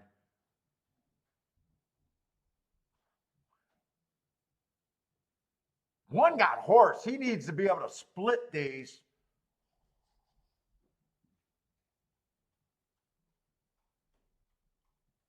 He's not going fast enough. 6 is the winner. 1's definitely going to outrun his odds. 3, I did not like the 3. 3 could not have been paired up with the 6. I don't know who got third.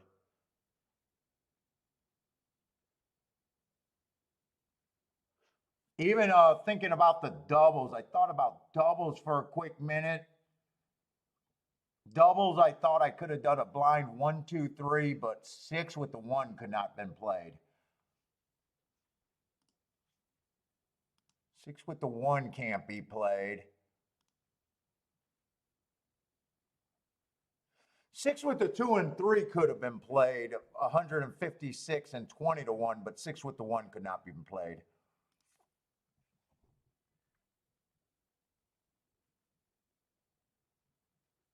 Well, I thought one might have had some horse there with it looked like he was waiting. My my worst part of the opinion was the three. I did not like the three. I thought three could not survive a speed duel with the two.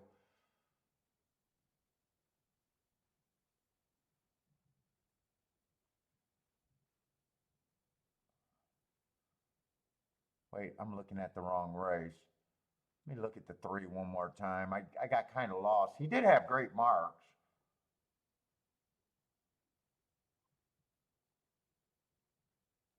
He lost to the two or the one before. City Man or whatever. I think that's the one. Wait, who's City Man? Oh, City Man is the favorite. Oh, so he belonged in that race. I missed that. He did belong in that race. I was questioning him on class, but he ran with the favorite. I didn't think he could survive a speed duel, but who is this horse? Silk something? That might be the 9.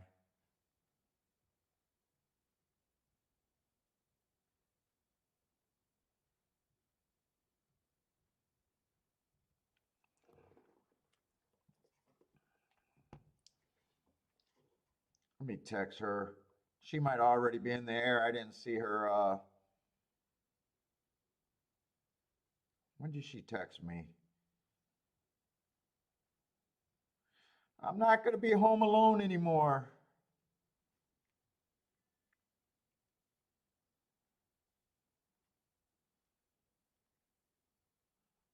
I'm not going to be home alone.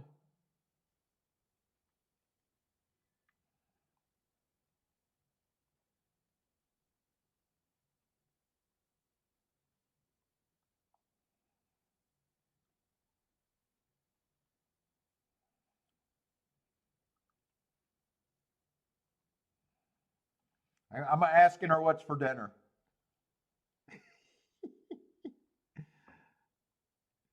What's for dinner? Let's get her pissed off. Better not be sandwiches.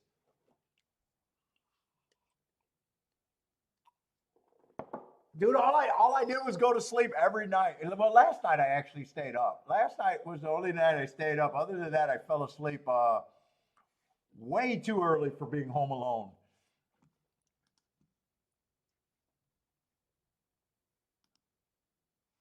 Way too early for being freedom.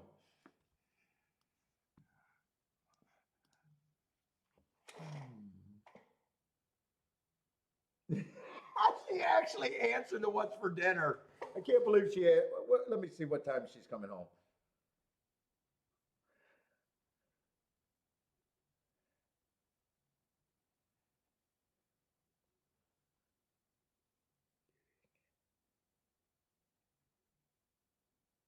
Oh shit! I got a doctor's appointment tomorrow.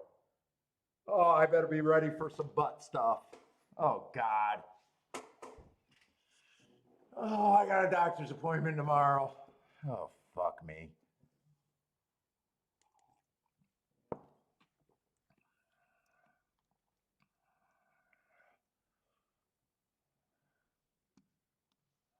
Oh fuck.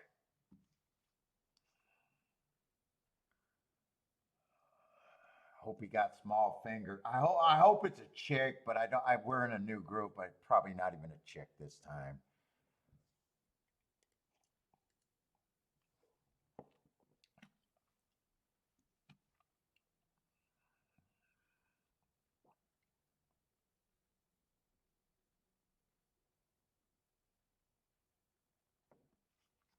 Oh, that just ruined my day right now, knowing I got a doctor's appointment tomorrow.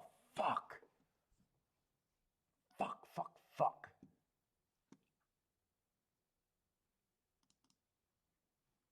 I want to see what they're doing on the turf sprint to even know if I want to look at the last race at Churchill or turf route. You know, it is kind of anti-speed, only 19% going wire to wire on a small sample size, though. Stalkers and closers is probably where I would want to be there.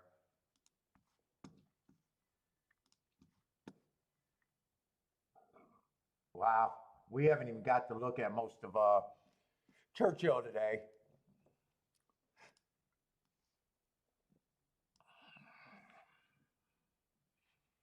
How are they betting this race? Who's the favorite?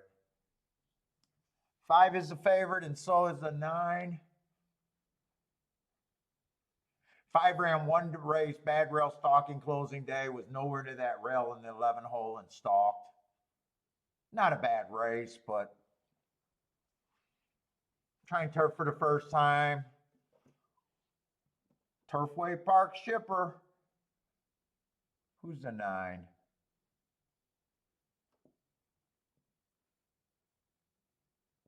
Nine stalking and closing day last race. Not nice marks, but did get in position in his only 2 races. I guess he does fit the track. Just doesn't have sexy marks.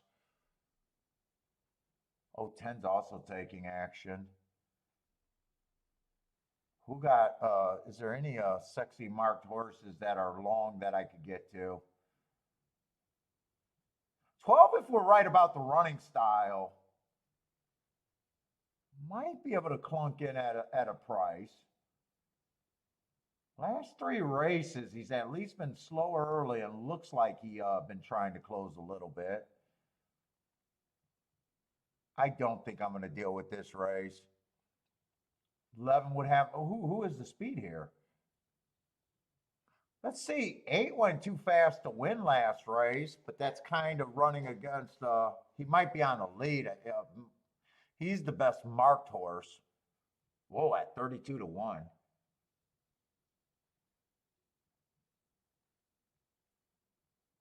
6, 3 races ago went too fast to win, and then the next 2 races he tried to stalk. There's actually some shots that I can reasonably get to here. 6 and the 8. And the 12.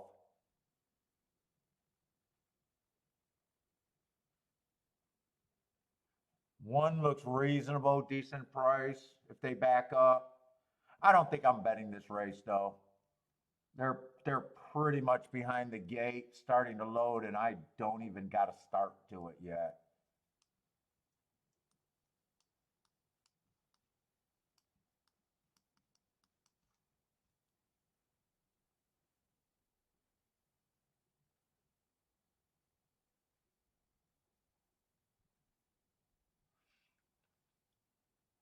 If I played the 12 or the 9 and the 5 in the first column, they couldn't be paired up. But I could pair them up with the 12. Could pair them up with the 8.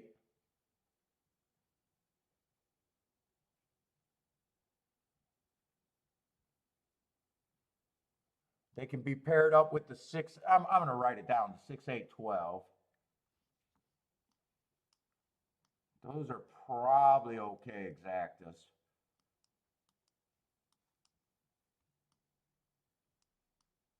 I still got no bet because I haven't even worked out. If I tried to beat them, it'd be with those horses. If I tried to beat the 2 favorites.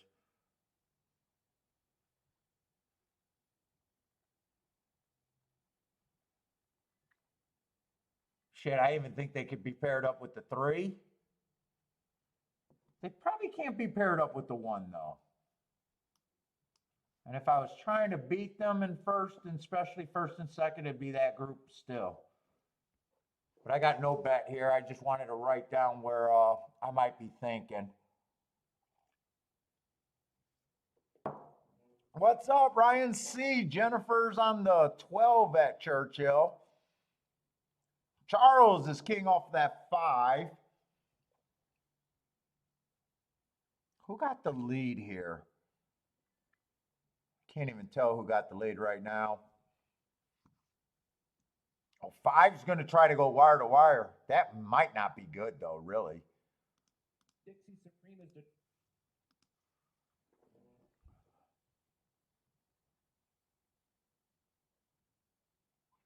12 is in good position, but I think he's closer to the pace than I would have thought. That could be good or bad.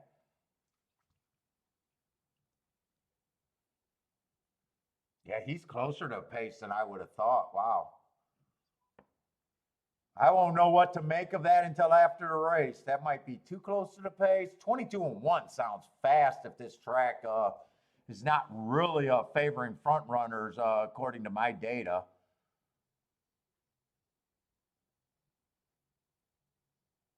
12's getting a nice trip. 8's getting a nice trip. Those are the horses that I think I said I'd try to beat with this group.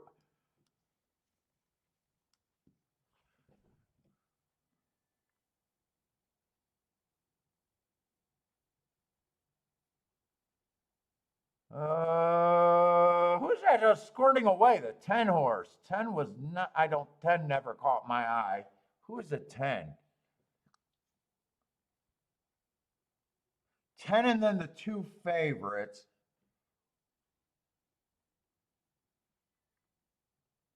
Ten had an off the pace running style. I think 5 made a mistake going to lead.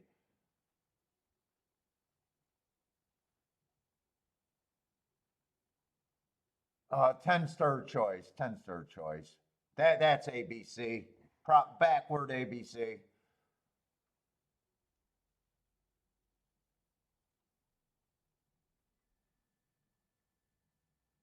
Unless 4 got a third. 4.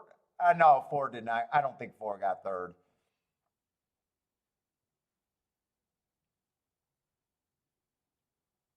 $10.95. I'm pretty sure that came in with 4 in the super. Blair, easy money, Blair. Let's go, Blair. 4 had a stalking running style there. I did write down no bet there, right? Yeah. All right, I need to save this.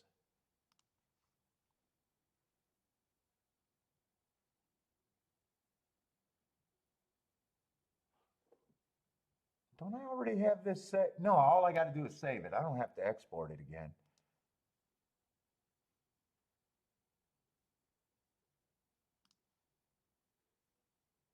Yeah, I don't have to export that again. All right. 10's the Japanese horse is 10.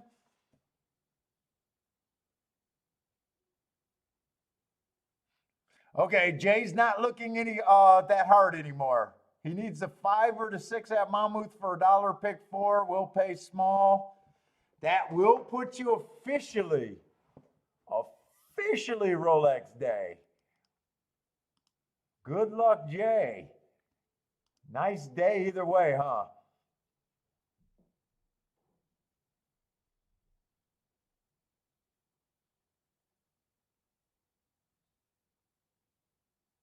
Where's Monmouth? I got a lot of time for Woodbine, so I want to watch. Oh, we got 10 minutes. That's gonna be at the same time, roughly the same time as Belmont or just after Belmont. Okay, I'll go to Belmont.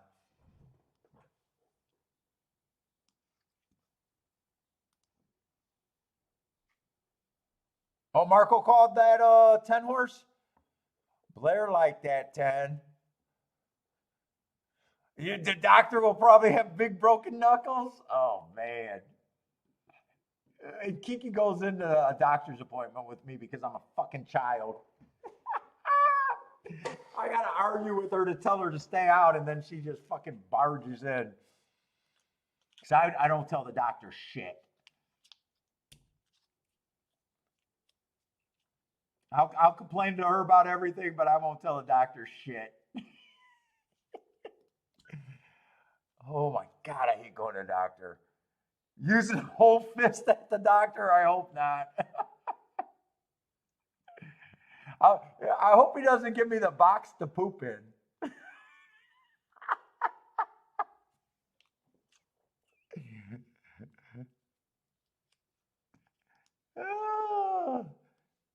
Sir, I need you to go home and poop in a box. Were there nice payouts today at Churchill? We kind of missed Churchill.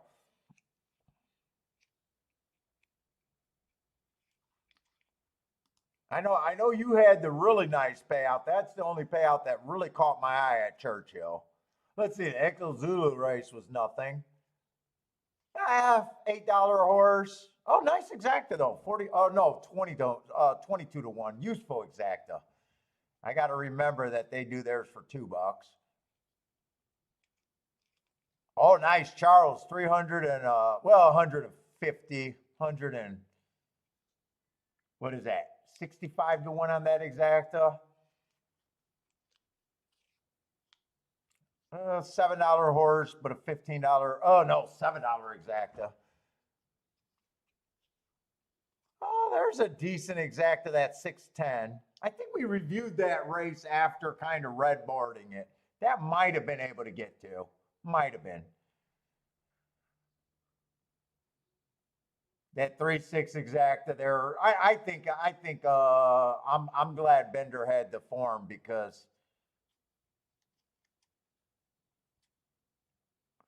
that 3-1 exacta, but that looked like a race that I wasn't gonna play. That was the baby race. And even though I said the one can improve, it's not like I would have completely jumped there. And I said 3 was the only horse I could get to. Although maybe sometimes I look at the exactas and say that's good, but put it this way: if I had a chance to play that race and I chose not to, so I wanted to. I knew I set out that race. Yeah, I don't think there was only probably one spot for me at Churchill today, really. And that was a race that I didn't even get to see before the race, so I have no idea even if I was there.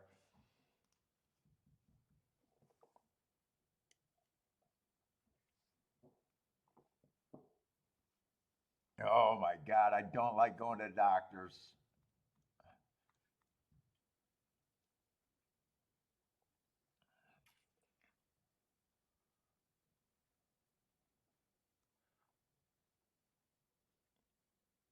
Put some candle grease on the ticket.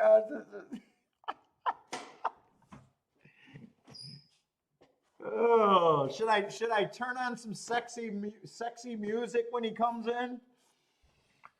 Oh man, I do not want to go. I'm probably like 3 years too late for getting checked up too, so you know it's going to happen. It's a date. It's a date.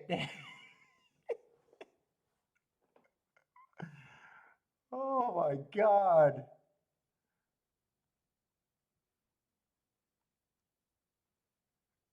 Now, I told you guys the last time in Chicago that I went to a doctor, I had a hot little Italian, well, relatively hot young doctor for, she was hot for a doctor, I'll say that. And my wife's sitting there, and she did the front and the back checkup. And I looked at my wife and I said, "This counts as a threesome." I said, "This counts. It counts." Oh my God, that was so embarrassing.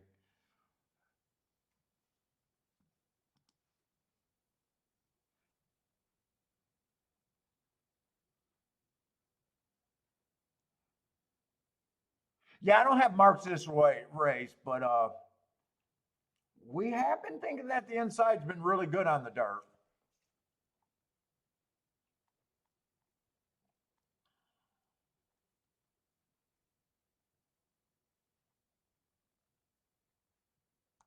I'm almost wondering, since I let me do the tic tac toe board real quick for the dirt. I'm pretty sure I don't think there was anything that happened today that made me change my opinion on the dirt. I just want to check the results to make sure. Maybe I'll look up a couple of the inside horses.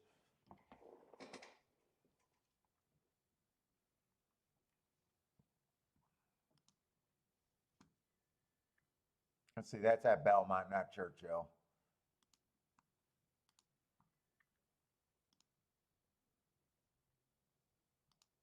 Oh, come on, why are you? They're dragging. You know what? Whenever they do that, it's just better to Give me a new page. Let me try that again.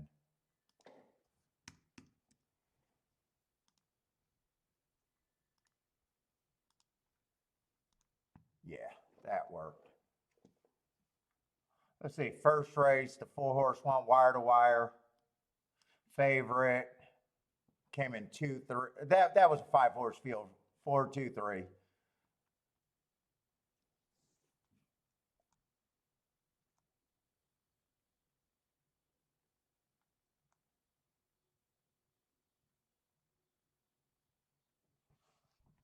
Four went wire to wire there. 70 cents on the dollar inside. I don't think anything. This race came in 3-2, 3-2-1, 4, 5, 3-2-1, 4, 5, 6, 7. That one came in order, pretty much. Oh, I'm not even gonna complain that they disqualified me. Still hit. This race came in 2-4-3. Oh, speed's been pretty good too on the inside.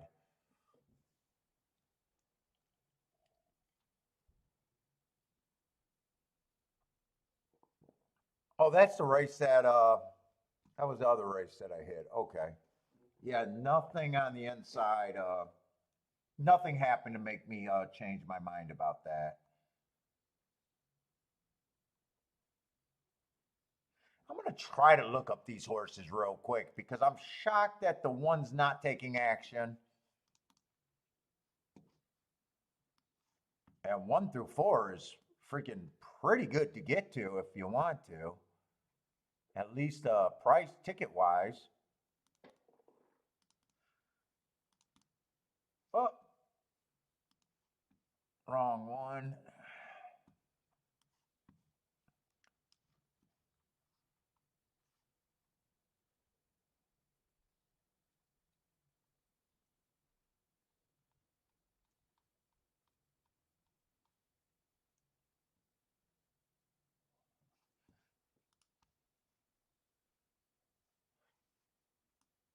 All right, let me try to write.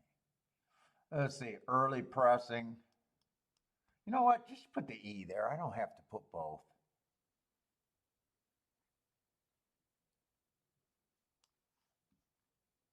I'm on a time crunch.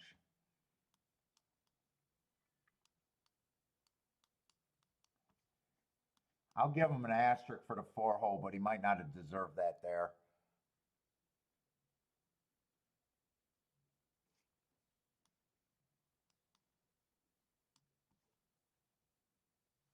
Those are nice races. He might have even ran against the bias. It did say it was 4 wide on the turn, so.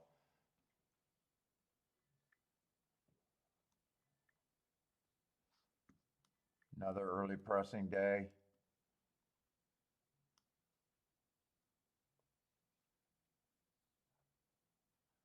That would be fastest winner.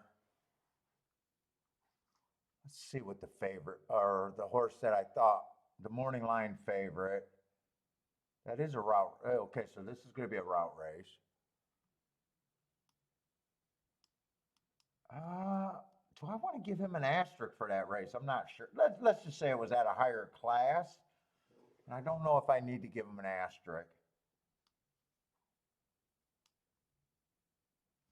No, I don't. He earned a heart at the second call, so that catches my eye without the asterisk. Went too fast to win there.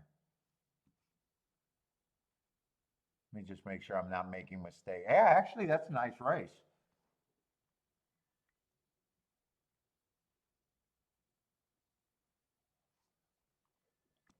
This would have been a stalking closing day. That's exactly what he was.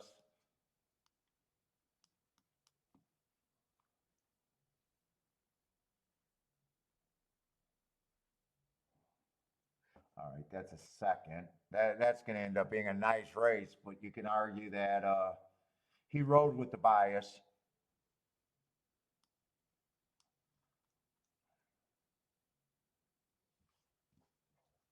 4's probably as wide as I would want to go.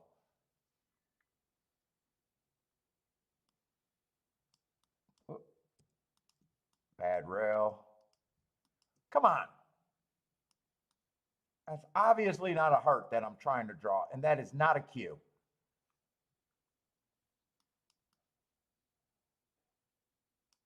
Slowest winner of the day. Not terrible. Well, the inside would help. That's as far as I would want to go. Let me see the 10. 10's the horse that they're betting. Coming out the same race, bad rail, so that's going to make that race at least noteworthy. You know what? I don't have to change it. Okay, that could say a Q. Would have got an asterisk there. I will say that's a good race, but I'm convinced the inside is where I want to be.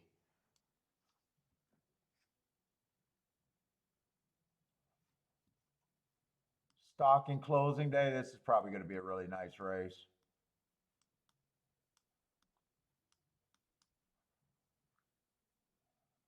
I thought that could have been a heart, but it's not. Heart second. He's a nice horse. Fastest winner of the day. Nice horse.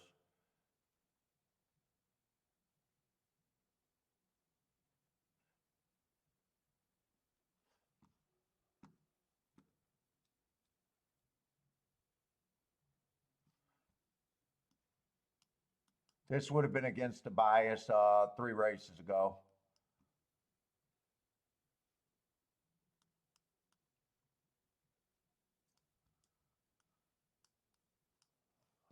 I don't really have time to look up anything else. I'm not even sure if I want to bet here.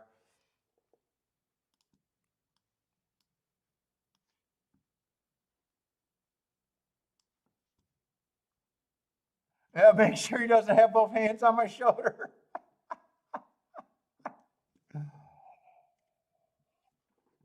I don't know. I think I prefer the poop box. Give me the poop box. The problem is I'm pissing so, I got to empty my bladder so much. I shouldn't be vulgar.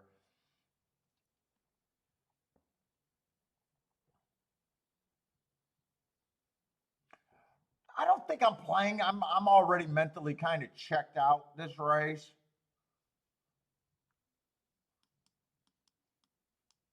I would definitely be interested in that 1 through 4.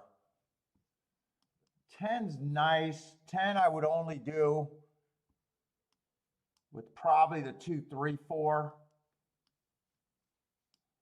And then I'd hit these combinations. I don't know which ones I would key off of. But it'd just be more 1 through 4.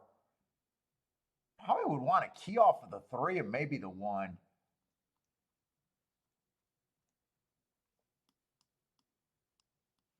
I don't think I can combine 110 together.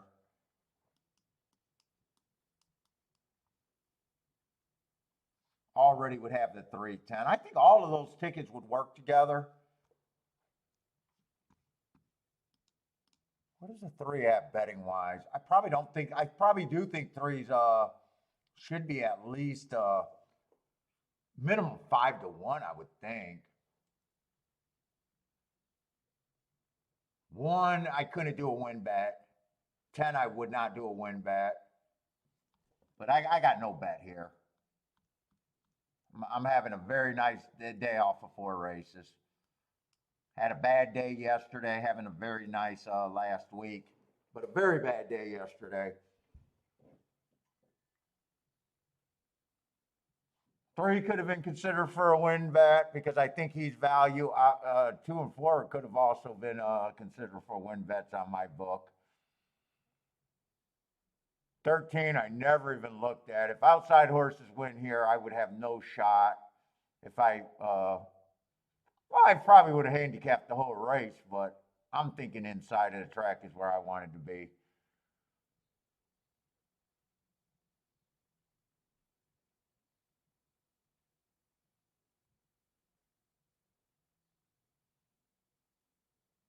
Two's way back. I'm not even sure where. I'm not even sure if I like where the 1's at right now. One looks like he's struggling and he feels too far back. Right now, I'm kind of happy unless this 3 works his way through. 3 looks like he got horse. Probably overall happy that I'm out this race. 3's waiting. 3 needs this hole to open up. 3 got horse. He might have lost his momentum though. 3 re-rally here because that could have been a realistic win back. Yeah, I think he lost too much momentum. I think he could have been there without having to do that waiting and then having to alter. Wow, that's going to be a nice result. 7 got second.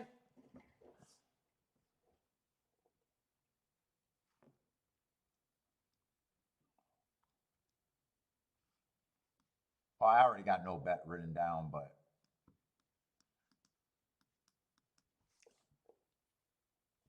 who was a 7? And wow, 27-1.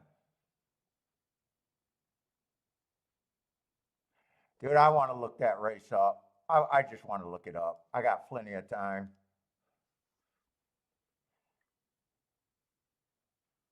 Jennifer Booman with a $12 winner. Oh, I was hoping she had the exacta there. Nice call, Jennifer. I definitely I want to look up any horses that outran his odds that far.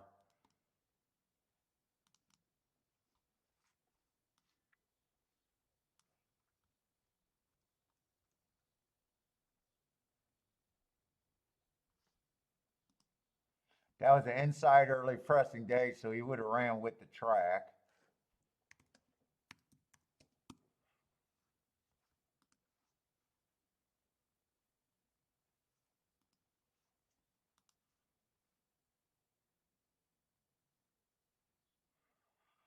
I can't say I would.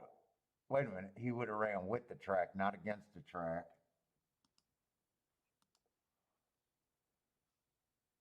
Inside early pressing day. I don't love that race, I can tell you that.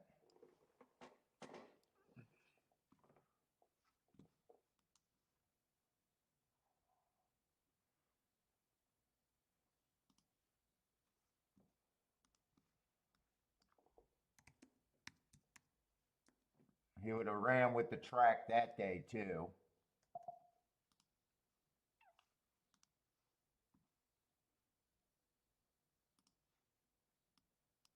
That would have been slow. I wouldn't have liked him.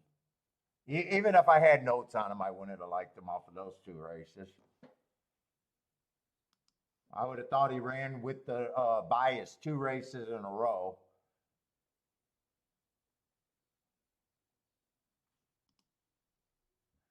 Three races in a row. 3 races ago was a bad rail stalking day. Stalking or stalking closing? Stalking day.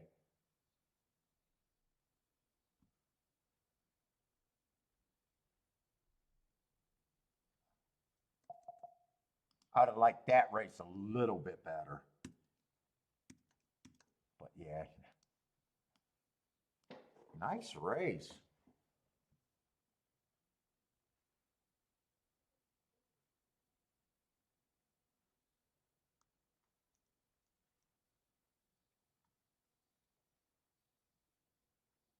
Ten got beat on the outside. 1 got beat on the inside. One never looked good there. Even wondering why the 1 was that far back. 3 tried. I actually think 3 had might have been able to win that race. I want to watch that replay again on the 3. Champ is here. Champ is here. What's up, Champ? What's up? The champ is here. You love that 7? Nice call on that 7. Hopefully you still got a bit of something.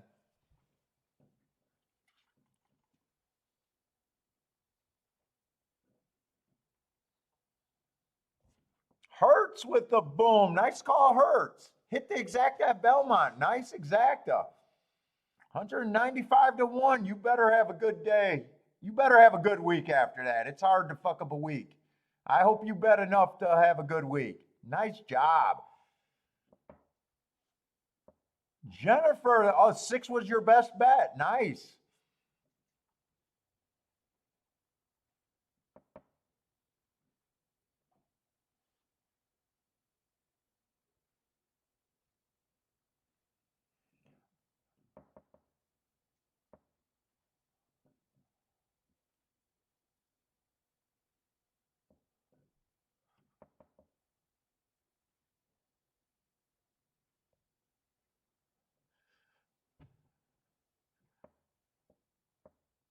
Yeah, nice run on that 7. I want to see when the 7 and the 6 got to the inside. I want to see how that race developed.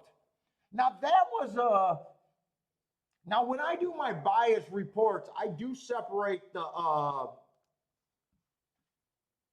routes and the sprints. And sometimes, you know, they don't always play the same. They run on different parts of the track. That could be a big difference. 6 would have still been in the middle part. So would I don't know if there was any scratches towards the inside. 7 ended up on the rail, but I want to see how that race played out. I was so busy watching the 3 who I was interested in.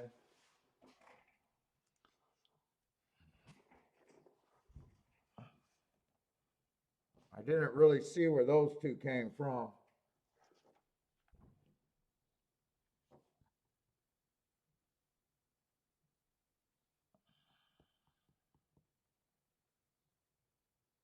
Oh, she's getting back like 9-ish.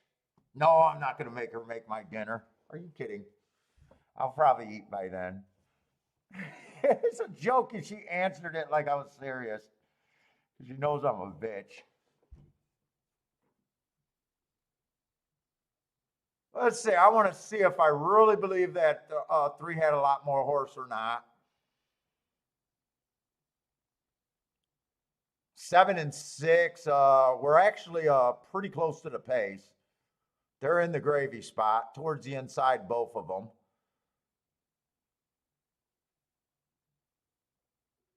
1, 2, and 4 were just too far back.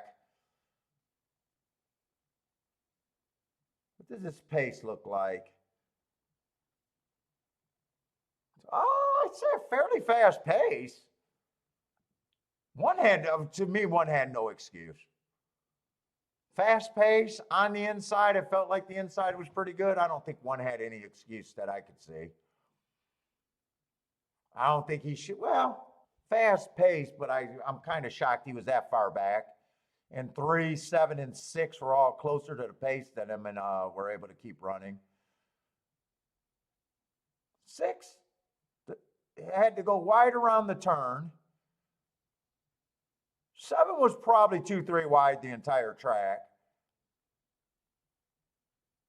Nice run on the 7.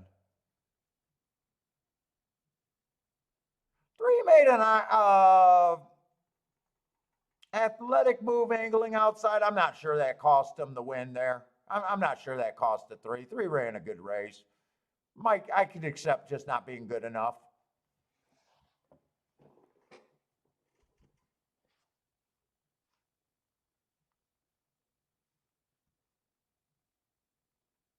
Let's see. I want to see where the 6 and the 7 were on the back stretch.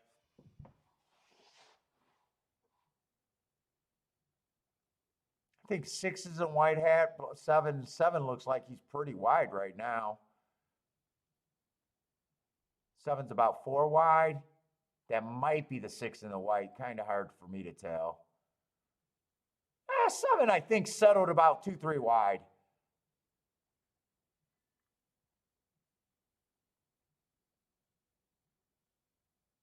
6, I think, is wide.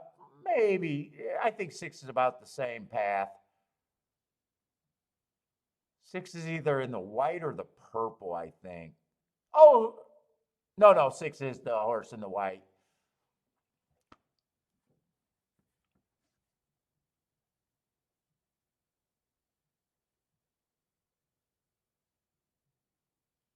Let's see if I think this was that bad of a move on the 3.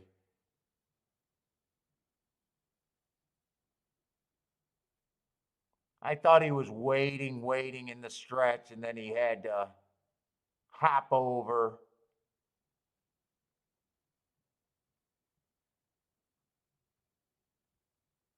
Right there. I'm not sure that cost him.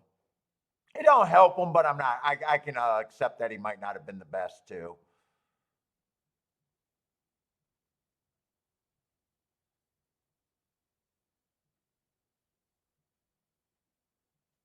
Yeah, I can accept that.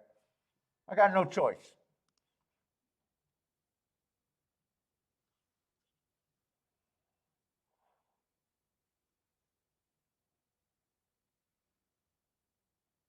Oh, wait a minute. Did that mammoth race go off? Let's see. Did Jay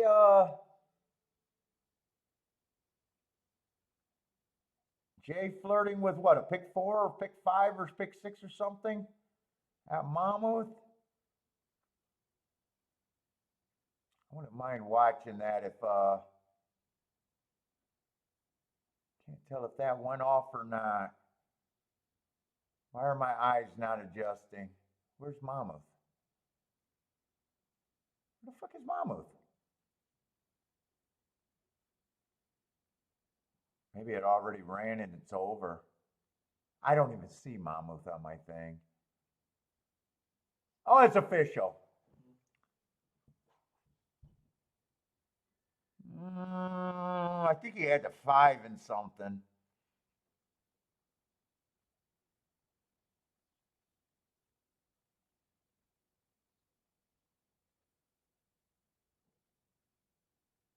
I think no, he didn't. He couldn't have had the 5. I think 5 is scratch. I think he had the 6 and someone else.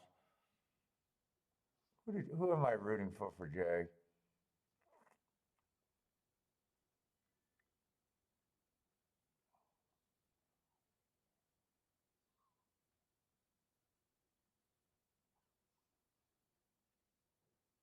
Oh, he did.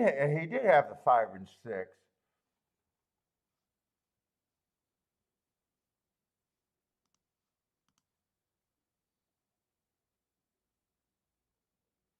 Oh, wait a minute. Jay, you must have hit it.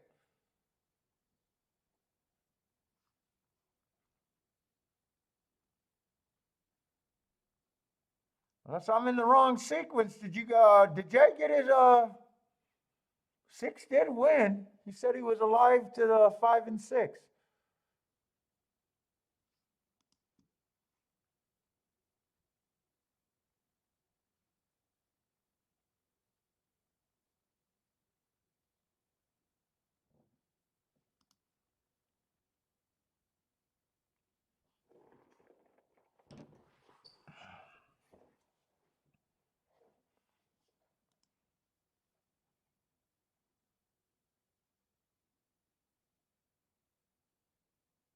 And does he get a constellation or a ticket with the 6? Oh, he gets a ticket with the 6 too because no, he gets a ticket with the 5 if I'm reading this right because 6 ended up being the post-time favorite. So it looks like Jay got his ticket.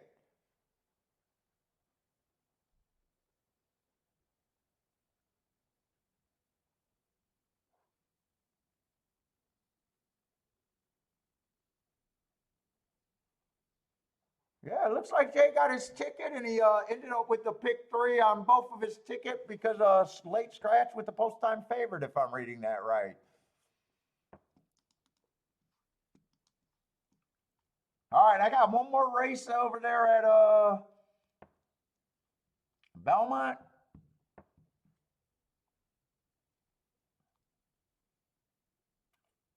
Lightly raised horses on the turf. I don't know how excited, but we do got marks here.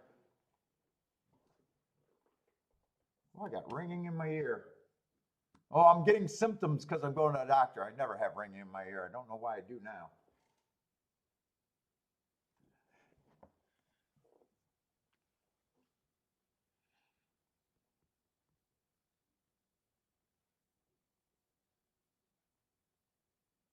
9-ish. She'll be home 9-ish. Hertz hit the exact, oh, hit the exact at Belmont.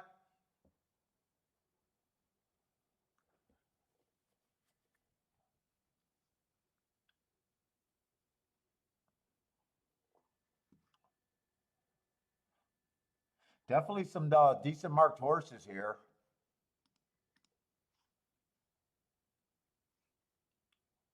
Lukewarm favorites, 7-2. What is this, Belmont 9th race or 10th race? I think it's a 10th race. Scratches are on the 7.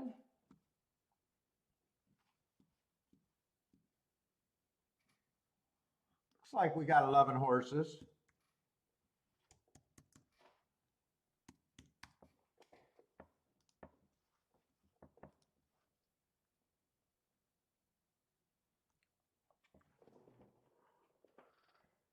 Oh, good.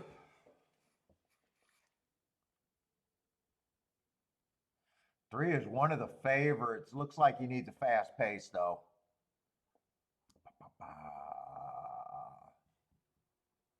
First race out, inside stalking closers. He had the inside. He did close, just missed by a head. Ugly pace, but deep closers do earn that. Slow, slow, slow.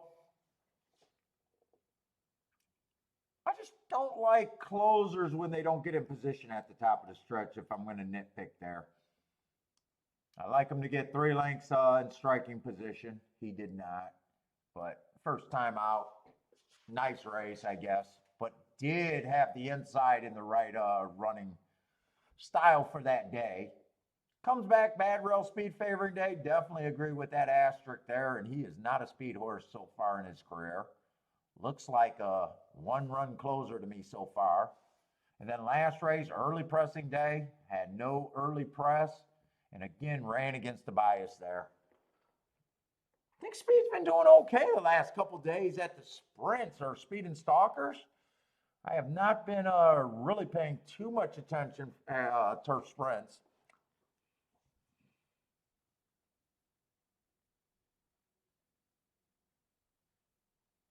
Let's see, one ran on the speed favoring track first time out, was not a speed horse. I like that asterisk and tried a route next race, was closer to the pace. Average on an early pressing day before getting tired. 2 I can't get to.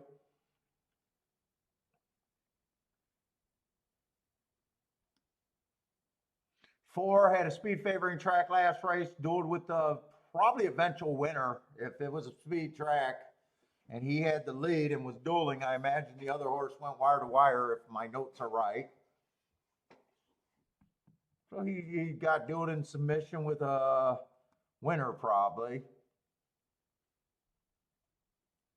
I don't mind that because I don't care about beating lengths. The matching strides with the fastest winner and losing it late, I don't got a problem with it. Beating lengths doesn't bother me. I'd say he probably should be 30-1. And first race out was a nice stalking day. Average. Wouldn't shock me. 5, I just hate route to sprint. And that's just a me thing. Definitely nice marks. And I don't got a big problem with them. But the nice marks were earned at a route. Went too fast to win first time out. I think that's a nice race. But I just don't like route to sprint. Nice price on them, so I wouldn't discourage them, but route to sprint is not my thing.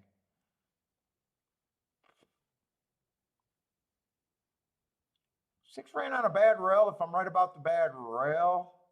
I mean, but he ran 2 races. Just feel like he has to improve a whole lot, and I just can't get there at this time.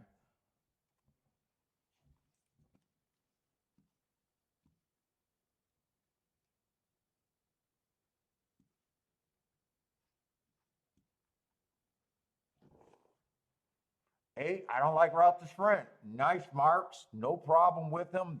No problem with his price either, really. I just have that problem. I don't like route to sprint. I don't mind our hard horses coming back to win because those are my best marks.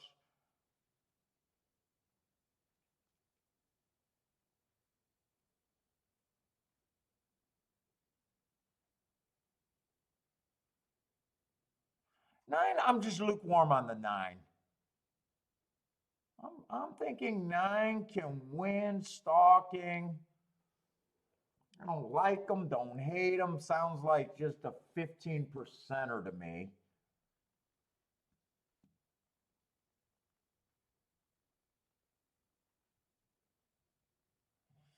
10, first race out, speed favoring track. All right, let me just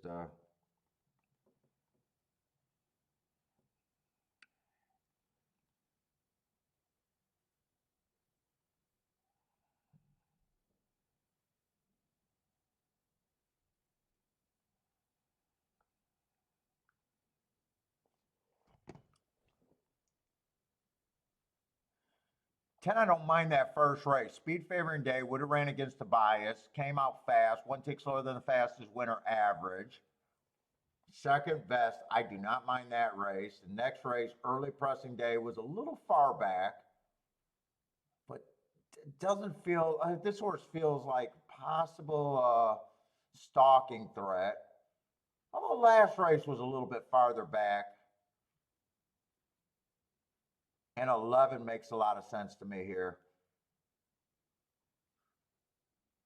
First race out inside, early pressing day. If I'm right about that inside, that's a fast race. That's a nice race. He was fast at the first call, average. Just missed by a neck. Comes back, goes too fast to win. Comes back, runs a nice second. Inside was good. It was a stalking day. He had the 4-hole and he dueled. Matching strides with the fastest winner of the day. Last race, one tick slower than the fastest winner, and then match strides with the slowest winner of the day. Just wasn't good enough. It's not bad being not good enough. 9 was in that same race. I think 9's about a 15%er to me. I'm going to see where I think these numbers kind of end up. I want to see if anyone else is common racing here. 3 was in that race too, also.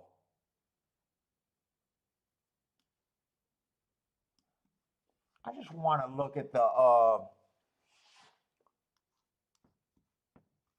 turf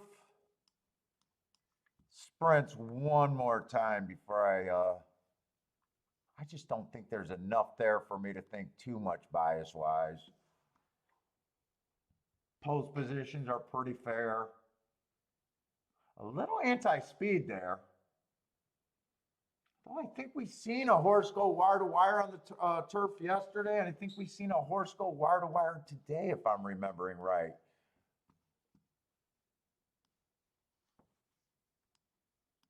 Let's see. I think we had a couple turf sprints today.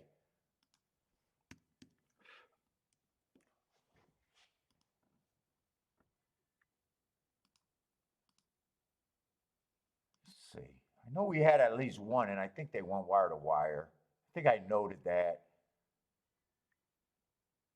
Yeah, second race, they came from one length off. And the horse that was leading still ran third. They did stalk. I think there was another one. Fourth race, they pretty much went wire to wire. They've been kind of close. You can't come from so far after 2 races today. No one came from that far back. It was basically speed and stalkers. Yeah, it was basically speed and stalkers. Let's see, I would be hard on the 3 because I think there's a big chance that the 3 is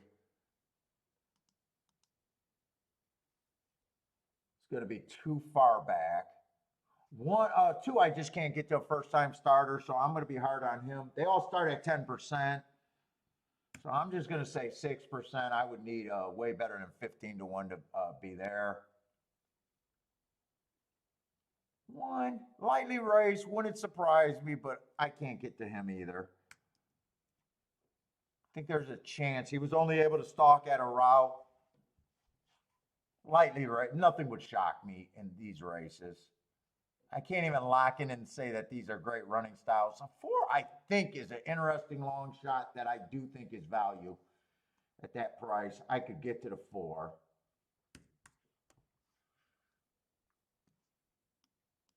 5, I can see 5 winning. I myself don't like route to sprint. 6, I'm hoping that 6 is too far back. I don't like the slow every race, but nothing would shock me. I was hard on him already.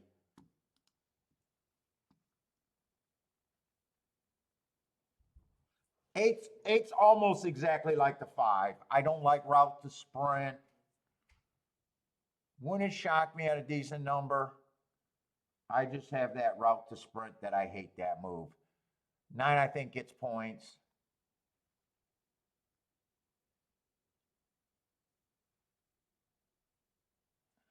10 is one of those horses that I give a small shot, but I think he's value.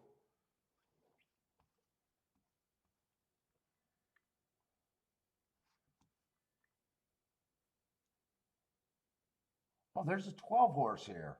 Oh, shit, I missed the 11 and the 12. Oh, I did see the 11. 11 and 12 both gets points to me.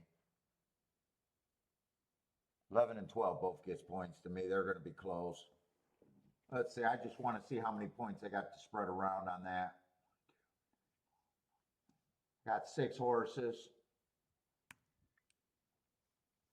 I'd probably say the 2 route to sprints. I'll just say 10%. That makes 5 the better choice between those 2, at my opinion. What did I think of the 9? 9, if they're stalking, he gets a good trip. Who's a 3? I just got to remind myself of the 3. 3 I want to be hard on, but I think 3 at this price is actually keeps me off of the 3.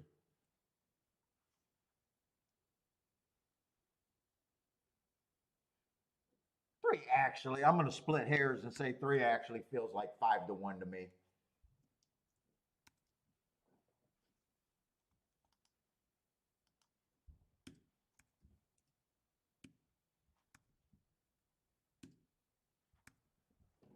Let's see. That does make the 11 and 12. 11, 12, and 9 are all my the horses that I gave the most chance to.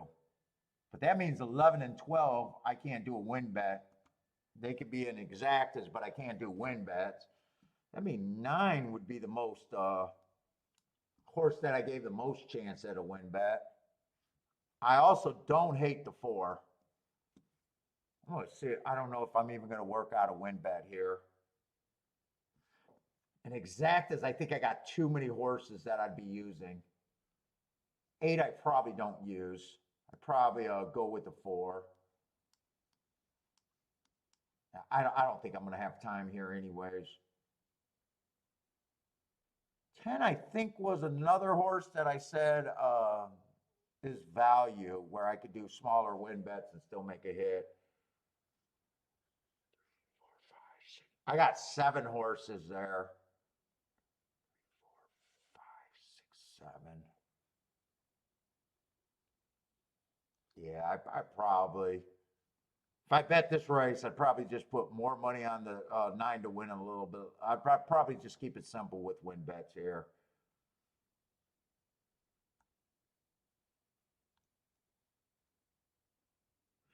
I think I'm sitting out.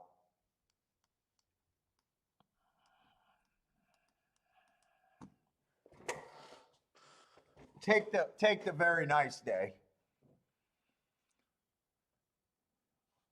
Let's see, Attila likes the 8. Let's see, Bender likes the 5, and you're going with the 2 routes. Okay. Good luck. I don't hate it. I just have that prejudice. 4, I thought 4 could be the fast one. 4 was probably one of the ones that got my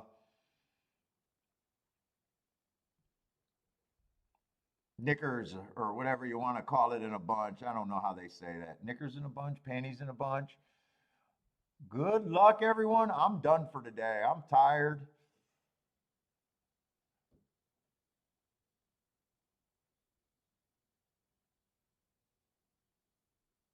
Four and five are right there. Five, if the route conditioning is any good, that's going to help them. 12 still there, nine still there. It's all the group that I was interested in. I might feel a little chicken shit right here not playing this race, by the way. If it comes in 4994, any of that group.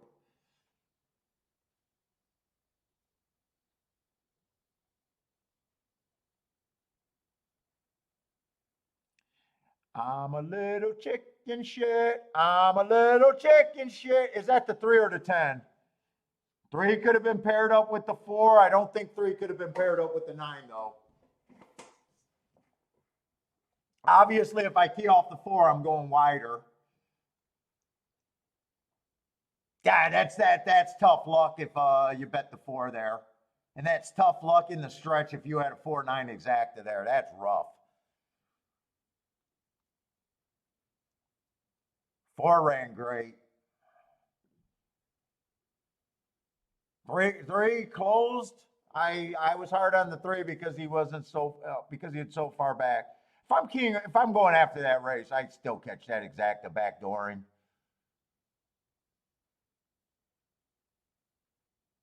If I went exactas, 10, all of my horses that I said were going to outrun their odds. Actually, Jesus Christ, this super is going to be insane with the 5-2 horse winning.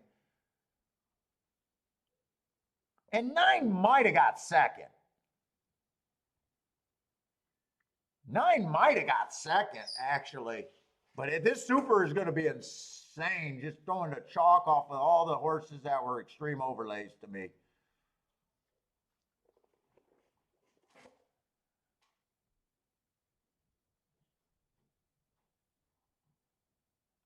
I think the 3 and the 10 exchange saddle costs in the race, by the way.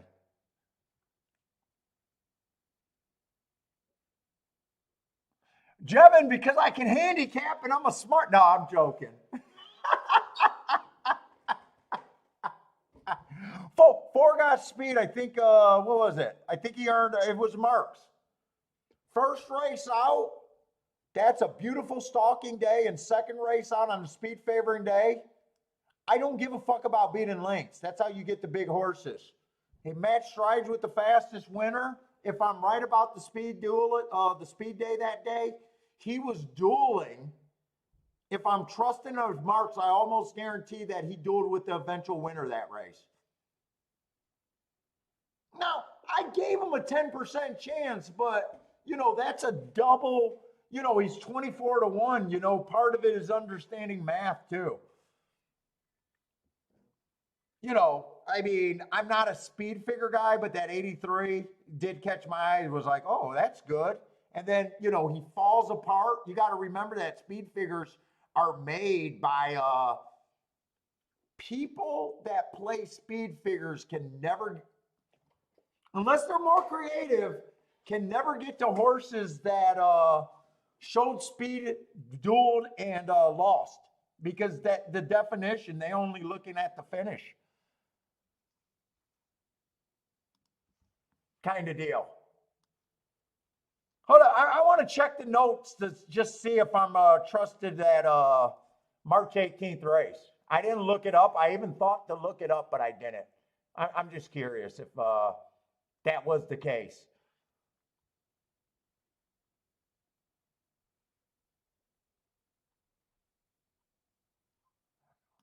Yeah, Jeff, and then I'm always about the extreme price. Like, 12 and 13 also had speed, but fuck, they're 7-2. You got to always give your. It's just overall, it's not it's handicapping, but you're handicapping with the philosophy of betting is always allows you to get to spots like that. And it's just, after 30 years, they just happen day in and day out. Hold up, what race am I looking at? I'm looking up March 18th at Aqueduct.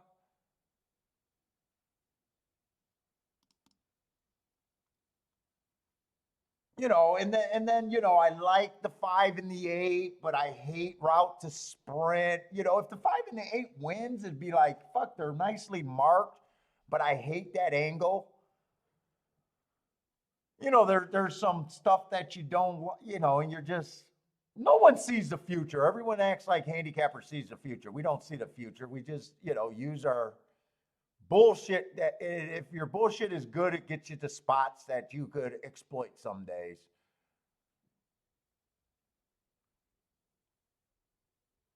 Let's see, I'm looking up that day. 3/18/23.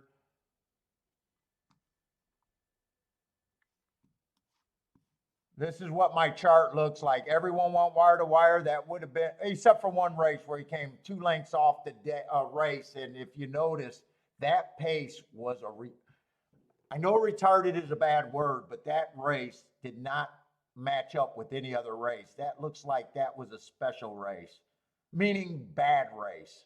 For them to go 24, 48, and 2 when everything else was considerably faster than that. But he was coming out of the 10th race. And I just trust my notes. 10th race, he dueled with the eventual winner. And I would have even known that he had an odds on. When I put a hashtag there, that means that he was a odds on favorite. And I mean, you just, handicapping, you just, pick and choose, and hopefully it's good enough. Oh, you got it? You just wanted to hear it again? Now, the bigger question is, how did you get to the 10? At the same time, I didn't hit anything. But, if you can keep seeing spots like that, knowing what you could do, like 4 and 10, right away, you got permission to go alls. And then you come back and hit other tickets, That super is going to be insane. Not as much as as much as I thought it was. 900 for 10 cents. I thought that was going to be 900 for $1 is what I thought I was rating. Yeah. Hey, backdoor exacta with the favorite that still pays 87 to 1. Those are good.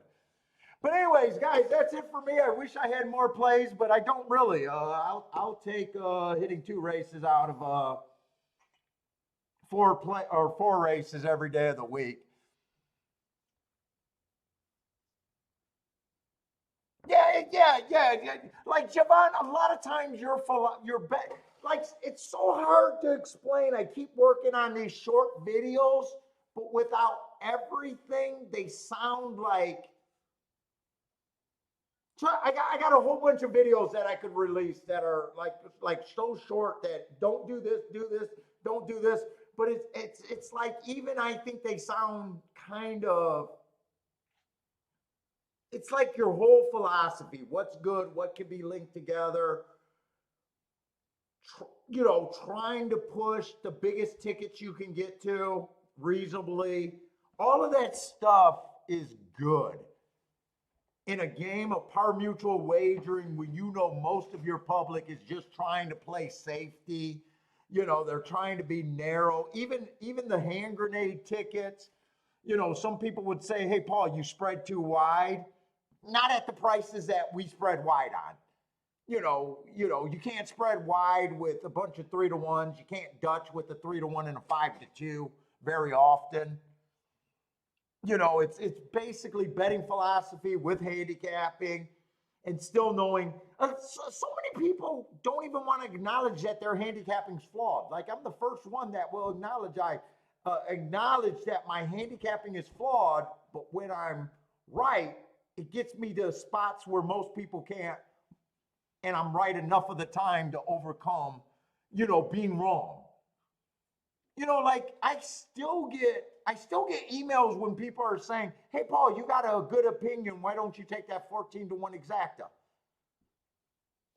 Because shit, I'd rather be able to hit an 87-to-1 exacta because I know how much more powerful that is in the long term of things. But anyways, guys, thanks a lot. Please have a happy Memorial Day. Remember family members or just people that serve for you. You know, we got to remember them. It's still a holiday. Enjoy your family, everybody. Thank you for sharing your time with me. I don't think we're going to do a Thursday show, especially this week with the Monday show. So we'll be back Friday, Saturday, and Sunday of next week. But everyone, take it easy. Thank you for supporting the show. Stay safe out there, and probably won't hear from me till next Friday.